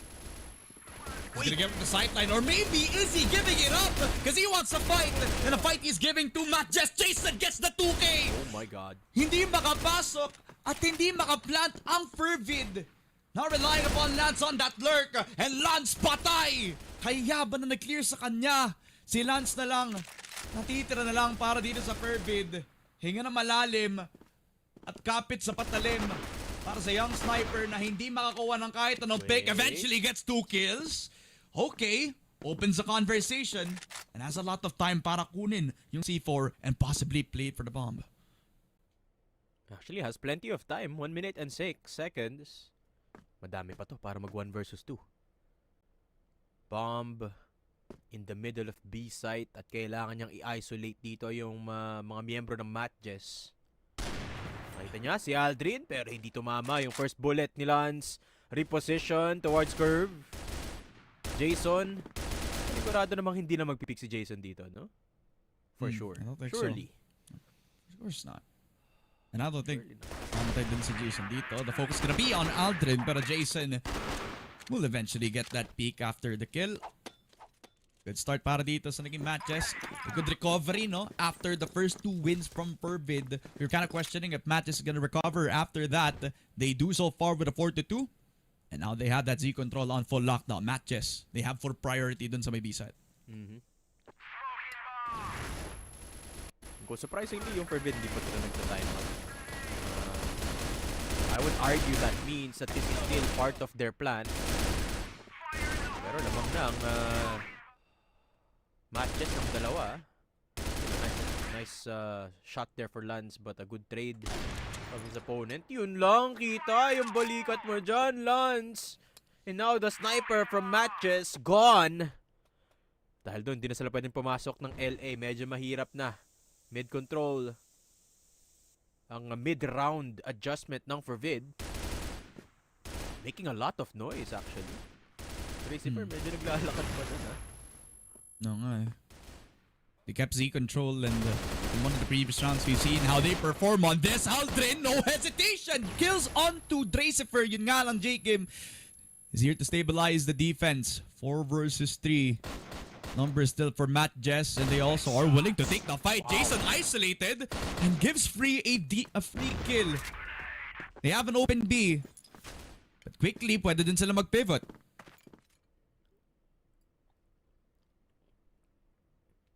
FERVID, they've gotten a lot of kills, but not a lot of movement on the map. Naku po, pag nag-CA silang tatlo, mahuhuli nila tong dalawa na nasa LA. And it's what they do, FERVID. It's perfect. But you have to get past Zach na naka-sniper. Nakita ba nila si Zach kaya sila lumayo? What? Parang, FERVID, oo. rotating towards B side, 30 seconds. Paubos ng oras nila dito, Ramon. Wala pa si Ninkyu sa site as well. It's perfect. Bukas na bukas para sa FERVID yung pagplant nila dito. Wow. And Ninkyu gonna investigate. Narinig niya ata yung pag-drop ni JKM as well. So, FERVID in a 3v3 post plant have all players on the site. Now MATTJESS gonna have to retake. Magkakahiwalay mga players dito on the retake scenario. 25 seconds for them. You expect from a team with 2 IGLs and 1 coach. FERVID on the post plant, 20 seconds is plenty para pumosisyon. Papasok na ang MATTJESS, Ramon. Flash util, and the entryway for MATTJESS is exit. Yun nga lang, pina-exit sila! Galing sa HKDD! And quickly handles them just like that! At okay for D! And a stronghold para sa FERVID. Na-plat yung C4 at hindi na pinapasok ang MATTJESS. And the best part is that wasn't even the highlight for FERVID. They went for the ring around the rosy. Literal na pinaikot-ikot dito ang MATTJESS. After getting a big disadvantage for FERVID. Makat sila ng CA. I don't know kung nakita nila yung sniper player sa LA or may narinig silang footsteps sa BR. But they decided to call off the CA push. Went for Z. And by that time, akala ni Ninkyu papunta na ng A. Yung mga membro ng FERVID. All that time, they were just in mid. Deciding every second where to go. And the adjustments in the mid-round is 10,000 IQ from FERVID. Okay, dahil dyan, isa na lang alamang ng MATTJESS. And the disaster is, Ramon, kung nag-hold lang yung tatlong players ng MATTJESS, they would have known. They would have received that B-side execute. Dahil nandun si Ninkyu eh. Yeah, you see, that's the bad thing. But the bigger picture is na FERVID on BL have a very close game up against MATTJESS. And if you're a MATTJESS fan, medyo nakakaba. Kasi ang ibig sabihin nito, mas mapapadali yung magiging GR side para sa FERVID. Exactly. So, MATTJESS will have to do their best para mas mataas na game ito. Aldrin holds the spray, gets one, pero Yaba is here! And it was a bait and switch all along. Pumasok ang FERVID, pero si Yaba binackstab lang yung dalawa. Lansa na natitira. The solo sniper lurk is not gonna work out this time. As with a lot of sprays coming through from Ninkyu, the C4 also not in the hands of the sniper. It is an impossible task para kay Lance. And a very good hold for MATTJESS secures the 5th round. At yun na nga, no, yung mga daga talaga dito ng MATTJESS, yung nagpapahirap sa FERVID in rounds that MATTJESS decide to pull a Yaba or a Ninkyu push. It's possible for FERVID to push rather. Dahil din tama yung posisyon ni Aldrin doon, no? Dahil nakakuha siya ng first blood, hindi na nakapasok ng curve ang FERVID. Kaya naipit sila doon sa BR. Couple that with the ninja ni Yaba dito, and it was a deadly kill box doon sa bridge na hindi na nalagpasan ng FERVID. MATTJESS leading by 2, may chance sila. Nagawing 3 yung lamang going into the second half, which would make things ideal for MATTJESS. Na 4 na lang yung kakailanganin if they do decide to win this round, if they do manage to win this round. FERVID, that mid push is somewhat of a 50-50 at this point. But I think i-attempt ng FERVID yung mid nila dito. Bit of HE thrown towards CA. Medyo mabagal yung approach ni Dracifer dito, Ramon. Sorry, but again, the plan is not clear yet for FERVID kung saan nga ba sila papasok. I mean, I can't fault them for showing na pwede na lang ulitin yun kanina kasi kung wala nga lang doon si Yaba doon sa part na yun, edi madali ang push lamang yun para sa Curve. Pero instead, ito na yung adaptation. FERVID gonna try to go towards CA para ma-overwhelm agad. Yun nasa top A. YBA down. A7J nakakuha pa ng isa. FERVID have top A and they're on top of MATTJESS to handle 4 kills just like that. Ninkyu na lang ang natitira. What more can Ninkyu do? He has been top rated. Pero sabi ni ㍍Match, isa siyang underrated. Dito na lang para sa 5-4 para sa MATTJESS. And I like the stalwart movement of FERVID dito, no? Napansin din nila na nadadaga sila dito ng matches, no? But there's only one place in port na hindi kayo pwedeng madaga, and that's LA if you have control of CA. Yun yung una nilang ginawa dito, no? Pinakontrol nila yung CA kay Trey, and then the rest of the players move towards LA. Couple that with the fact na nanalo ng sniper duel doon si Lance, and it was easy from there on out. FERVID, pick up the last round of the half. At ngayon sila naman ang dedepensa dito, 4-5 as we head into the GR side of FERVID. And look at how different the philosophy is of the defense dito. Yung position ibang-iba mula sa mga miyembro ng FERVID. Aggressive angles from B. And Z position that is somewhat of a challenge mula dito kay J Kim. Habang nakaantabay naman ng BR si ㍍Match. Waiting to move at the second of any information.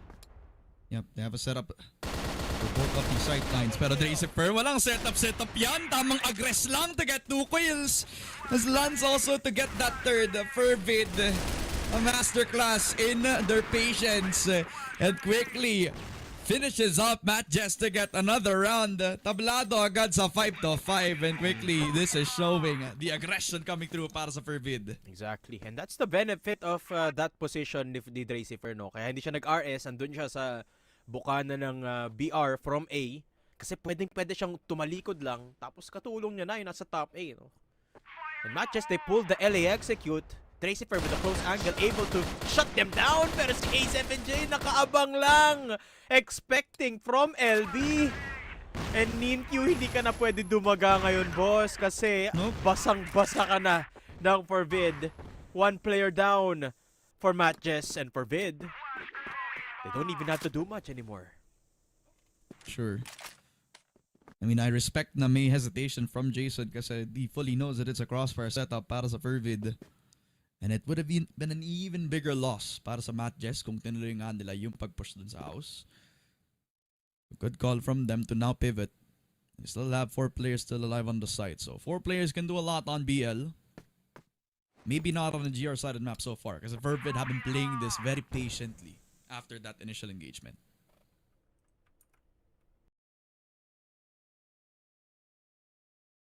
Alright. Storby gonna try to beat that push that they could have. Pero Z also something na pwedeng kunin pa rin ng MATTJESS. Ang hindi nila alam, nakakross to si ㍍Match doon sa kabilang side ng BR as well. Pero baka hindi mag-matter yun, no? Nakapasok sila sa curve at pinatayin nila agad si Lance. Good trade coming through para sa kanya. Pero si Yaba nag-activate na nga. D-down na Yaba. Tumutuloy pa! Sumasagot pa! Low HP for A7J. Pero Jason, sinalo pa yung buhay ni A7J. Oh, down to the 1v1. ㍍Match nandito pa pala sa site. Low on HP for 1. At USP lang sa batna para kay ㍍Match. FERVID have knocked out MATTJESS sa sarili nilang site. Has to feel rough para dito sa MATTJESS, no? They finally are able to utilize Yaba.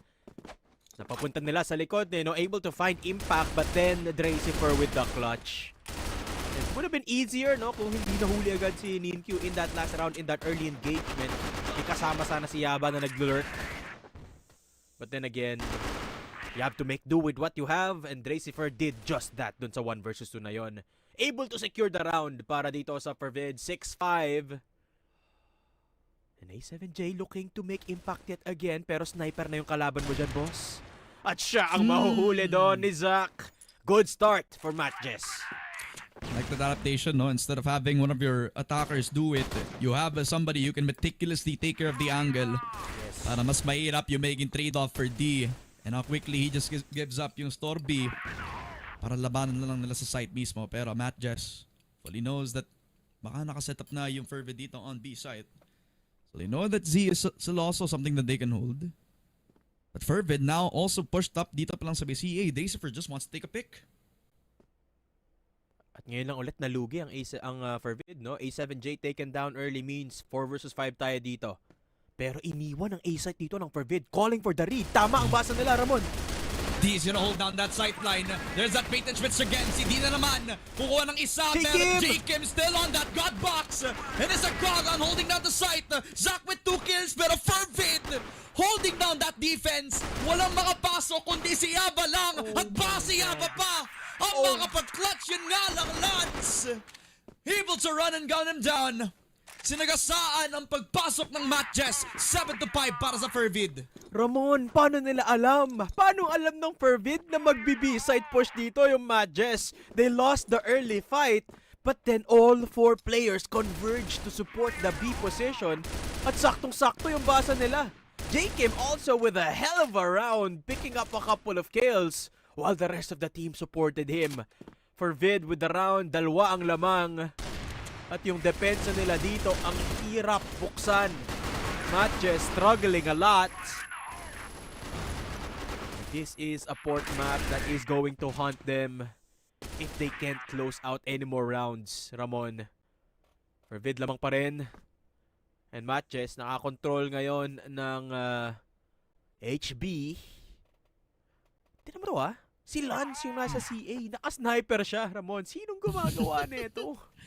I mean, Lance is showing na he's able to take the risk and sometimes it pays off, pero risky nga yung position na dito. Once he gives up that CA, not only do they lose CA control, but they also lose a sniper in the process, pre. So dapat kumuha siya ng isa and it has to be a perfect kill. Dapat walang trade galing dito sa MATTJESS.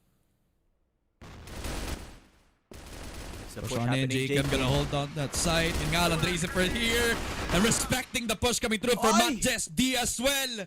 FERVID, hindi na pinapasok ulit ng MATTJESS sa mismong curve push na ginagawa nila. And now they quickly kill on to Zach. FERVID, a perfect hold on sa BR. And make it an 8-5. You said it yourself, Ramon. That's a perfect hold. Every single assault from MATTJESS has been dealt with by FERVID. At ngayon, pinapredict ulit nila na magbibi dito ang membro ng MATTJESS. And they have no idea kung gaano sila katama. The peak coming out towards LB. At nakita nila may 3 doon from MATTJESS. FERVID, kalma lang. You don't have to do much. Exactly. Put the smoke down tapos balik na lang sa hold nilang kinatatayuan nila.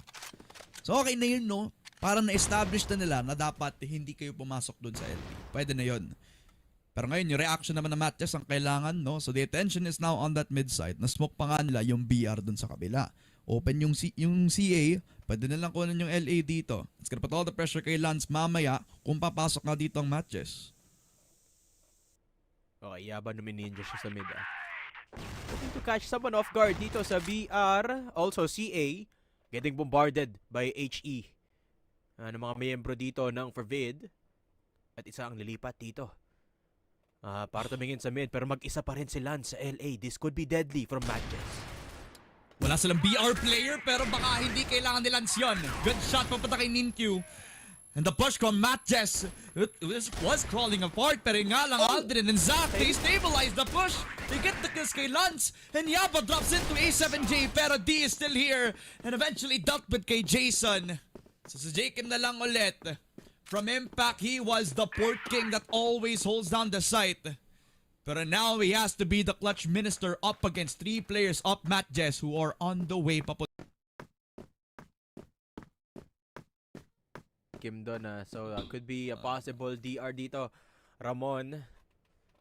But I think that does mean MATTJESS will have the advantage dito sa ating round na ito, no? So FERVID, I mean, all things considered, even if they lost a hold of that last round, no, it's still a very solid defense mula sa kanila, no? Although I will give a bit of flowers para dito sa MATTJESS. It's the first time na hindi sila nabasa ng FERVID dito. Isa lang yung tao sa LA, which is exactly where the players of MATTJESS started to push. At buti na lang na-overcome nila si Lance doon sa round na yon, no? So MATTJESS finding some signs of life dito sa BL side nila. But all things considered, still a very, very rough assault. Hindi sila makapasok dito sa mga depensa ng FERVID na for some reason, palaging nababasa kung saan papasok ang MATTJESS. Yun nga, it's almost like it's demanded out of FERVID sa sistema nila na kapag ka napipick off sila dun sa house, eh may magpupush lang ulit on the way towards that mid side. And sometimes that opens yourself up para mabigay ulit yung numbers. Kasi 50-50 gunfights yung mga kinukuha nila dito, no? And it's understandable na kung bakit nila kinukuha yun. Kasi gusto nila kumuha ng trade-off, diba? Pero instead, it's also giving MATTJESS that layering para mapatay nga nila yung isa para mabalik nila yung numbers. Dapat nga hindi nag-peak itong si Lance. Arguably, kasi it opens himself up to another kill from the rotate ng MATTJESS noon, you know? That also gave up that P site kung mangyari nga yung matchup na yun. No? Nalaman din nila na nandun lang naman si JK on the way towards that A site. So, I could see a round where this could have been another MATTJESS perfection. No? Kung papasok nga sila sa beat, kailangan maklatch ito si JK. But, wala eh. Gonna have to go back in towards this caster's desk and talk about a little bit dito sa naging sitwasyon ng matchup so far. No? It's kind of working outside of my expectation kasi I thought that was going to be an Ankara game para dito sa MATTJESS considering it's their map pick. But, you know, just to go back to that conversation about that Ankara map pick, diba? Nakakagulat pa rin. Kasi they're picking yung Ankara map up against a FERVID who really is known to have a really good Ankara game. You think about their star players, D is very good on this map, A7J likes to call around this map. You never expect Racifer to be around the line or around the lurks as well. So bakit nga ba nila pinik yung map na to? That's a question that really is still on my mind, pre. Yeah, I think they're just hoping or they're expecting to have a better time dito sa Ankara. Could be a case of akala nila na paghandaan nila, no? But obviously not that preparation wasn't enough.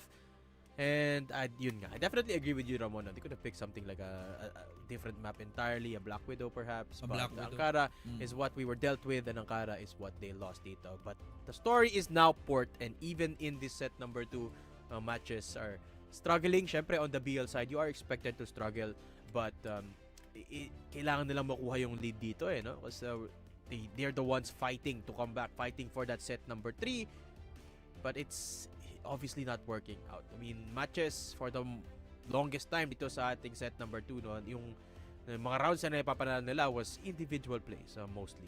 I don't want to discredit how well the Mac control game of this team is, but on the GR side in particular, it was rounds where Yaba and Ninkyu kind of popped off, even going as far as pushing deep dito sa B side sa LB to create a little bit of leeway for the rest of the team to move forward. Ang problema lang sa BL, hindi mo na pwedeng gawin yun, no? Kasi if you take a look at the layout of port, saan ka dadaga? Sa mid lang yung pwede. And it's always reinforced dito. It's the one area that's always reinforced by the players of FERVID. You got to... Tsaka, if you take control of mid, you only have two options. Either go to Z, tas pabalik ulit ng HB yun, or you go to RS. And in RS, it's a definite kill box always. In-attempt na ng matches yun, no? Nadiretso sila sa RS. So, your options start to run thin when it comes to the flanking department dito sa port. Kaya kailangan mo talagang maging creative, which we saw ginawa ng FERVID. MATTJESS, dun sila nahihirapan. Kaya nga eh. And it doesn't really help then that FERVID are also willing to be a little bit risky with their protocol sa GR nila. Naiiwan nga rin nila yung isang player on one side para lang ma-reinforce ka ulit yung mid na paulit-ulit nga natin napo-point out, diba? So, it's a tough thing to call para sa MATTJESS ngayon, no? And also something na dapat gamitin nila maybe with a buddy system unit. Kung gusto nila labanan yung mid, edi mag-tradean sila ng paulit-ulit, diba? Pero hindi din nila kasi na-expect kung paano yung magiging setup, diba? I think on one hand, they were fighting up against an Aldrin who was trying to bait para sa mga players nila. Pero again, that's gonna be in the deep strat book na meron sa pareho nating teams, no? So, balik muna tayo sa recap, no? It was an 8-5 para sa FERVID under lead so far. At sure na sure ako makakabalik tayo sa game na to, pero we're just gonna have to take a very, very short break lang, guys. Huwag kayong alis, syempre, time na to para kumuha ng pagkain at kumuha din ng tubig, no? At pagkabalik, titingnan natin ang conclusion para sa port game na to between MATTJESS and FERVID.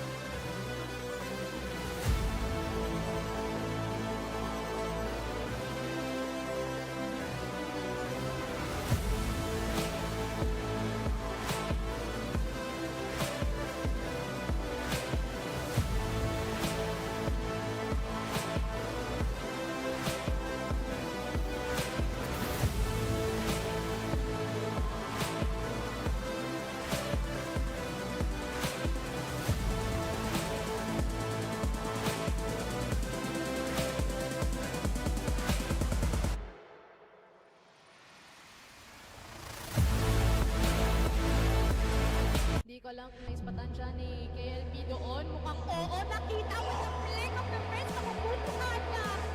Be careful, but he gets the shot. And he Uy, makes it the trouble. grabe! Receiving play pa. Duguan na nga ngayon si Cetra. Elvin nakabantay. He's gonna get one. And also two huge.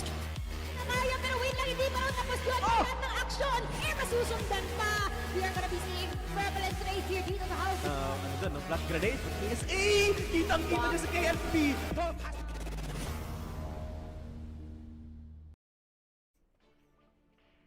Welcome back po mga tropa sa CFS SCA Masters Spring 2026. We're back in towards set number 2 at syempre no, we had a bit of a DR situation at fortunately para sa atin nag-play out yung round na yun para sa naging side ng matches. It was a 1v2 on a quick recap up against Jacob in a 1v2 clutch at napanalo yun ng MATTJESS with the numbers that they had.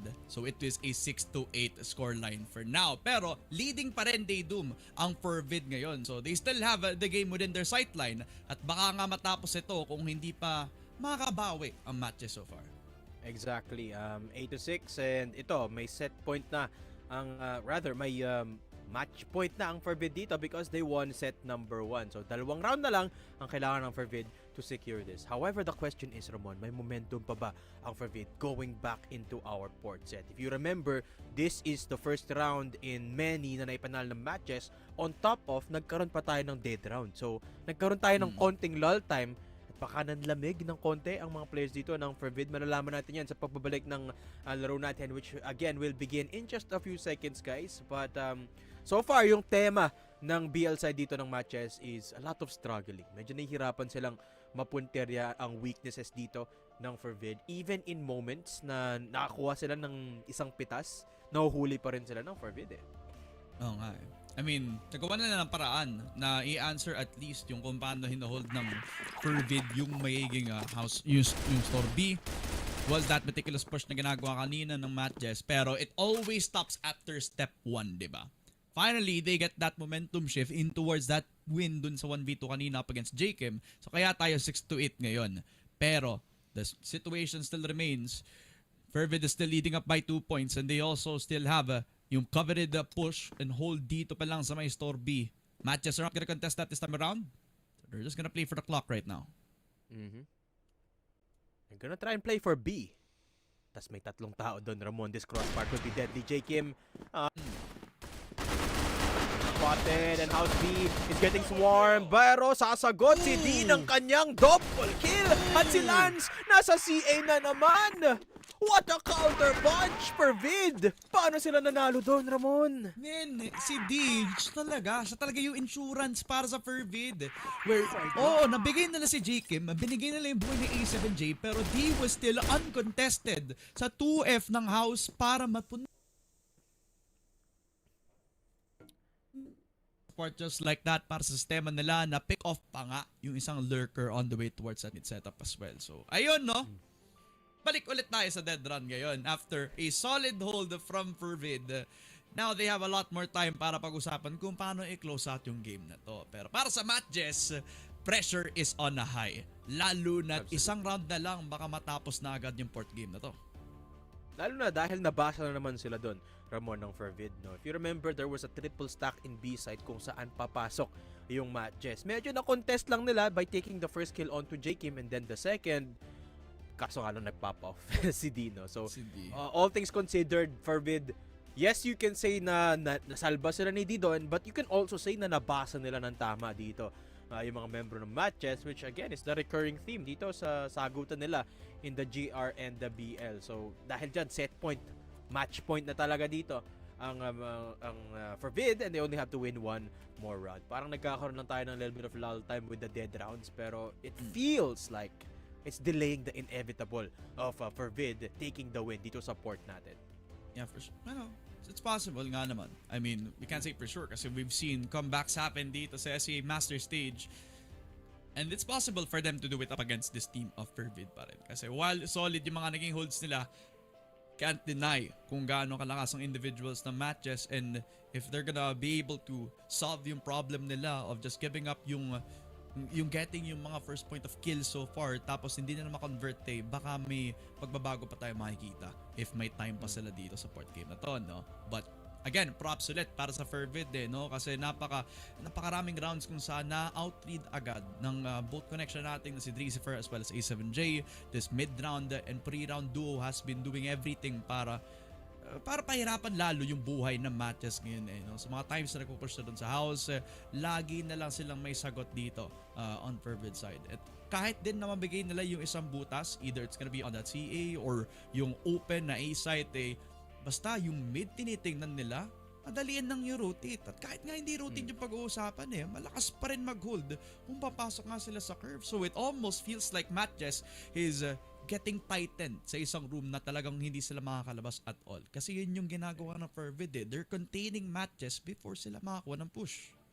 Exactly. And I'm starting to understand the setup dito ng FERVID, no? Kung bakit nila nilalagay yung sniper nila in CA. If you can see in that last round, nakahuli si Lance nung huling miyembro dito ng MATTJESS trying to run towards mid after the rest of the team has been scrambled. No? I mean, it's kind of like an insurance policy dun sa aggressive angle ni JKIM just in case gustong bumalik sa mid dito ng MATTJESS after executing in that B site. They can't anymore kasi nakaantabay na si Lance. Hindi rin sila pwedeng umakyat, hindi rin sila pwedeng mag-ninja dun sa BR kasi nga andun si Lance with the sniper on CA. Although it makes their LA a little bit soft in terms of the defense. Parang okay lang kasi so far naman yung top A position ni Lance dito, hindi siya nagiging definitive yung hold, no? So parang kumbaga sinasagad na ng FERVID dito yung investment nila towards that B site hold, habang siguro ipa-play na lang nila for retake yung A site, yung top A if it does come to that. But the fact is, Ramon, it's currently working and I like it. I like from FERVID, no, they're starting to innovate dito sa mapang ito as well, and they're using Luns creatively. That so much so actually na hindi na nila kailangan mag-double sniper. Kung mapapansin mo naman, hindi sila nagdo-double sniper dito sa GR side nila. It's just JKM on aggressive angles, and of course may setup din sa house B dito sila D, and it removes the necessity for one of their players na mag-peek. Kasi nga nakakatakot naman pikan itong mga miyembro ng matches, no? All things considered, itong mga players pa rin ng matches, they're still very good at dueling even if sniper yung kalaban nila. So I like the adjustment from FERVID going away from the double sniper and putting Luns in more aggressive and peculiar positions. Talagang nagugulat yung matches eh. Fills in that gap kumbaga no, na medyo ninahanap natin from this FERVID roster. Possibly could also solve yung inconsistency issues na meron nga sila kasi there are some rounds that they've been overcooking a lot with how they kind of place A7J on that second sniper role. And now that he's becoming one of those attackers nga naman na pwedeng lumaban on the front line, it's kind of giving a little bit more of an identity for FERVID to have that creativity onto lands and also facilitate yung naging mid na ginagamit lang nila as an insurance policy now. So it's a good thing for FERVID to see those adjustments. And there were a lot of question marks on this roster pagkatapos ng game nila kahapon, no, on Querdas. How will FERVID move on from that? Okay lang. Kasi parang nag-innovate na ata sila ngayon at nag-adjust na din sila ng mga positions nila now, which is giving me a lot of optimism sa kung paano natin makita yung FERVID in the next coming weeks, diba? Considering the schedule, it is looking pretty promising for them. But that also at the same time, if hindi may consistent yung FERVID, and it's kind of worrisome for how they're gonna be able to approach these weeks. Pero from what we're seeing ngayon, it's a good start for them so far, pare. Absolutely. One thing to note though is the implications of this matchup. No? I mean, FERVID, syempre sila yung nagbabawi dito after getting upset yesterday. For matches naman, so far yung group stage nila actually a very decent look. No? Only dropping matches up against Stallions and if I'm not mistaken, Execration, no? Which is kind of like not too surprising para sa kanila. I mean, a lot of people predicted na MATTJESS is going to be a runner-up for the third place dito sa playoffs natin. No? Potentially even coming close to the level of STS and Virtus Pro. No? Pero dahil natalo sila sa Execration, kind of put back into their place of the midfield. And this really sets the tempo up against FERVID. I think ito talaga yung nagdidikta kung nasaan sila sa standings na yon and where they're gonna have to fight for in the to qualify for the playoffs. Pero yung matches na nakita natin last year, pwede pa rin siya lumabas this year, no? Na kumbaga nagsiscale into the late game na pag nagpupunta tayo sa group stage, into the latter stages, saka sila lalakas ng bigla. But FERVID, parang nasa revenge path kasi yung FERVID, and I can't help but think like matches have to step up even further para makasabay dito sa FERVID, at least for today, no? In Ankara, no less. Of course, granted, it was a bit of a surprise na pinili nila yon, but all things considered, they had to pick a map, and eventually, kung gusto rin naman manalo, they have to perfect these maps up against these big teams, at wala pa sila doon, obviously.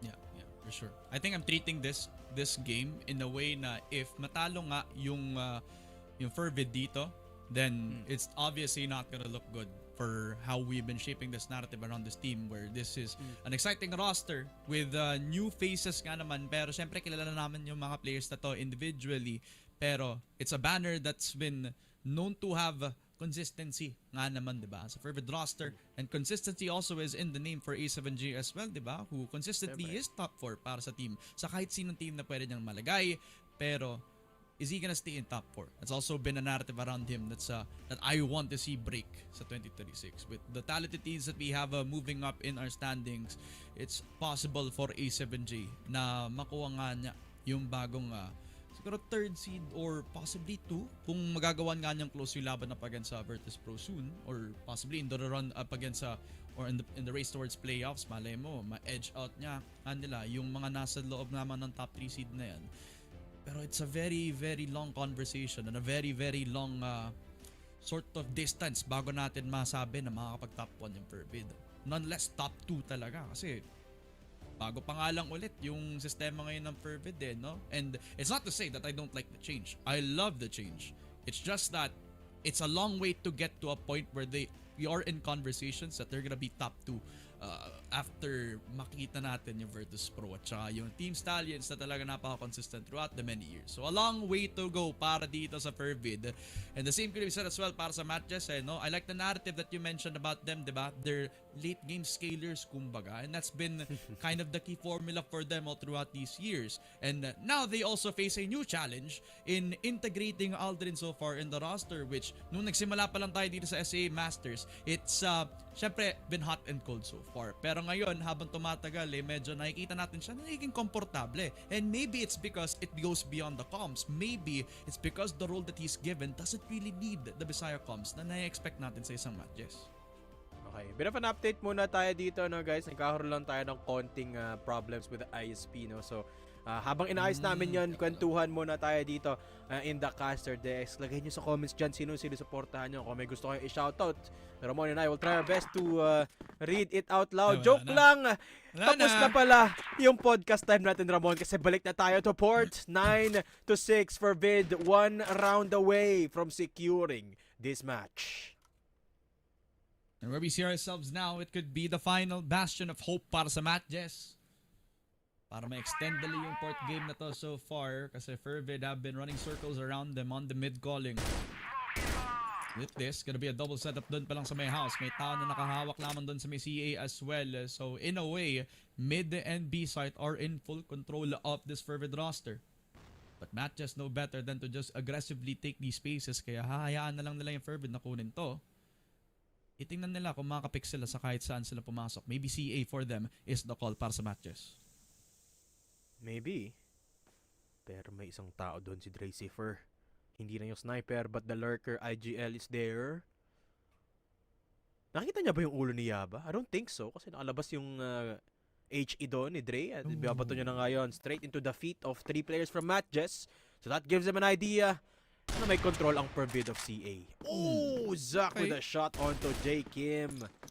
And that's something na hindi in-expect dito ni Kim. That's 1 down for FERVID. Kasi underestimated the smoke timing, kaya he gave himself up towards a MATTJESS na prepared na on that angle. And now MATTJESS pivot on the way towards B. Store given to them. Pero yung dalawa na nakatao doon is A7J and D. We know about the talent from A7J, pero an underrated aspect for FERVID is the anchoring prowess of D. Pero Yaba, very stalwart. Patay si Dracifer on the reaction. Nintyu gets the kill kay A7J. And quickly, MJ, nakuha din nila si D. Walang makuha kahit sino sa pagpasok sa B-site. As they cleared off the player, at sila lang natitira, pero Yaba has been on mid for the longest time. At ngayon lang nag-pay off. 7-9 para sa MATTJESS. I love the patience from MATTJESS. Hinintay nilang mawala yung smoke and baiting out the peaks. Wala dito sa FERVID, J. Kim being the first one to bite. At kahit maganda yung angulo ni D, wala siyang nakuha. Wala dun sa ninja niya in HB. What a shot to start things off doon. That's crazy first. So the push is the aggression that was punished by MATTJESS. And going back to the pattern, dun sa mid-game kanina, Ramon, if you remember in Ankara, there was also a certain point na paulit-ulit nagpupush yung FERVID, no? Kaya medyo na-extend yung Ankara natin. And look at this adjustment. Immediately nagpigil na agad dito yung mga miyembro ng FERVID. Immediate adjustment of the conservatism ng mga miyembro nila. And this is where it gets again tough para sa MATTJESS. 7-9. Tatlo pa yung bubunuin dito ng MATTJESS. Maybe that solo LA hold na ginagawa ngayon ng isang mga players on MATTJESS. Maybe expecting a push or a peek out from FERVID, pero instead free real estate para sa kanila, as well as yung Z na kinuha na agad ng mga attackers natin.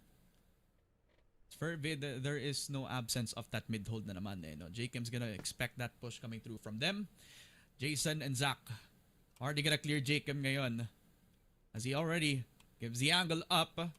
Kasi dalawang angle ang tinitingnan dito, yung curve pati na rin ng high mid.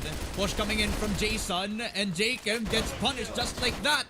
Dracifer gets 2 kills. At yung FERVID, grabe yung pagbawi sa pagpasok ng Jason at ng MATTJESS sa site. Hindi sila makakuha ng kahit anong entrada. Yaba, the last man for MATTJESS. And the C4 not within his hands. FERVID might have just sealed the fate of MATTJESS before our very eyes. Unless Yaba can make a miracle happen, Hindi binigyan ng FERVID ng kahit anong chance ang batang ito na gumawa ng kahit anong angkro. Laban dito sa FERVID as Lance just peeks into Yaba and handles them with the USP. FERVID with a 2-0 dismantles MATTJESS on the push. And just like that, FERVID are back. 2-0 in the team against the team na marami nagsasabi ka-level nila. Niremind lang tayo ng FERVID, anong ka-level? We are 2 steps ahead of MATTJESS. In fact, 2 sets ahead of them ngayon. Hindi man lang pinay-score kahit isa dito ang MATTJESS. And what a way to do it. They do it in the very distinct way that FERVID has been doing. So a lot of aggression, a lot of mistakes, but still somewhat recovering by the end of it.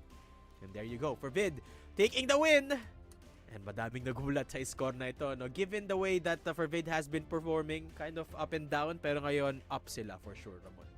Yeah. On the way up indeed nga naman for this team. It's a lot to be excited about para sa FERVID, where finally yung kung paano nila gagamitin yung firepower na ulit-ulit natin sinasabi about them is now showing up its shape, no? And yung kailangan lang naman ng team na to is yung mga protocols nila at kung paano nila isa-set-upan yung mga firepower duos na meron nga sila dito. And they have quickly showed that up against a MATTJESS that looked like they were poised to get yung 2 sets na yun. Hindi na nga nangyari yun. So congratulations sa FERVID. At syempre makikita natin sila ulit, no? Babato na natin ngayon kay Mochi at saka kay Salvatore para marapat natin ang panalo ng FERVID. Thank you so much para sa ating tandem ng Ramon and as well as Dado. Alam mo, parang napaisip ako, no? Other than the fact na napaisip ako kasi hindi tayo umabot sa ating decider map, napaisip din ako, baka kaya meron DNR tandem is for dead round? Question mark?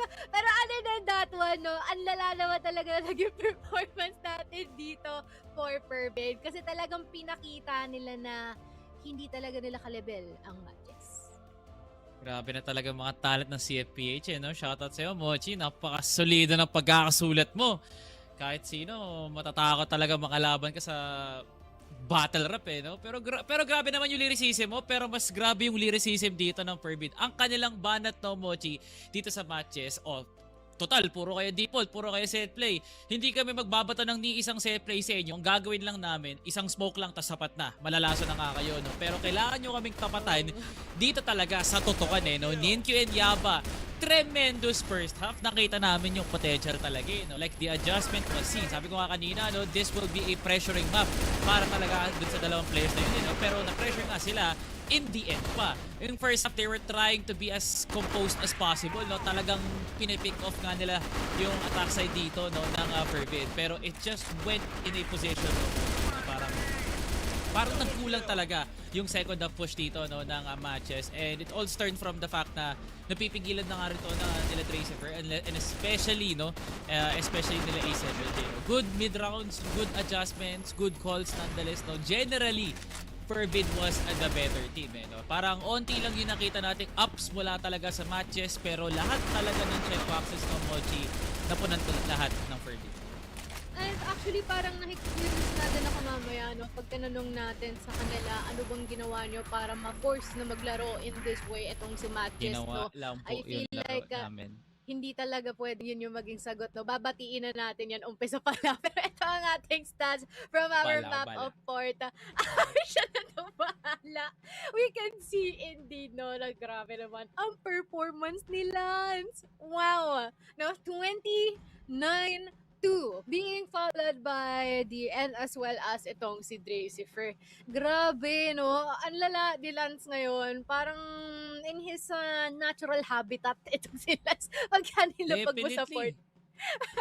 Parang definitely, no, isa nga lang naman talaga sila sa mga nag-standout nga naman ng ating impactful at isa sa mga prospect nga naman talaga ni Nice Katol na gusto niya talagang ma-develop personally, no. And si Lance, all he needs is confidence, no, Mochi, no. Si Lance kasi, Mochi, dumaan din sa same practice regimen tulad ni KLP. Naalala mo pa ba, Mochi, dati rin magkakampiyan si KLP tsaka si Lance, no. Tapos parang ngayon nagkakaroon na kasi ng sarili nga nilang mold ngayon wherein both KLP and Lance are now excelling in their own journey to become one of the best snipers keepers dito lang sa ating Seamasters, no? At speaking of lands nga naman talaga, 2.22 KD para dito sa batang to. Pag ikaw pala talaga hindi pa nag-match MVP, ewan ko na lang, boss, kinuha mo na yung map 1, kinuha mo pa yung map 2, what more pa kaya yung kabuang laro talaga mismo, eh, no? Pero nonetheless, no, kita nga naman talaga with the rising performance of Lance, anything is possible para dito nga sa FERVID, eh, no? Kung naging concern nga to ng mga nakaraang series natin, especially from that series up against Stallions, no, nagkakaroon talaga ng backwards trajectory dito, no, ang FERVID. Pero tinan mo nga naman, Mochi, no, the contrast between that series to now, na kung saan nag-pop off talaga both D and as well as Lance, talagang pinakita ng FERVID that they are indeed the better team. Kaya naman, no, ikaw na nabanggit, sino nga kaya itong match MVP natin, no? It is no other than si Lance talaga, no? Sayang, amuntikan ka lang tumama, no? Pero si Lance daw, eh. So, 2.06 ang ating KD. And my oh my, I feel like, naalala ko nung isang beses na in-interview natin tong si Lance, parang, ano lang daw siya, assist lang, first contact lang, ganun. Pero parang hindi naman yun, yung nakikita natin dito sa serye nila so far. It's always more than that. Definitely, no. And to be agreed upon naman talaga na si Lance is the second or even the third option. Pero Moji, no, kung ako tatanong, para siya yung primary option ng dalawang maps nga natin, eh, no. Siya yung nagpa-first contact ng ating mga mid angles, no. Kita mo nga naman pa lang sa highlights to, sa Ankara usually papadala mo talaga yung backup player mo sa TV para i-check, eh, no. Pero hindi, ang pinapadala ng FERVID si Lance, eh, no? Kasi kaya niyang gawing HK dito, no, yung TRG, at kaya niyang gawing M14 yung USP. Yan talaga si Lance.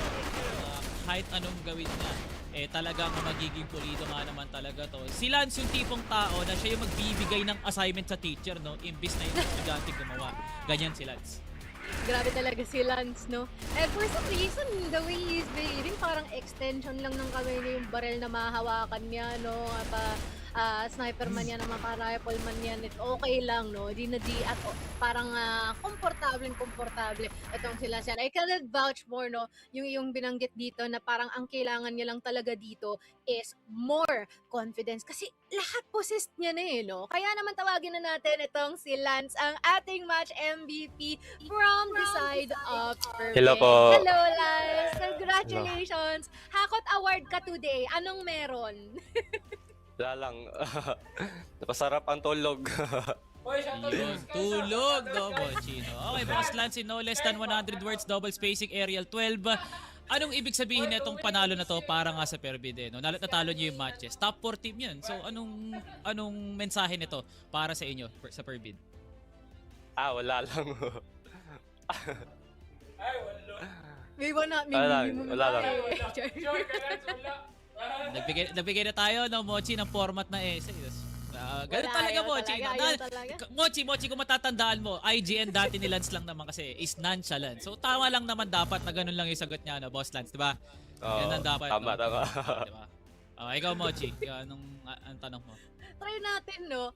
So, actually, naalala ko, huling sinagot mo sa akin kung anong gawain mo or yung papel mo sa team mo is usually yung parang first contact lang, assist lang. Do you think na ganun pa rin ang gawain mo? Kasi based sa KD mo ngayon at yung ginawa mong performance, beyond that na, eh.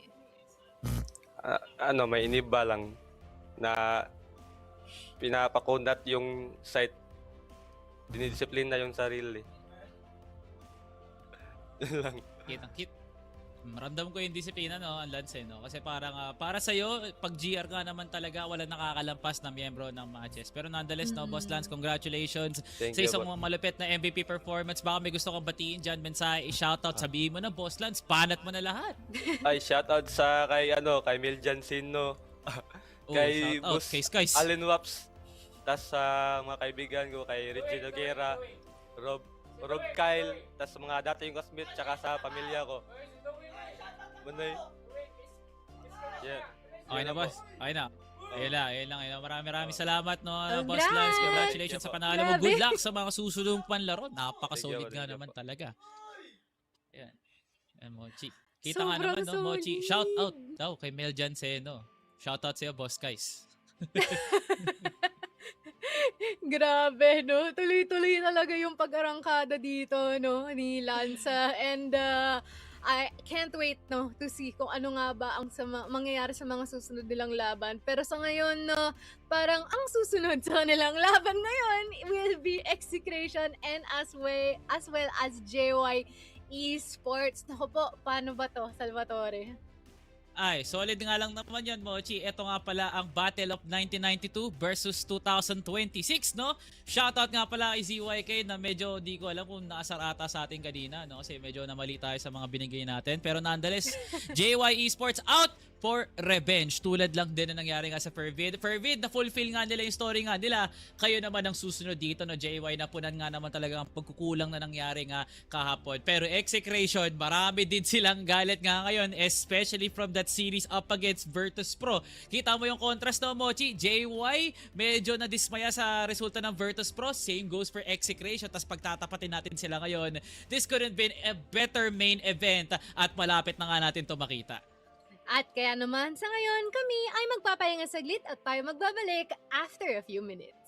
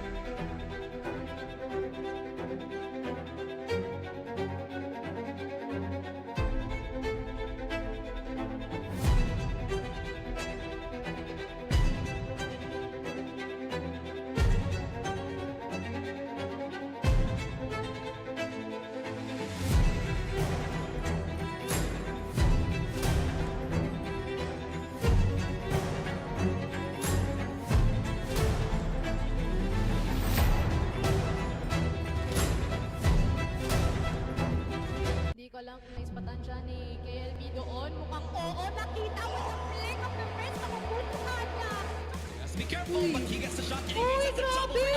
Even play pa. Tuguan na nga ngayon si Cetra. And pinakabantay. He's gonna get one. And also two huge. Kaya pero wait lang, hindi pa rin tapos yun. Lahat ng action, masusundan pa. We are gonna be seeing prevalence race here dito sa house. Ano doon, flash grenade? PSA!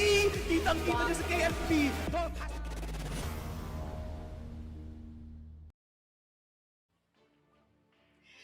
At tayo nagbabalik dito no sa ating pinakahuling serye for this night no. Nanggaling tayo sa sobrang daing surprises from our first and second. Tingin mo ba magiging sorpresa itong pangatlo?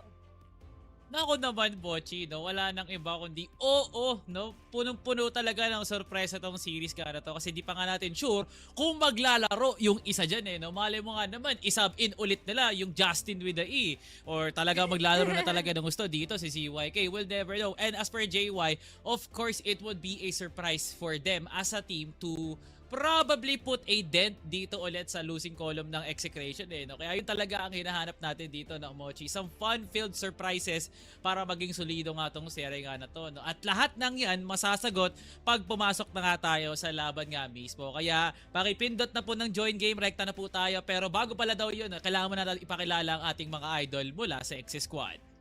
Kaya naman, tignan nga natin, no? Kasi, based sa ating mga pangyayari from yesterday, no? Alam naman natin kung gaano ka mechanically gifted itong ating mga miyembro, no? From the former, itong kay Paul X, kay CBN. But, unfortunately, parang di natin sila masyado nakita o namataan kahapon. But, when it comes to the performance dito ni ZYK, parang talagang always present itong si kuya mo. Lalaro si N9 Lalaro pre, siya suot-suot niya pa yung jersey niya. ngayon. Hindi si ZYK yan, Mochi, si N9 yan. Kita mo, jersey N9. ng Baisha Gaming yan. Si N9 yan, bo. Sige no, so yari na yung mga Let's go, ulo daw N9. ng mga members ng JY kasi AK yung gagamitin niya. At especially, meron din tayo mula sa Stallions, pati na nga rin sa Falcons. Grabe na talaga kayo, Lahat Execration. Parang dami yung import. Dahil nilang karamay, no? Iba-ibang buff kada isang tao. Pero ito nga, ang kanilang history, no? Compared to the rest of the teams, no? Parang sila pa lang ang merong 3 games na natatapos dito. At ang susunod naman itong ang katapat nila si JY Esports. And I cannot wait kung ito nga ba ay magiging win or lose. Kasi sa ngayon, parang sobrang hirap na namang underestimate ng kalaban, eh, no? Definitely. And JY is one of the few promising teams nga naman talaga na pwedeng maging pwedeng maging motivation or pwedeng maging push for Execration para talaga mas mapalago nga nila ang kanilang performance dito, no? And especially sa napapalapit nga na playoffs, talagang kailangan lang higitan ni Execration yung parang dinadala nga nila dito sa tournament na to, no? And player quote mula dito kay CBN. Grabe, no? So sobrang regular na ni CBN sa Maynila. Diretsong Tagalog niyang sasabihin ang kahit sinong team gusto namin makalaban, hindi lang isa o dalawa. Good luck po. Parang ano yun, no? Parang napaka okay, good words, no? Good words nung una. Pero yung good luck po, parang feeling ko may vendetta to si CBN eh. Parang ramdam mo yung init ng pagkakasabi niya eh. Totoo, no? Parang yung good luck niya may halong malis. Which is pretty scary, especially na kay CBN ito naggaling, no? Pero ngayon matutungayan din natin, no, kay Execration kung yung mga nangyari from yesterday is just a fluke even after yung upset din dito for matches earlier on, no, na talagang pinatunayan ni FERVID na alam mo, kaya naman namin kayo, hindi na nga pinaabot ng ating third map. And I am also wondering, ano naman kaya ang meron dito for JY Esports? Kasi so now, seems like isa sila sa mga teams natin na medyo hirap talaga, no? Pero when it comes to the overall atmosphere and as well as naman yung potential, present naman dito for JY. Absolutely, no? And si Rai, yung pinakamagandang example, no, as one of the few premier fraggers nga nung first 2 weeks nga natin. And because of the competition na dinanas nga dito ng JY, it took a massive dip from, I believe, 1.3 to now down to 0.19, no? So parang malaking impluensya nga naman talaga yung naging experience, quote-unquote, ng JY, no, sa mga naging laban nga nila. And hopefully, this is not the series to turn the tides. Balik na rin yung mga sabi sa Execration, no? Sila nga ang mananalo. Yeah, JY, this is now the best chance. This is now the best time actually na talagang gawin nga yun eh. And let's take a look at the schedule here for JY. After this match with Execration, they will be facing Team Stallions to, and after that it will be Querdas and the finisher will be Rightes. Kita nga naman no, Mochi, sa JY, 4 consecutive wins in order to possibly qualify for playoffs. Tas dalawa dun mula pa sa top 4 at isa pa dun is already an up and coming team na naghahangad din para nga sa playoffs. So JY, it is your task. No? Kayo na nga po bahala. Ito po ang gampanin nyo na ipanalo lahat ng yan para maka-playoffs pa. And it's gonna be so difficult indeed, no, as you have mentioned. Pero dito, para sa akin, yung execration at message ko ay sanay makatama ako sa ulo ni ZYK. Hihihi with a heart emoji. Dito ni Brian. So, yun lang daw. Yung goal niya dito sa laro nila is maka-headshot kay ZYK. Sabi, no, napaka valid naman no, siguro Mochi kung isa kang dekada na performer na nagdala ng international trophy mula sa Pilipinas, no. Minsan naging finalist din ng mga international tournaments, naging 3-time champion ng CFS. Syempre, no, isa sa mga primary targets pala talaga dito is si ZYK, no. So gets kita bossing, no. Gets kita bakit mo gusto patumbayin si ZYK. Kasi maski ako actually gusto ko patumbayin si ZYK. Ikaw ba Mochi, gusto mo ba patumbayin si ZYK? ano bang aspect ng pagpapatumbayan? Kasi parang iba yun ni mo. Pero chill lang naman nga din dito si ZYK, no? Actually, kung pwede lang, kung magaling ako, bakit hindi, di ba? Pero feeling ko sa inyo na yon ni Brian, no? Kasi iba talaga yung din ni Brian pagdating dito sa role niya for JY Esports. And I really like din, no, na dito for JY Esports, it's more like them focusing more in the experience as well, being here in the Masters and using it as a leverage in order to improve further, no. Hopefully na makita uli natin sila dito soon enough. Pero for now, yun nga, no, survival mode na nga ang ating kaganapan dito sa ating last series for the night. Kaya fully expect na magiging palong-palo ang ating mga players ngayon. Pero I believe may mga palo din mag-predict dito. Kasi I think ang mga nandito is more on the straight to zeros wherein kay Execration talaga papanig. And I do think na si Bipolar ata is dire-diretso na tama yung prediction niya so far. Correct me if I'm wrong na. Yeah, sumabit siya kanina, no, ng isang map lang sa matches, pati na nga rin sa FERVID, eh, no. So far, kasi hindi naman kinakount yun, no, Mochi, ayon sa ating media team, eh, no. So far, si Poler, pwedeng umexit ngayong araw nga na to na merong 100% win rate, eh, no? So parang grabe naman yan si Idol, eh, no? Parang may gustong patunayan sa amin ni Sneaky na yung number 1 yung pwesto dyan, wala na yan, umalis na kayo dyan. Gaya nga na sinabi ni Poler ni isang beses, no, nung parang kung nagkasman kami ni Sneaky. Ewan ko ba. Pero but nonetheless, no, pero eto nga ang ating prediction, no, Mochi. For all the reasons nga naman talaga na Execration has this series already in the ranks nga naman talaga. At gusto ko rin malaman, Mochi, ano ba yung mapa na pwede nga puntahan ng JY pati nga ng Execration. Malay mo, no, Mochi, recently pinaprioritize nga nila yung sub-base. And sub-base it is, no? Ang galing talaga natin, Bipolar. Poler, ang galing natin. Best friend talaga. Tapos may New Mexico tayo for the second map. Really interesting, no? Ano kayang niluto ni JY Esports for this one? At kung nga aabot dito sa ating deciders ay Eagle ay tayo magsasayawan. And parang tumantawa kayo ni Bipolar. Bakit nga ba aliw na aliw kayo sa sub-base ng Execration? Kasi pinili namin eh. 'Di ba? Parang predict namin 'yan ni Bipolar. Magaling mag-predict 'yan si Mr. Bipolar at higit sa lahat eh, no? Wala nang ibang mas malupit pa kundi sa sub-base ng Execration na isang Cebuano lang naman yung nasa roster na 'yon. Pero feeling ko, no, Mochi, this is now the sub-base of Execration na talagang ready na sila for a change. Parang turning of the new leaf, no? Tama na yung new compound. Tama na yung Ankara.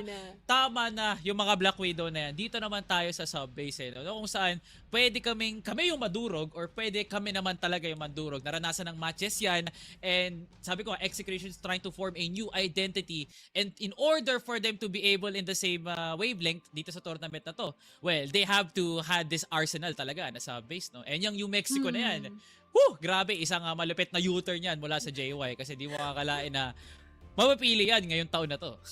Yeah, parang ang trip nga lang pag parang gusto lang nila ng gulo din siguro, no, for JY Esports. And let us see kung yan nga ang ipagbibigay or pagbibigyan tayo nito, no? Kaya naman, let us prepare the stage para sa ating still, no, nonchalant and OA na tandem. Muli, ang mga kasama natin, it is going to be Sneaky Frog and Bipolar.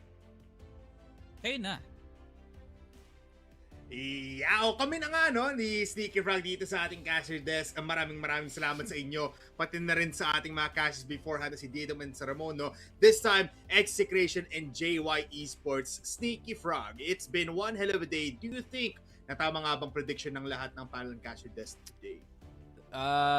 Yes. I think so na magiging tama to, pare. Pero, I have one question for you, Bipolar. Ano? Do you think it is mathematically possible para sa JYE na makapasok dito sa playoffs natin? Not really. Not really? The answer is actually yes. Pare, if they win Really? 5 If series they win in here? a row, men. Kung nanalo sila ngayon pa lang. 5 series in a row. Kaya pa nila makapasok ng playoffs, men. And Execration, this is only the first step to possibly one of the greatest runs dito sa ating group stage. I'm hyping this up ngayon, no, kasi pakiramdam ko na yun nga, it can crash and burn later, or yun nga, no, maybe yung 1% na yun para yung magpapapanalo sa kanila dito. Yeah, you know what? You're actually right. Pero kasi I'm looking at the next match dito ng JY. I believe it's STS. Tama nga ba yung susunod? I mean, I'm all up for killing of the gods, no? So why not, di ba? If they can throw out STS, magandang laban na to. JY can possibly qualify. Pero, Sneaky, JYK is in play. Justin with the D is out of the picture today. Ano sa tingin mo yung plano ngayon ng Execration? And we're going to sub-base sa first map. Well, yung sniper will be slightly slower but still very effective, pare, I would say. Na, ayun nga, being etong si ZYK was apparently the second oldest player dito sa liga natin, just being overtaken by one of yung veterans players natin. Man, so when it comes to yung usapan ng experience, you really do have to give it to Execration every single time, man. I mean, you have 3 former Pacific Macta players, Fall, X, and CPN, who's been through the ringer, no, dito sa ating impact and going into Masters as well. And para naman sa JYE, this is actually a case of two journeys na accidentally lang sila nagkatakbo dito. Obviously, Execration, who is already fighting. Uy, nag-flip si Polar. Already fighting para dito sa ating playoff contention. And meanwhile, itong JYE, who is still on the road to improvement dito, pare. Yeah, you know what? I mean, feeling ko kaya din nawala si ZYK kasi nandun yung senior niya sa veterans last time. Sabi niya parang, wait lang. Ayoko muna dyan kasi andyan si Papa. Akala baka ko madamay, dog, pare. pero baka madamay, di ba? Wag na lang daw muna. But nonetheless, you know what, Sneaky? For JY though, I feel like this is gonna be a pretty hard game. Nakita nga natin, di ba, na parang it's sub-base. They can play sub-base. Pero up against Execration kasi they've been spamming all throughout the tourney. Yes, they're one of the teams na sobrang konti pa lang ng mga laban sa Masters. Pero feeling ko kasi practice rounds to every time for Execration na sige, gamitin natin sub-base every time para mapaghandaan natin yung STS. And as well as yung mga Cebuano teams natin. So, this might be a pretty tough first round or first set. Yeah, don't forget about Virtus Pro, pare. They also have that sub-base in that back pocket. Tingnan natin yung sa map number 1. Mabilis isa o dulo. Akin bet. Pa-flash ko, Kwan. Tinatry talaga ni Paul na maging seryoso dito, pare. But I can see his smile cracking sa taas ng face namin. Pero, PL side para dito sa JYGR for Execration. Looking like a bog standard defense. Pero, tignan mo yung Woods Bowler. Yeah, they're very forward, no?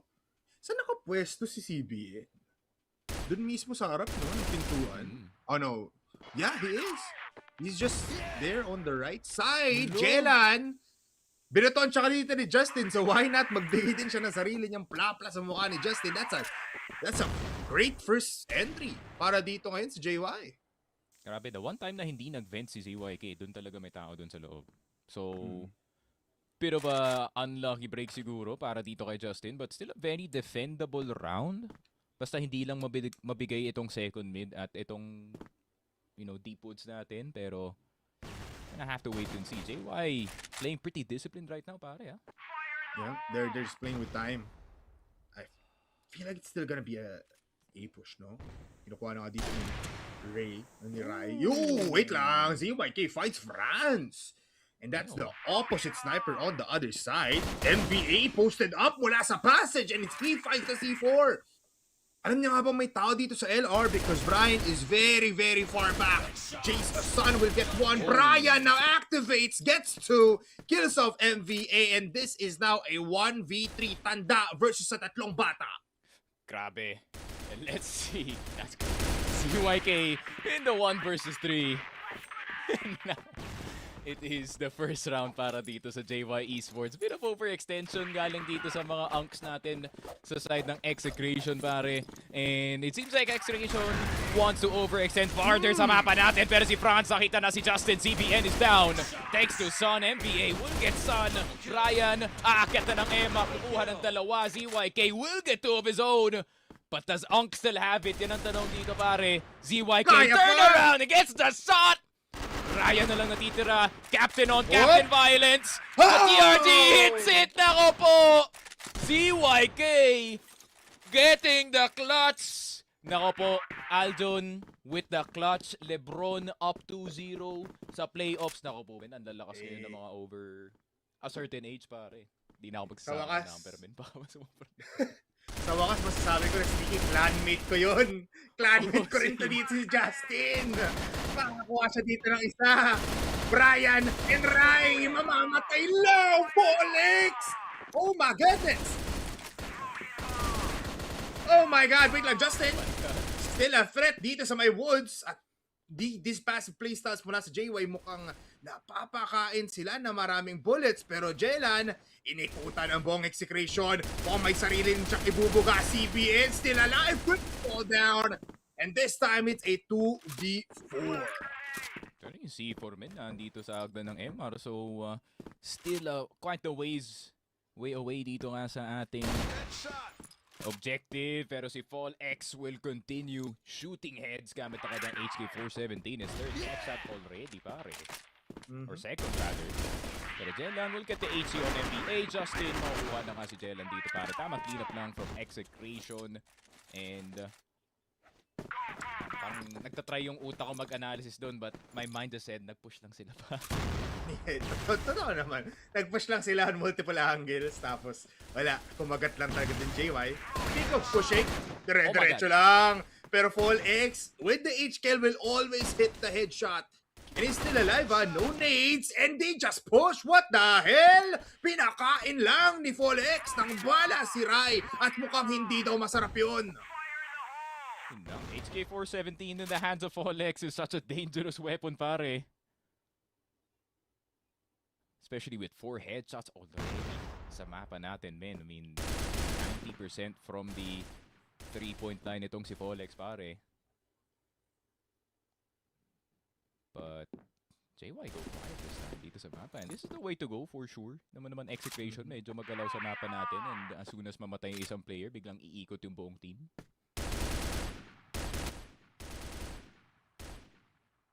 Talking about kulit, no? If you're Querdas, makulit sila sa cams. Pero this time, makulit ang players natin sa mapa for Execration. Very curious lang. Sun has the C4. He might just get picked off here sa may passage. Never mind. Alis lang siya. Very quiet nga talaga, no, Sneaky. It is not an active JY dito sa build side.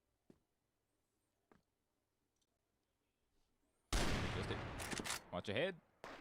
Dapat na siya makuha nandito ng buhay through the gap. ZYK. Arthritis. Tamang lig lang, men. Right through the ACL. Out through the MCL, pare.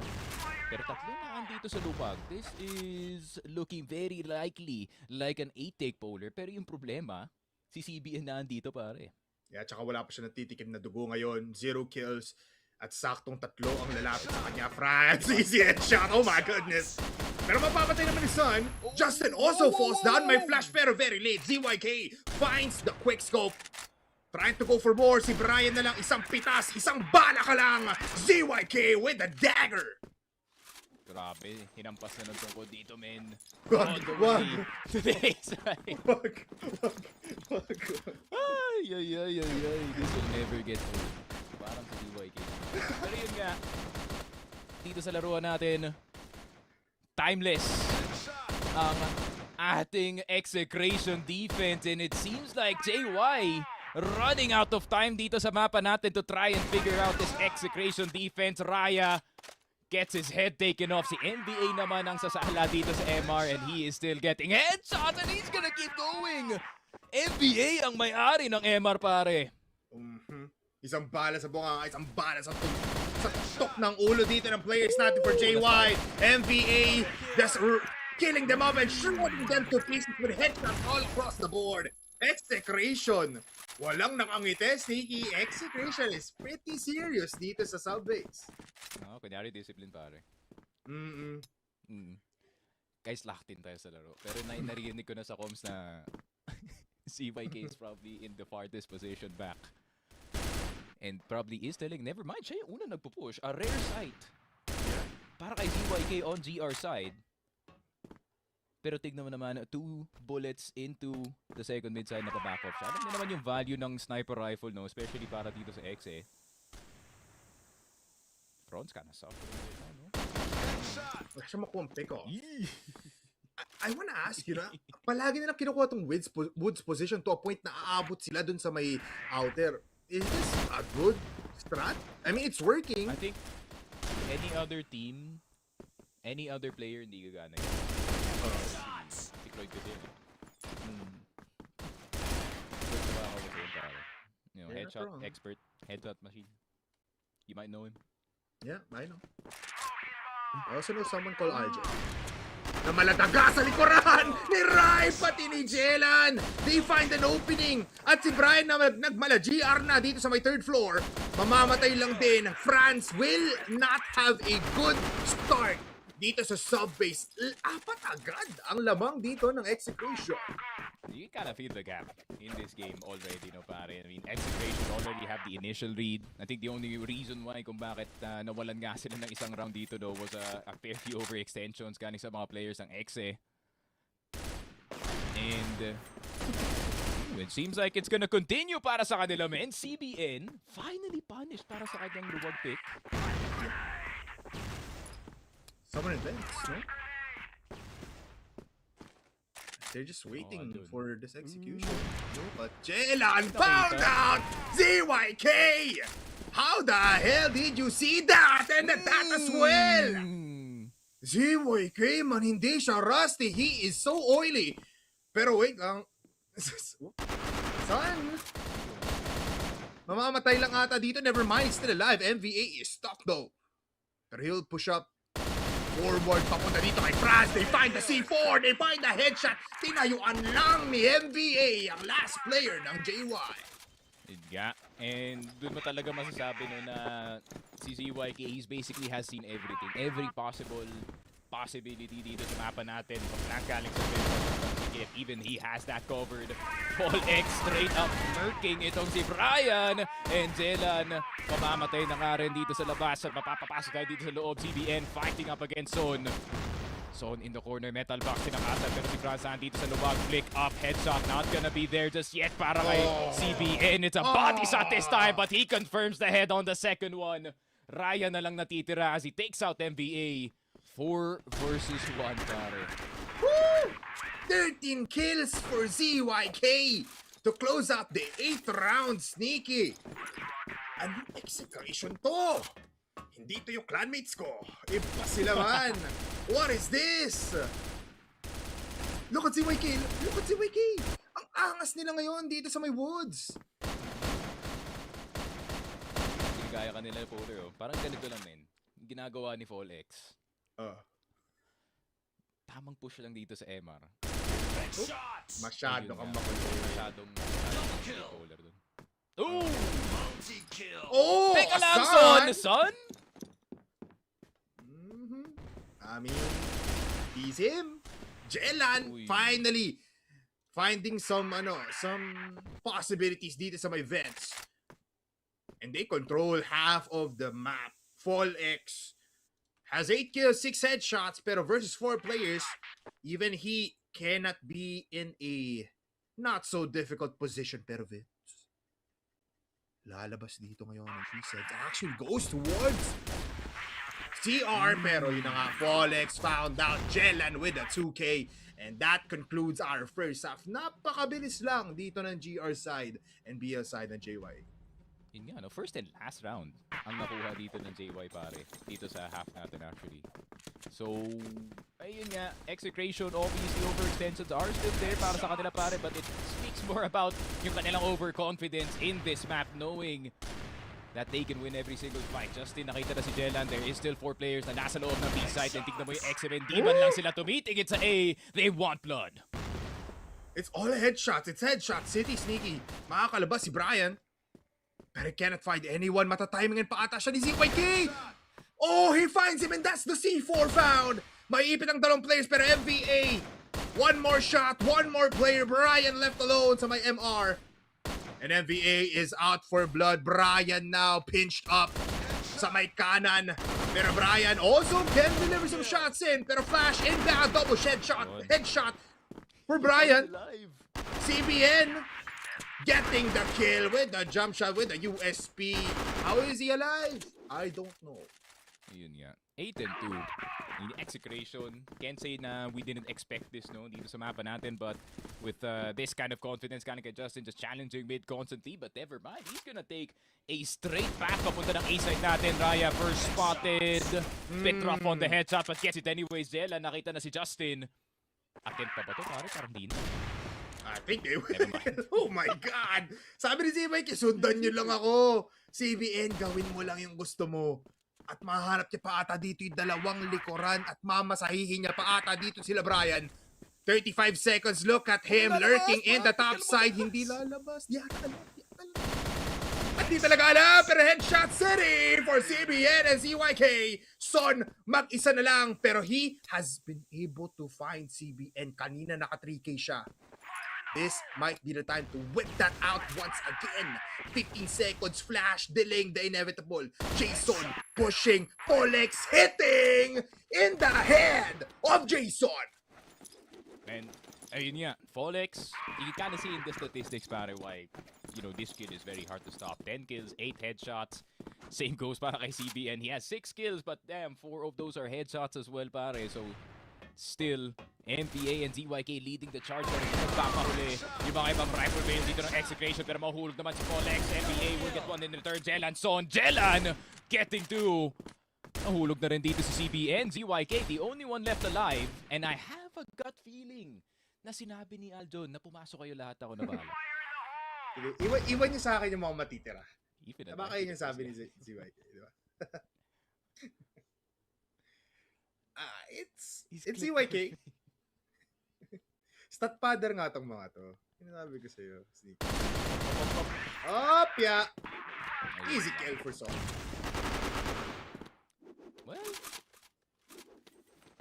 I'm trying to think kung there is a chance. There is a shot para overextended tong Execration for the next 6 rounds. Kayang-kaya pa yan, Pin. Feeling ko nagbasa to ng action type gameplay.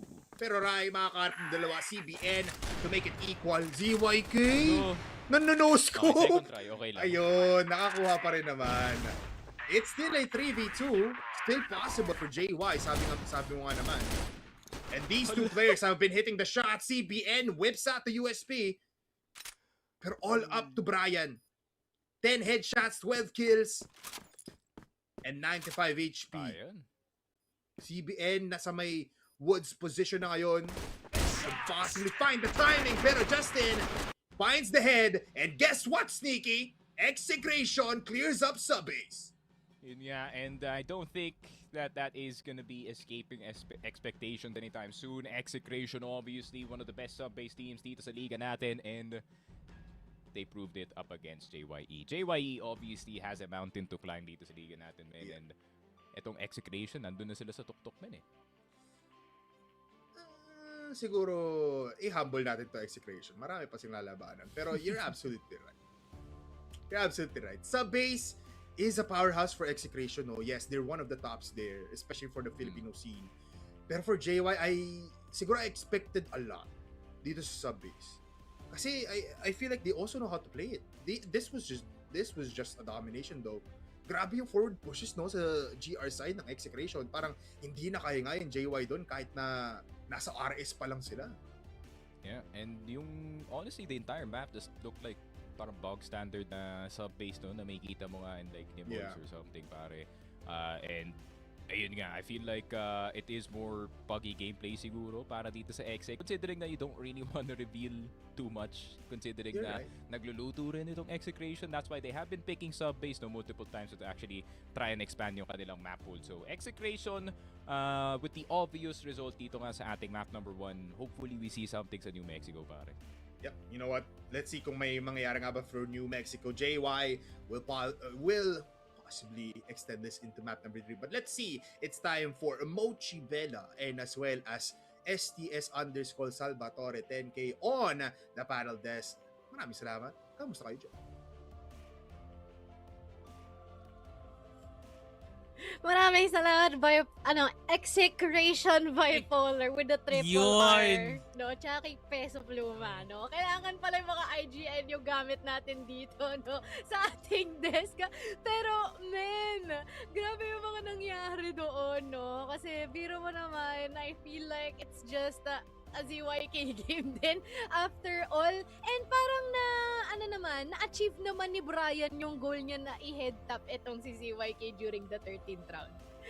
Ilang beses pa nga eh, no? Pero wala talagang galing ng mga clanmate ni Epoler eh, no? Parang ready na ready talaga ang Execration para dito ka sa sub-base. And on both ends, from both defense no and offense, nakapagtaka kayo, no? Yung defense nga nila Mochi, which is their GR, mukha pa rin parang sila yung gumagawa ng paraan para kumalaban ng JY eh, no? With the pushes on MR and as well as Woods, nakapagtaka no, that they have taken so much space.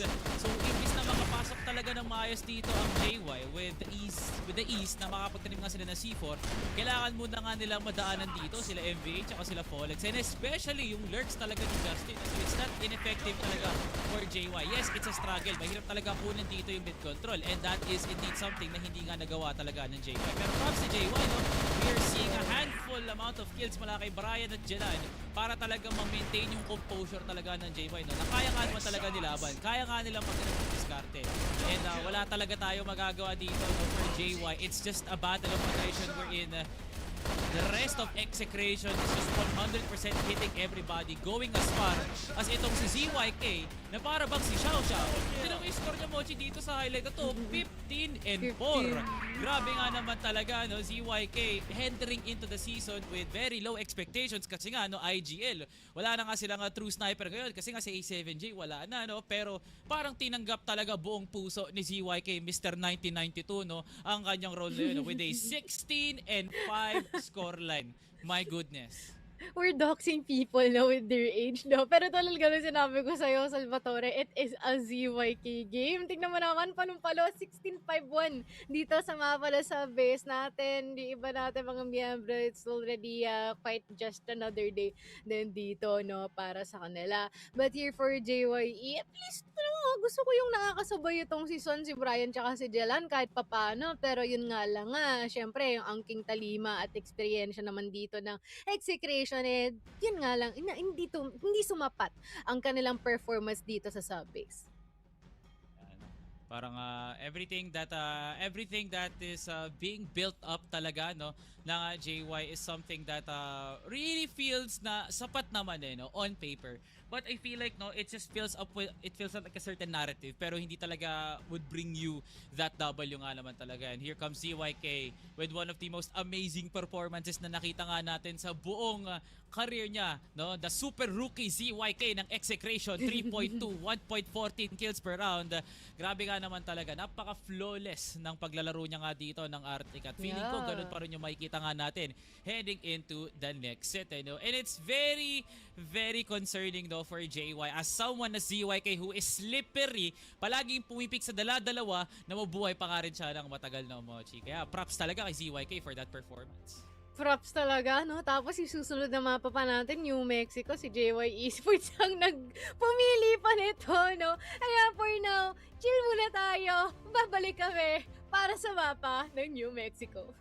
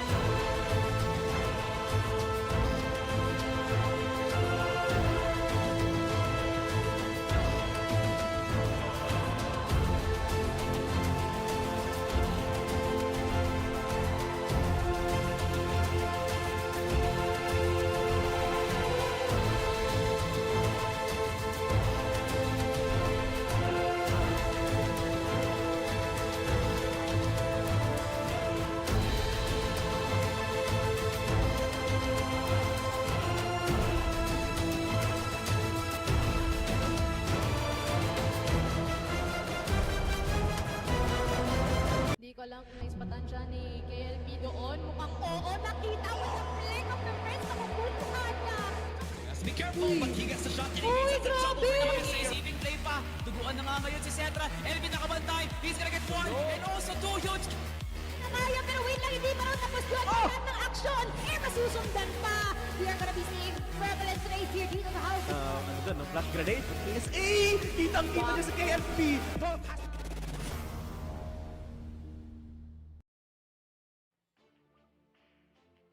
And we are back, no? Titignan natin kung ano ang mangyayari dito sa susunod na mapa. Wherein Execration and JY Esports pa rin ang nagtatapat. And just a quick recap, kanina it's a 10-7 for sub-base pabor sa Exe. Di ko akalain daw, Bochi, that we will be saying the words na ang laban ng Execration at JY ay mapupunta sa New Mexico. Ang pinaka-paboritong burning map ng mga nag-RM at yung mga wala nang malaro sa 8v8, dito natin sila dadalhin. Eh, no? And this is the least prioritized map, no, for all the good reasons, no, Mochi. It's a niche map, eh, no? Meron na tayong Eagle Eye, meron na tayong new compound. Hindi na dapat nakikihalo-bilo talaga yung Mexico, eh, no? So dapat talaga may mga times na first ban, walang isipin first ban, compound, first ban, Angkara, eto na kaagad ang iban mo. Pero hindi ko alam paano at nakalampas nga to at pinili pa talaga ng JY, wink wink. Yep, kaya naman itanong na rin na natin kay Bipolar and Sneaky Prab, gusto nyo ba tong mapang to? Favorite ni Sneaky Frog yan. Alam nyo, he's just lying right now. He's just lying right now. You guys, you have to read between the lines. Sneaky Frog favorite na mapa niya. To a point na hindi siya mag-out F4 kapag meron siyang, alam mo yun, pag nandyan yung Mexico. But nonetheless, everybody, tayo po idadayo pa din naman sa New Mexico. Kahit anong gawin natin, tayo ay pupunta dyan. Kasi JY, eto na. Sabi nagsabing bias dyan, I feel like you are kind of wrong. Kasi alam kong ito ang kryptonite ng buong Execration. Sneaky Frog, anong thoughts natin dyan? Yun nga, New Mexico could be the key considering na napakalaking curveball to dito sa series natin. I think this is our second New Mexico if I'm not mistaken, or first New Mexico natin dito sa group stage. I'm not so sure. Pero this could be the second one, no? So it does make a rare appearance with the main reason na ayun nga, it's not a map na you do expect to see, you know, competitively dito pare, obviously with the size and yung the amount of corners meron nga dito sa New Mexico. It's a map that not many teams really like nga dito, no? So obviously, still with the changes, no, there's a lot more variety. Pagdating ka sa New Mexico, may 2F na dito sa B. There's a lot more pathways to enter yung mga sites natin. So, you know, it is slightly easier para dito sa mga BL. So, we're gonna have to wait and see, pare. New Mexico, it's a map that is very, very confusing kung ano ba talaga, kung sino ba talaga yung may advantage dito, man.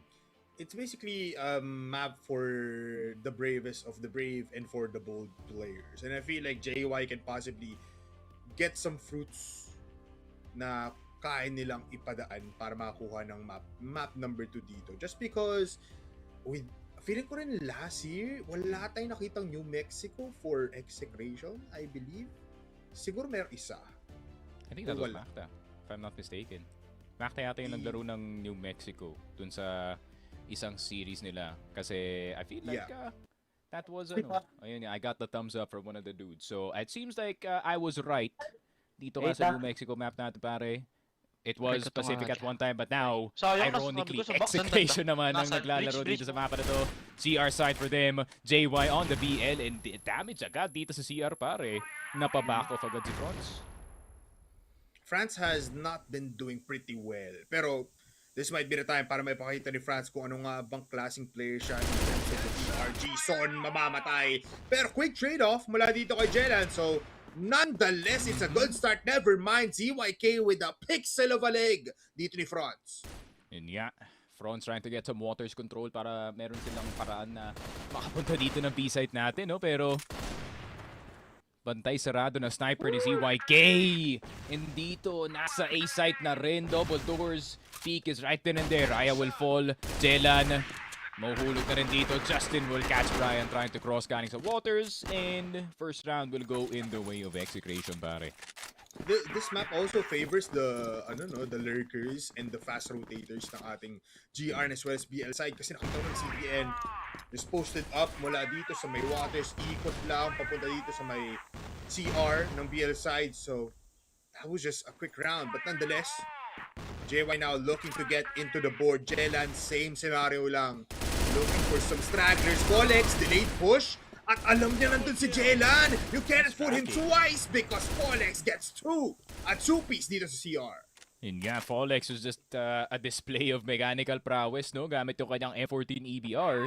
At gusto niya pa itulak kaharap dito kay Brian. Wallbang, freebie, headshot para kay Folex, Raya and Franz. Nakadalawa pa nga pabalik, pero CBN with a tap of the HK417 namatay agad dito si Franz. And Raya, the only one left alive. What can the captain do para dito sa JYE? Mukhang stuck na siya dito sa waters, pare. HK naman siya, pero up against M14s and HKs all around.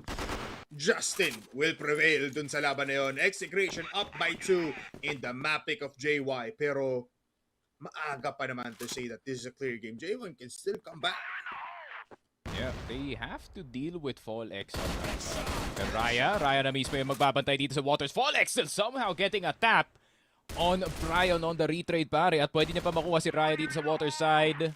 Pero magbaback na lang siya all the way. Good discipline. Galing kay Folex. I think satisfied na siya dito sa first pick lang. A quick trade-off lang. Folex with almost half HP will inevitably not fight there sa ating water side. But JY still haven't made moves para makapasok dito sa kahit anumang site. Ali can be taken by 2 players, pero si CBN yung doon. Oh, right. Is pushing, HK is hitting, that's 2! Si Franz natamaan. Si Franz natamaan, the guy behind him. Raya blessed with the plot armor, pero pati na rin dito si Jelan, pare. CBN will not spot him, pero Justin with the 1 versus 2.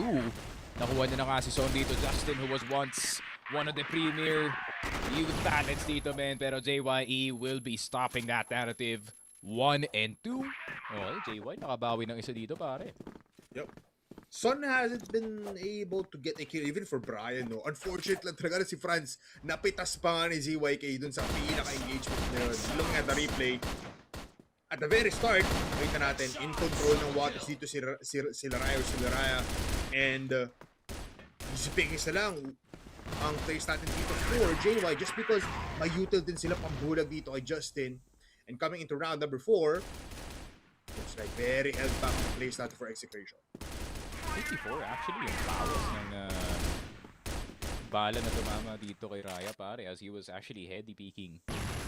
So it went through the box. So next level kamalasan lang yun para dito kay ZYK. Pero Folex, not gonna be unlucky anytime soon. Locking down itong poste natin, pare, pero hindi siya mag-repeat unless CBN can get some space dito sa may alley side natin. Pero yung USP, tinrider siya doon, pare, hindi sumala ang bala. Pero Folex will be falling forward this time. Brian will be falling. Has to reload, so no aggression yet. Jelan, alam niyang meron dito, pero overwhelming the odds! Jelan! What a wallbang shot onto Folex!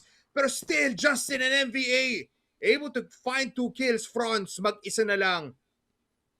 Still lurking here sa may waters. I believe it's going towards CA. Pero ikot siya. Gagawa siya ng malaking play here sa may CR Franz. A lot of time still.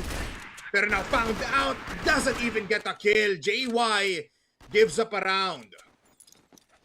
Grabe. I feel like yung pinaka main na reason why mananalo kayo ng rounds dito sa mapa ng New Mexico kung makuha nilang talaga yung initial control dito sa CR na pinaglalabanan ni Folex every single time.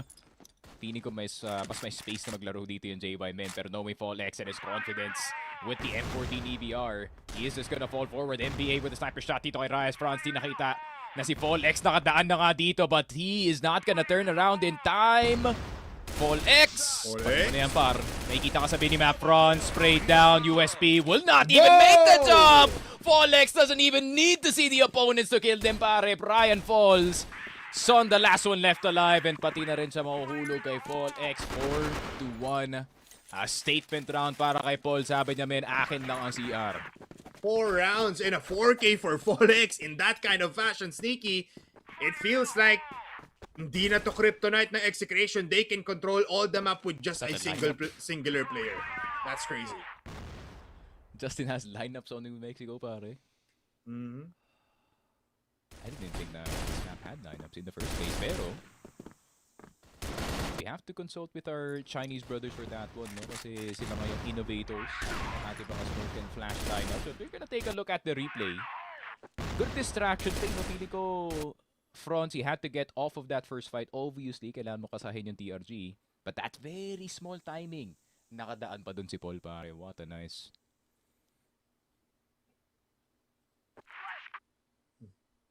JY taking the very slow approach now, pero ngayon sa sabog, a little bit beside BR. Pero no one found Sneaky. This is pretty concerning. Ang daming ininvest doon ng JY. Even utilities pa lang, ang dami nilang binigay.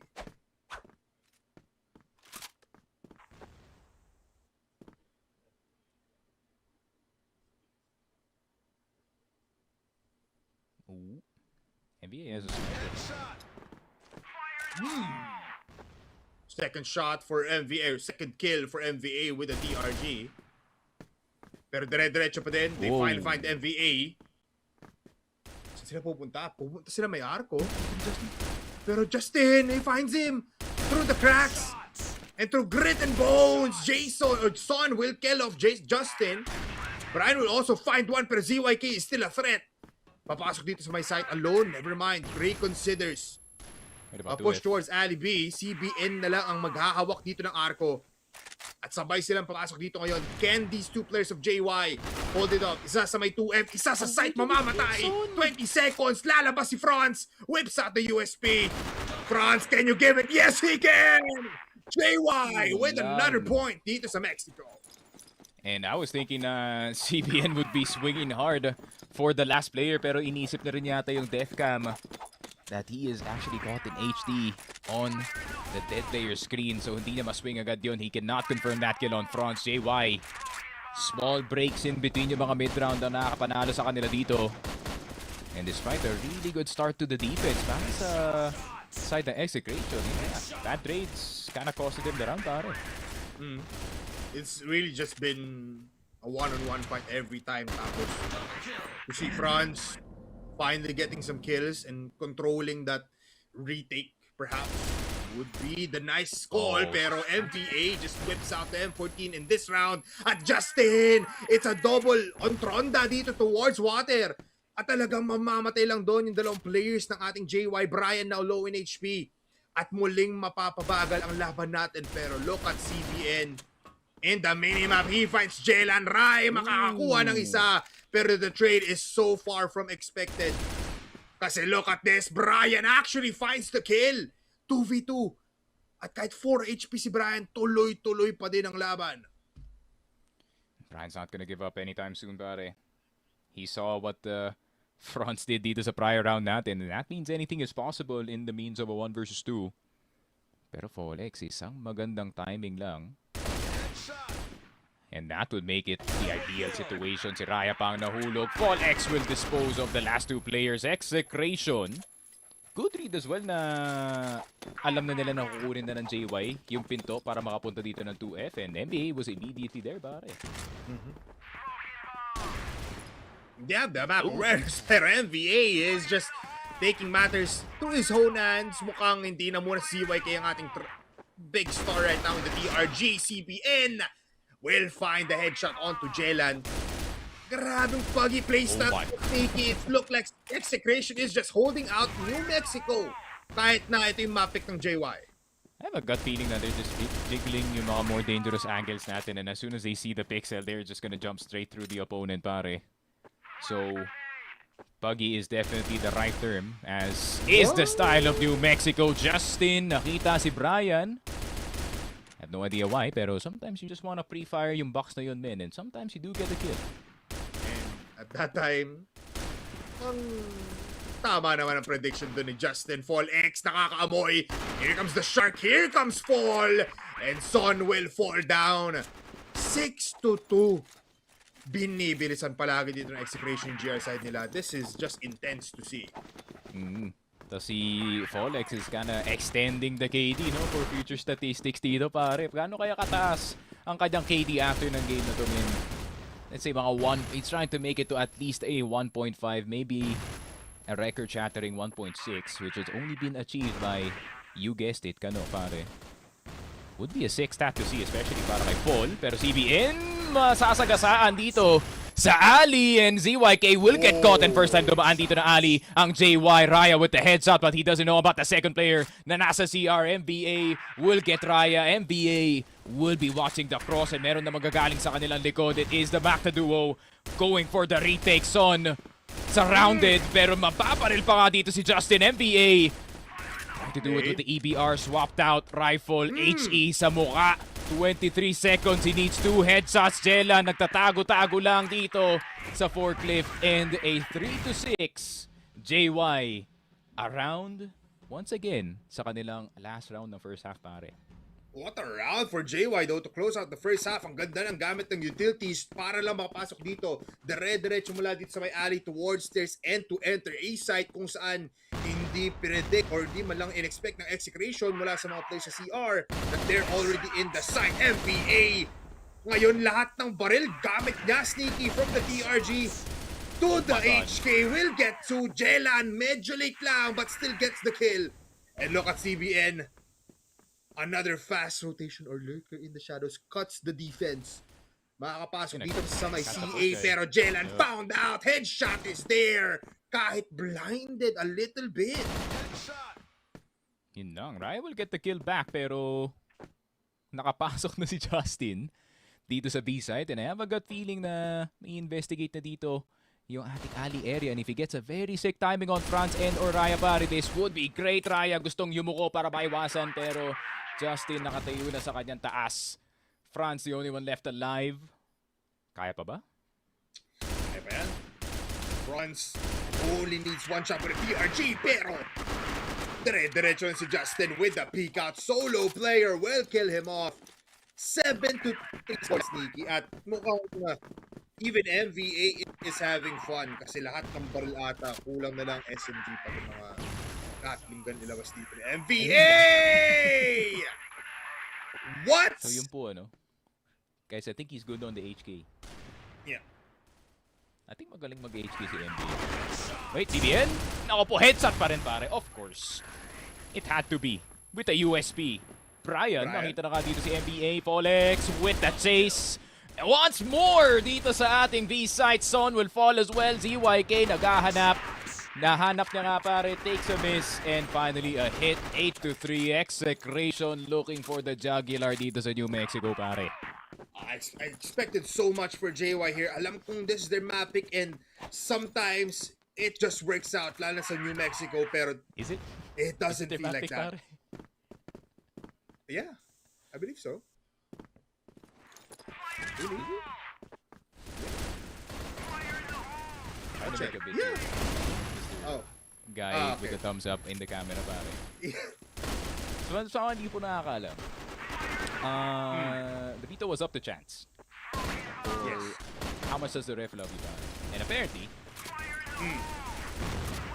JY wanted to go for fun dito, man. Yes. And it seems like anything but fun ang nai-experience nila dito sa mapa natin ng New Mexico, man. They are getting absolutely rolled with Polex. Nasa spawn na. And CBN, hindi ko nga napansin si CBN. Nasa waters pala, pare. CBN will get to. And this is a beating of a lifetime, pero lumalaban pa rin na JY. It's a 2 versus 1 all of a sudden. C4 still in the hands dito ni ZYK. Posible ba? Si ZYK lang yan. Kaya ni Brian pati ni Ryan. ZYK. Justice on. It's time to retire. If you just die here and Brian finds him with a headshot. JY is still alive. Grabe. Tinulungan yung clan master mo, Paul. Ay, bakit? JY ako ngayon. New Mexico. Sa New Mexico lang. New Mexico. Pero pag Ankara. JY pa din. Oh, okay. You're real fan of the orange spades, pare. Dabaway niyo ako, man. Dabaway niyo ako by heart. Dabaway niyo to. Hashtag I love DVO daw, sabi ni Polar. Pero, what is... No one's fighting. Where's the fight? Nasaan yung fight, pare? Nagtataka ako, pare. It's 1 minute and 48. And there's the fight na hinahanap natin, men. Folex will get through. In a 2 versus 3, Son rounding the corner, pare. Folex will get the headshot. Siyempre, how, men? Wag mo nang tanungin si Paul yun eh. Diba? JYK? You're absolutely right na di ko na dapat tanungin, pero how did he just get an instant headshot? What? France, another chance to be able to not clinch up a 9 rounds for Execration. USP out, 2 kills now. Just 2 more for France.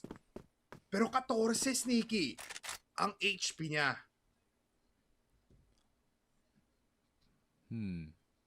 Kaya pa ba to?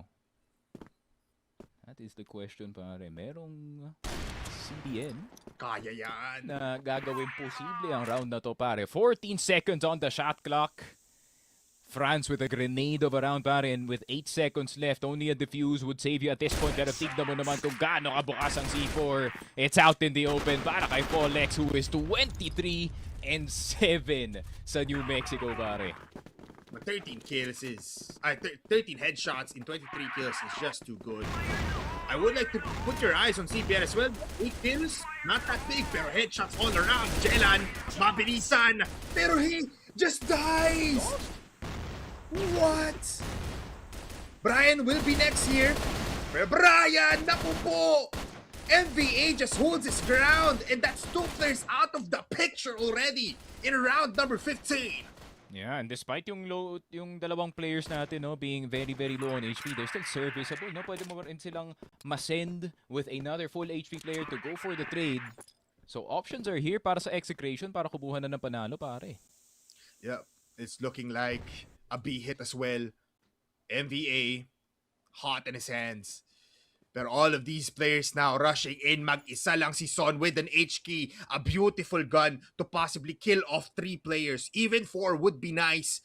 Pero Flash, lalabas na rin ata. Son has a flash of his own, pero he needs to play a sitting duck dito sa site. Ang daming bomba, ang daming binabato. Son only gets 1. Execration will clean up house dito sa New Mexico. Arriba dito para makuha ang 2-0. And Execration, expressions do not change para sa kanila, pare. It is another day in the office. Para nga sa Exe squad, a 2-0 sweep to further yung kanilang position dito sa group stage, man. I feel like Execration last year, expectations were high. Were very, very high, pare. This was the team that was supposed to be, beating the likes of the top 2. Execration this year, they look a lot scarier, possibly. Pero the thing is, this is 20% Execration, pare. 20% power Execration. Paano pa kaya pag nag-100 na sila, men? Kasi, ayun nga, if they're just messing around like this at ganun pa rin yung aim ni Folex, ganun pa rin yung aim ni MVA, paano pa kaya if they lock in dito sa next few series natin? You know what? Good game and well played pa rin naman for JY. For no? sure, They got some rounds. They played some fun games dito sa New Mexico and as well as sub-base. Pero kinulang lang din talaga. Talagang nakain sila ng bilis ng tempo na ginagawa dito ng players for Execration. I would like to ask you, Sneaky, before we head on to the panel, no? Do you think, yes, this is just 20% na ikinate for Execration, is this a full-on roster na kaya nang lumaban sa top 2 teams natin? I think so, man. I think so. This might be the roster. It has the right mix of yung experience at yung talent natin. I think it really is up to whether or not the sniper can keep up with the rest of the league, pare.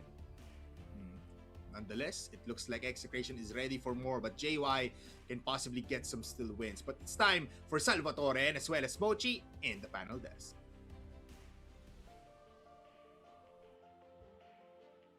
Thank you so much to our casters and dude, 2-0, we're in. Yes, may mga rounds na nakukuha naman dun si JY Esports, pero you cannot deny that everything, the flow, the pacing, everything, and even the theatrics, talagang si Execration ang nag-deliver dito. Mochi, kasi hawak ng Execration dito yung panulat eh. Saan ka makakita ng mga players na double positive yung isang headshot machine. Yung isang player nga na to nang raratol pero puro headshot. Si JYK parang naglalaro sa CFPL. Parang lahat talaga ng miyembro dito na Execration gumagana nga naman talaga. And this is like Sticky mentioned, no, just 20%. Paano pa kaya pag pinaabot na natin to sa top 6 sa loob nga na players na alam mo talagang galit na galit ang Execration na makamit uli at makita ulit ang Grand Final finals no? The brightly heavenly na grand finals no? At napapalapit na nga tayo makita ang execration doon. Pero marami pa nga silang laro na kailangan natin makita. But nonetheless, we're already seeing some brinks of potential naman, Mochi, kung ano nga pwede maging resulta nun, no? Pero nonetheless, no, JY, nice try, no? This will put them in that conversation na this might just be not good enough para magpang-abot sa playoffs, pero mabibigyan talaga natin sila ng pruweba nga dito, no? And the platform na they are a solid team, no? Parang ready na ready nga talaga sila for the future of CROSSFIRE. And especially yung mga players tulad ni Riot tsaka ni Franz na walang kupas pa rin, na dinadala pa rin talaga ang performance nga nila despite how big ang kanilang mga kalaban, no? Kaya ganun talaga eh. Parang it's like this, no? Parang Execration is the strength in them just overpowering itong JY. Hindi mo alis sa isip ko yung ginawa din ni Paul X. Sa naka-crouch lang sa isang gilid, nasa taas sila mga. Pero ikaw na rin nagbanggit dito, no? Honestly, as much as isipin natin yung bearing dito for JY ESPORTS, it's been obvious that they're just having fun dito, no? Sa mapa ng New Mexico natin. Nasa much as what we've been able to see here, no? For their end is, we have a double-digit kill naman dito for Raya. But for the rest of the squad, dude, talagang trip-trip na lang, no? Pero dito, sa kabilang banda is quite the opposite. 24-8-14. Let this sink in. 24 kills and 14 headshots lang naman ang meron dito for Paul X, which is crazy. Crazy, no? To think na sa 5 miyembro ng JY, no? 24 times sila, no, namatay, at 14 nga doon naging bungo nga dito, no, for Execration. And I can't believe na this happened in a game wherein JY was trying so hard to maintain their form sa loob nga ng kanilang BL side. And nung pumunta nga tayo sa kabilang banda, they only managed to take 1. That is because Paul X just activated God Mode, No Clip, SB Gravity 100, Impulse 101. Binuksan yung console command, lahat ng pwede mong ilagay doon, nilagay talaga ni Paul X, no? And I believe, no, if my mathematics is correct, no, Moji, this is putting him in the 50% headshot conversation. At yun nga, binigyan na tayo ng mathematics dito, no, ng ating pro team, Folex, doing what essentially is Folex things. Hindi na to bago, Moji. Hindi to groundbreaking super rookie, nakakasalang lang, no, sa Crossfire. Matagal na nagko-Crossfire yan si Folex. And I can assure you na nagsisimula pa lang si Folex, nakaka-headshot na siya ng ganyang ka-basic lang na parang, pinik. Kalit nasa kabilang bangbang pa siya, no? Nilipat niya lang dito, tas pinag-igihan niya pa, nag-upgrade pa siya lalo, no? So ito nga ang ating galing, ganun pala yun pag nilipat, no? Pero ito nga, no, ang ating summary ng ating laban, no? From South Base to New Mexico, it's a 10-3, it's a 10-4. Medyo malayo-layo talaga, no? Pero sino nga ba kasi nagmistulang pinakasakit ng ulo dito, no? Para sa ating team ng Execration, it is si Paul naman talaga. Kasi tignan mo, na average 66% lang naman ang kanyang headshot per kill. Siguro kung pinagpatuloy niya lang yung HK, feeling ko mas mataas pa yun, no? Going as high as 80.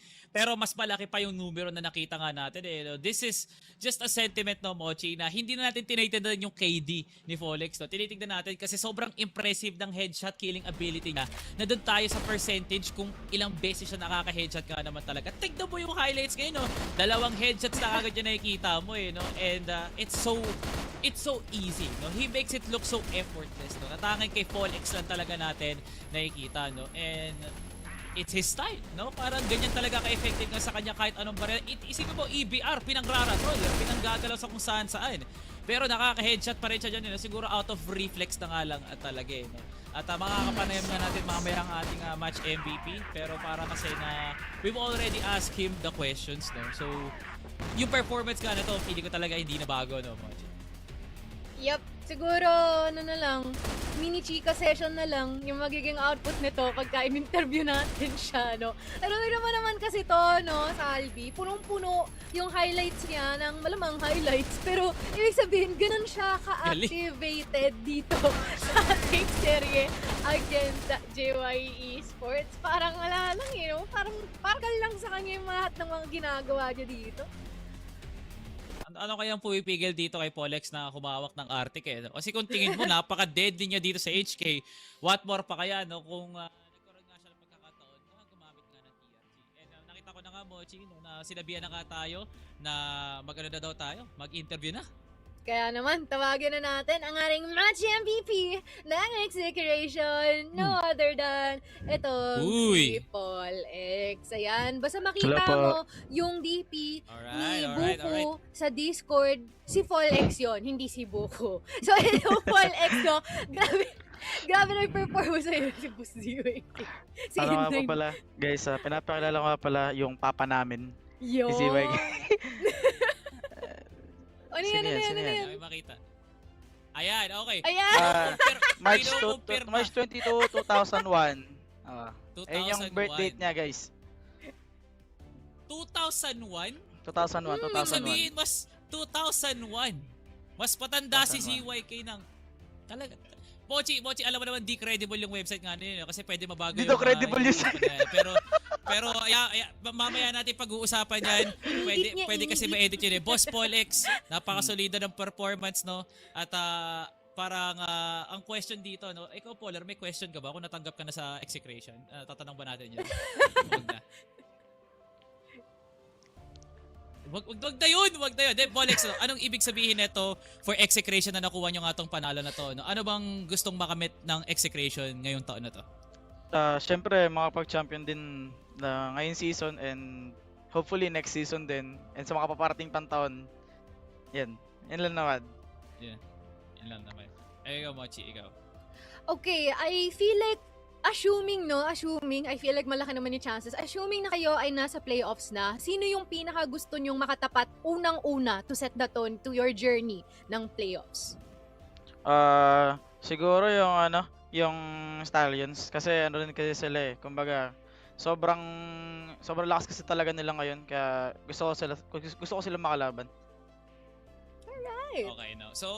Okay, so habang hindi pa playoffs, no, obviously Fall X, napapalapit nga yung araw nila na makakalaban nyo nga talaga ang Stallions dito, no. So ano yung pwede naming makita pag naglaban ang Execration pati ang Stallions?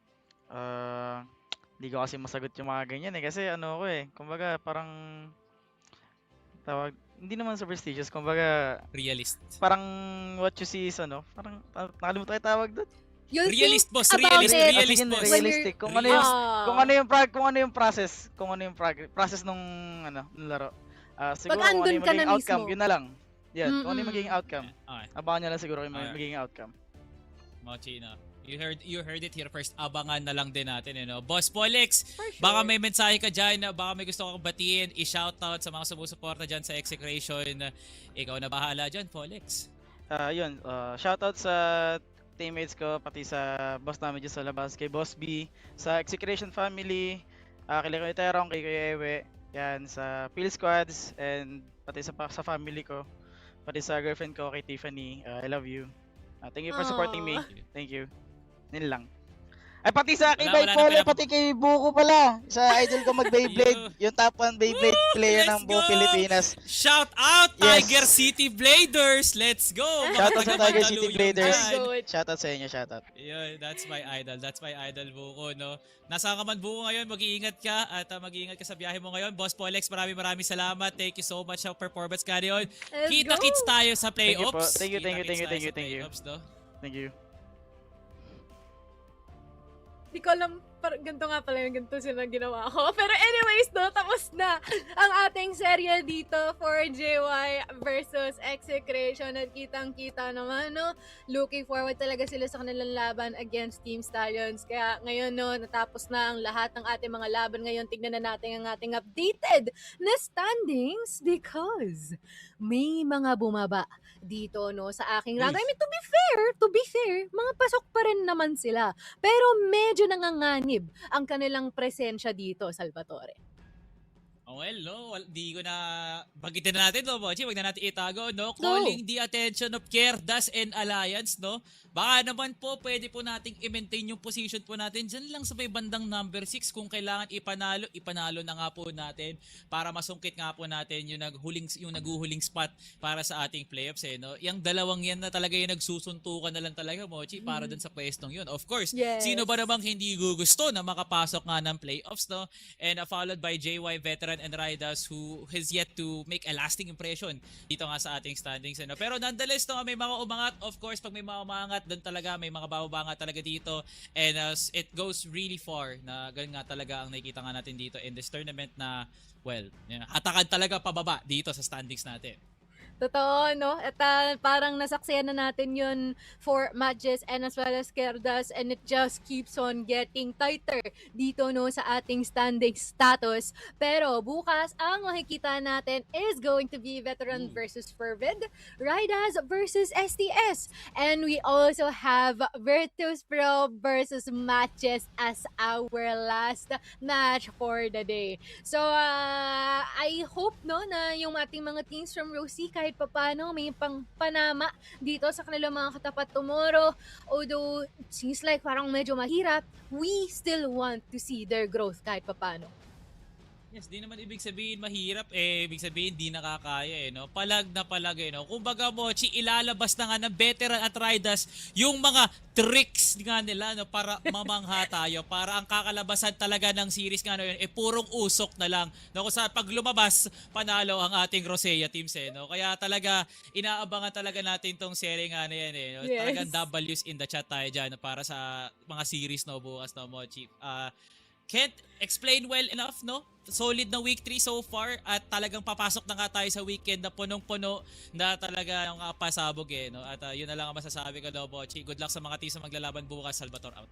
And maraming salamat din sa lahat ng mga tumambay, nanood, nakigulo sa amin at suporta dito sa ating mga teams dito sa araw na to for our broadcast, no. I really do hope na parang na-entertain kayo until now kasi honestly kahit sa amin, no, lagi kami nagugulat sa ating mga output. Kaya naman, I guess agad dito na lang muna, papahinga muna kami at bukas magkikita tayo ulit. Have a good night.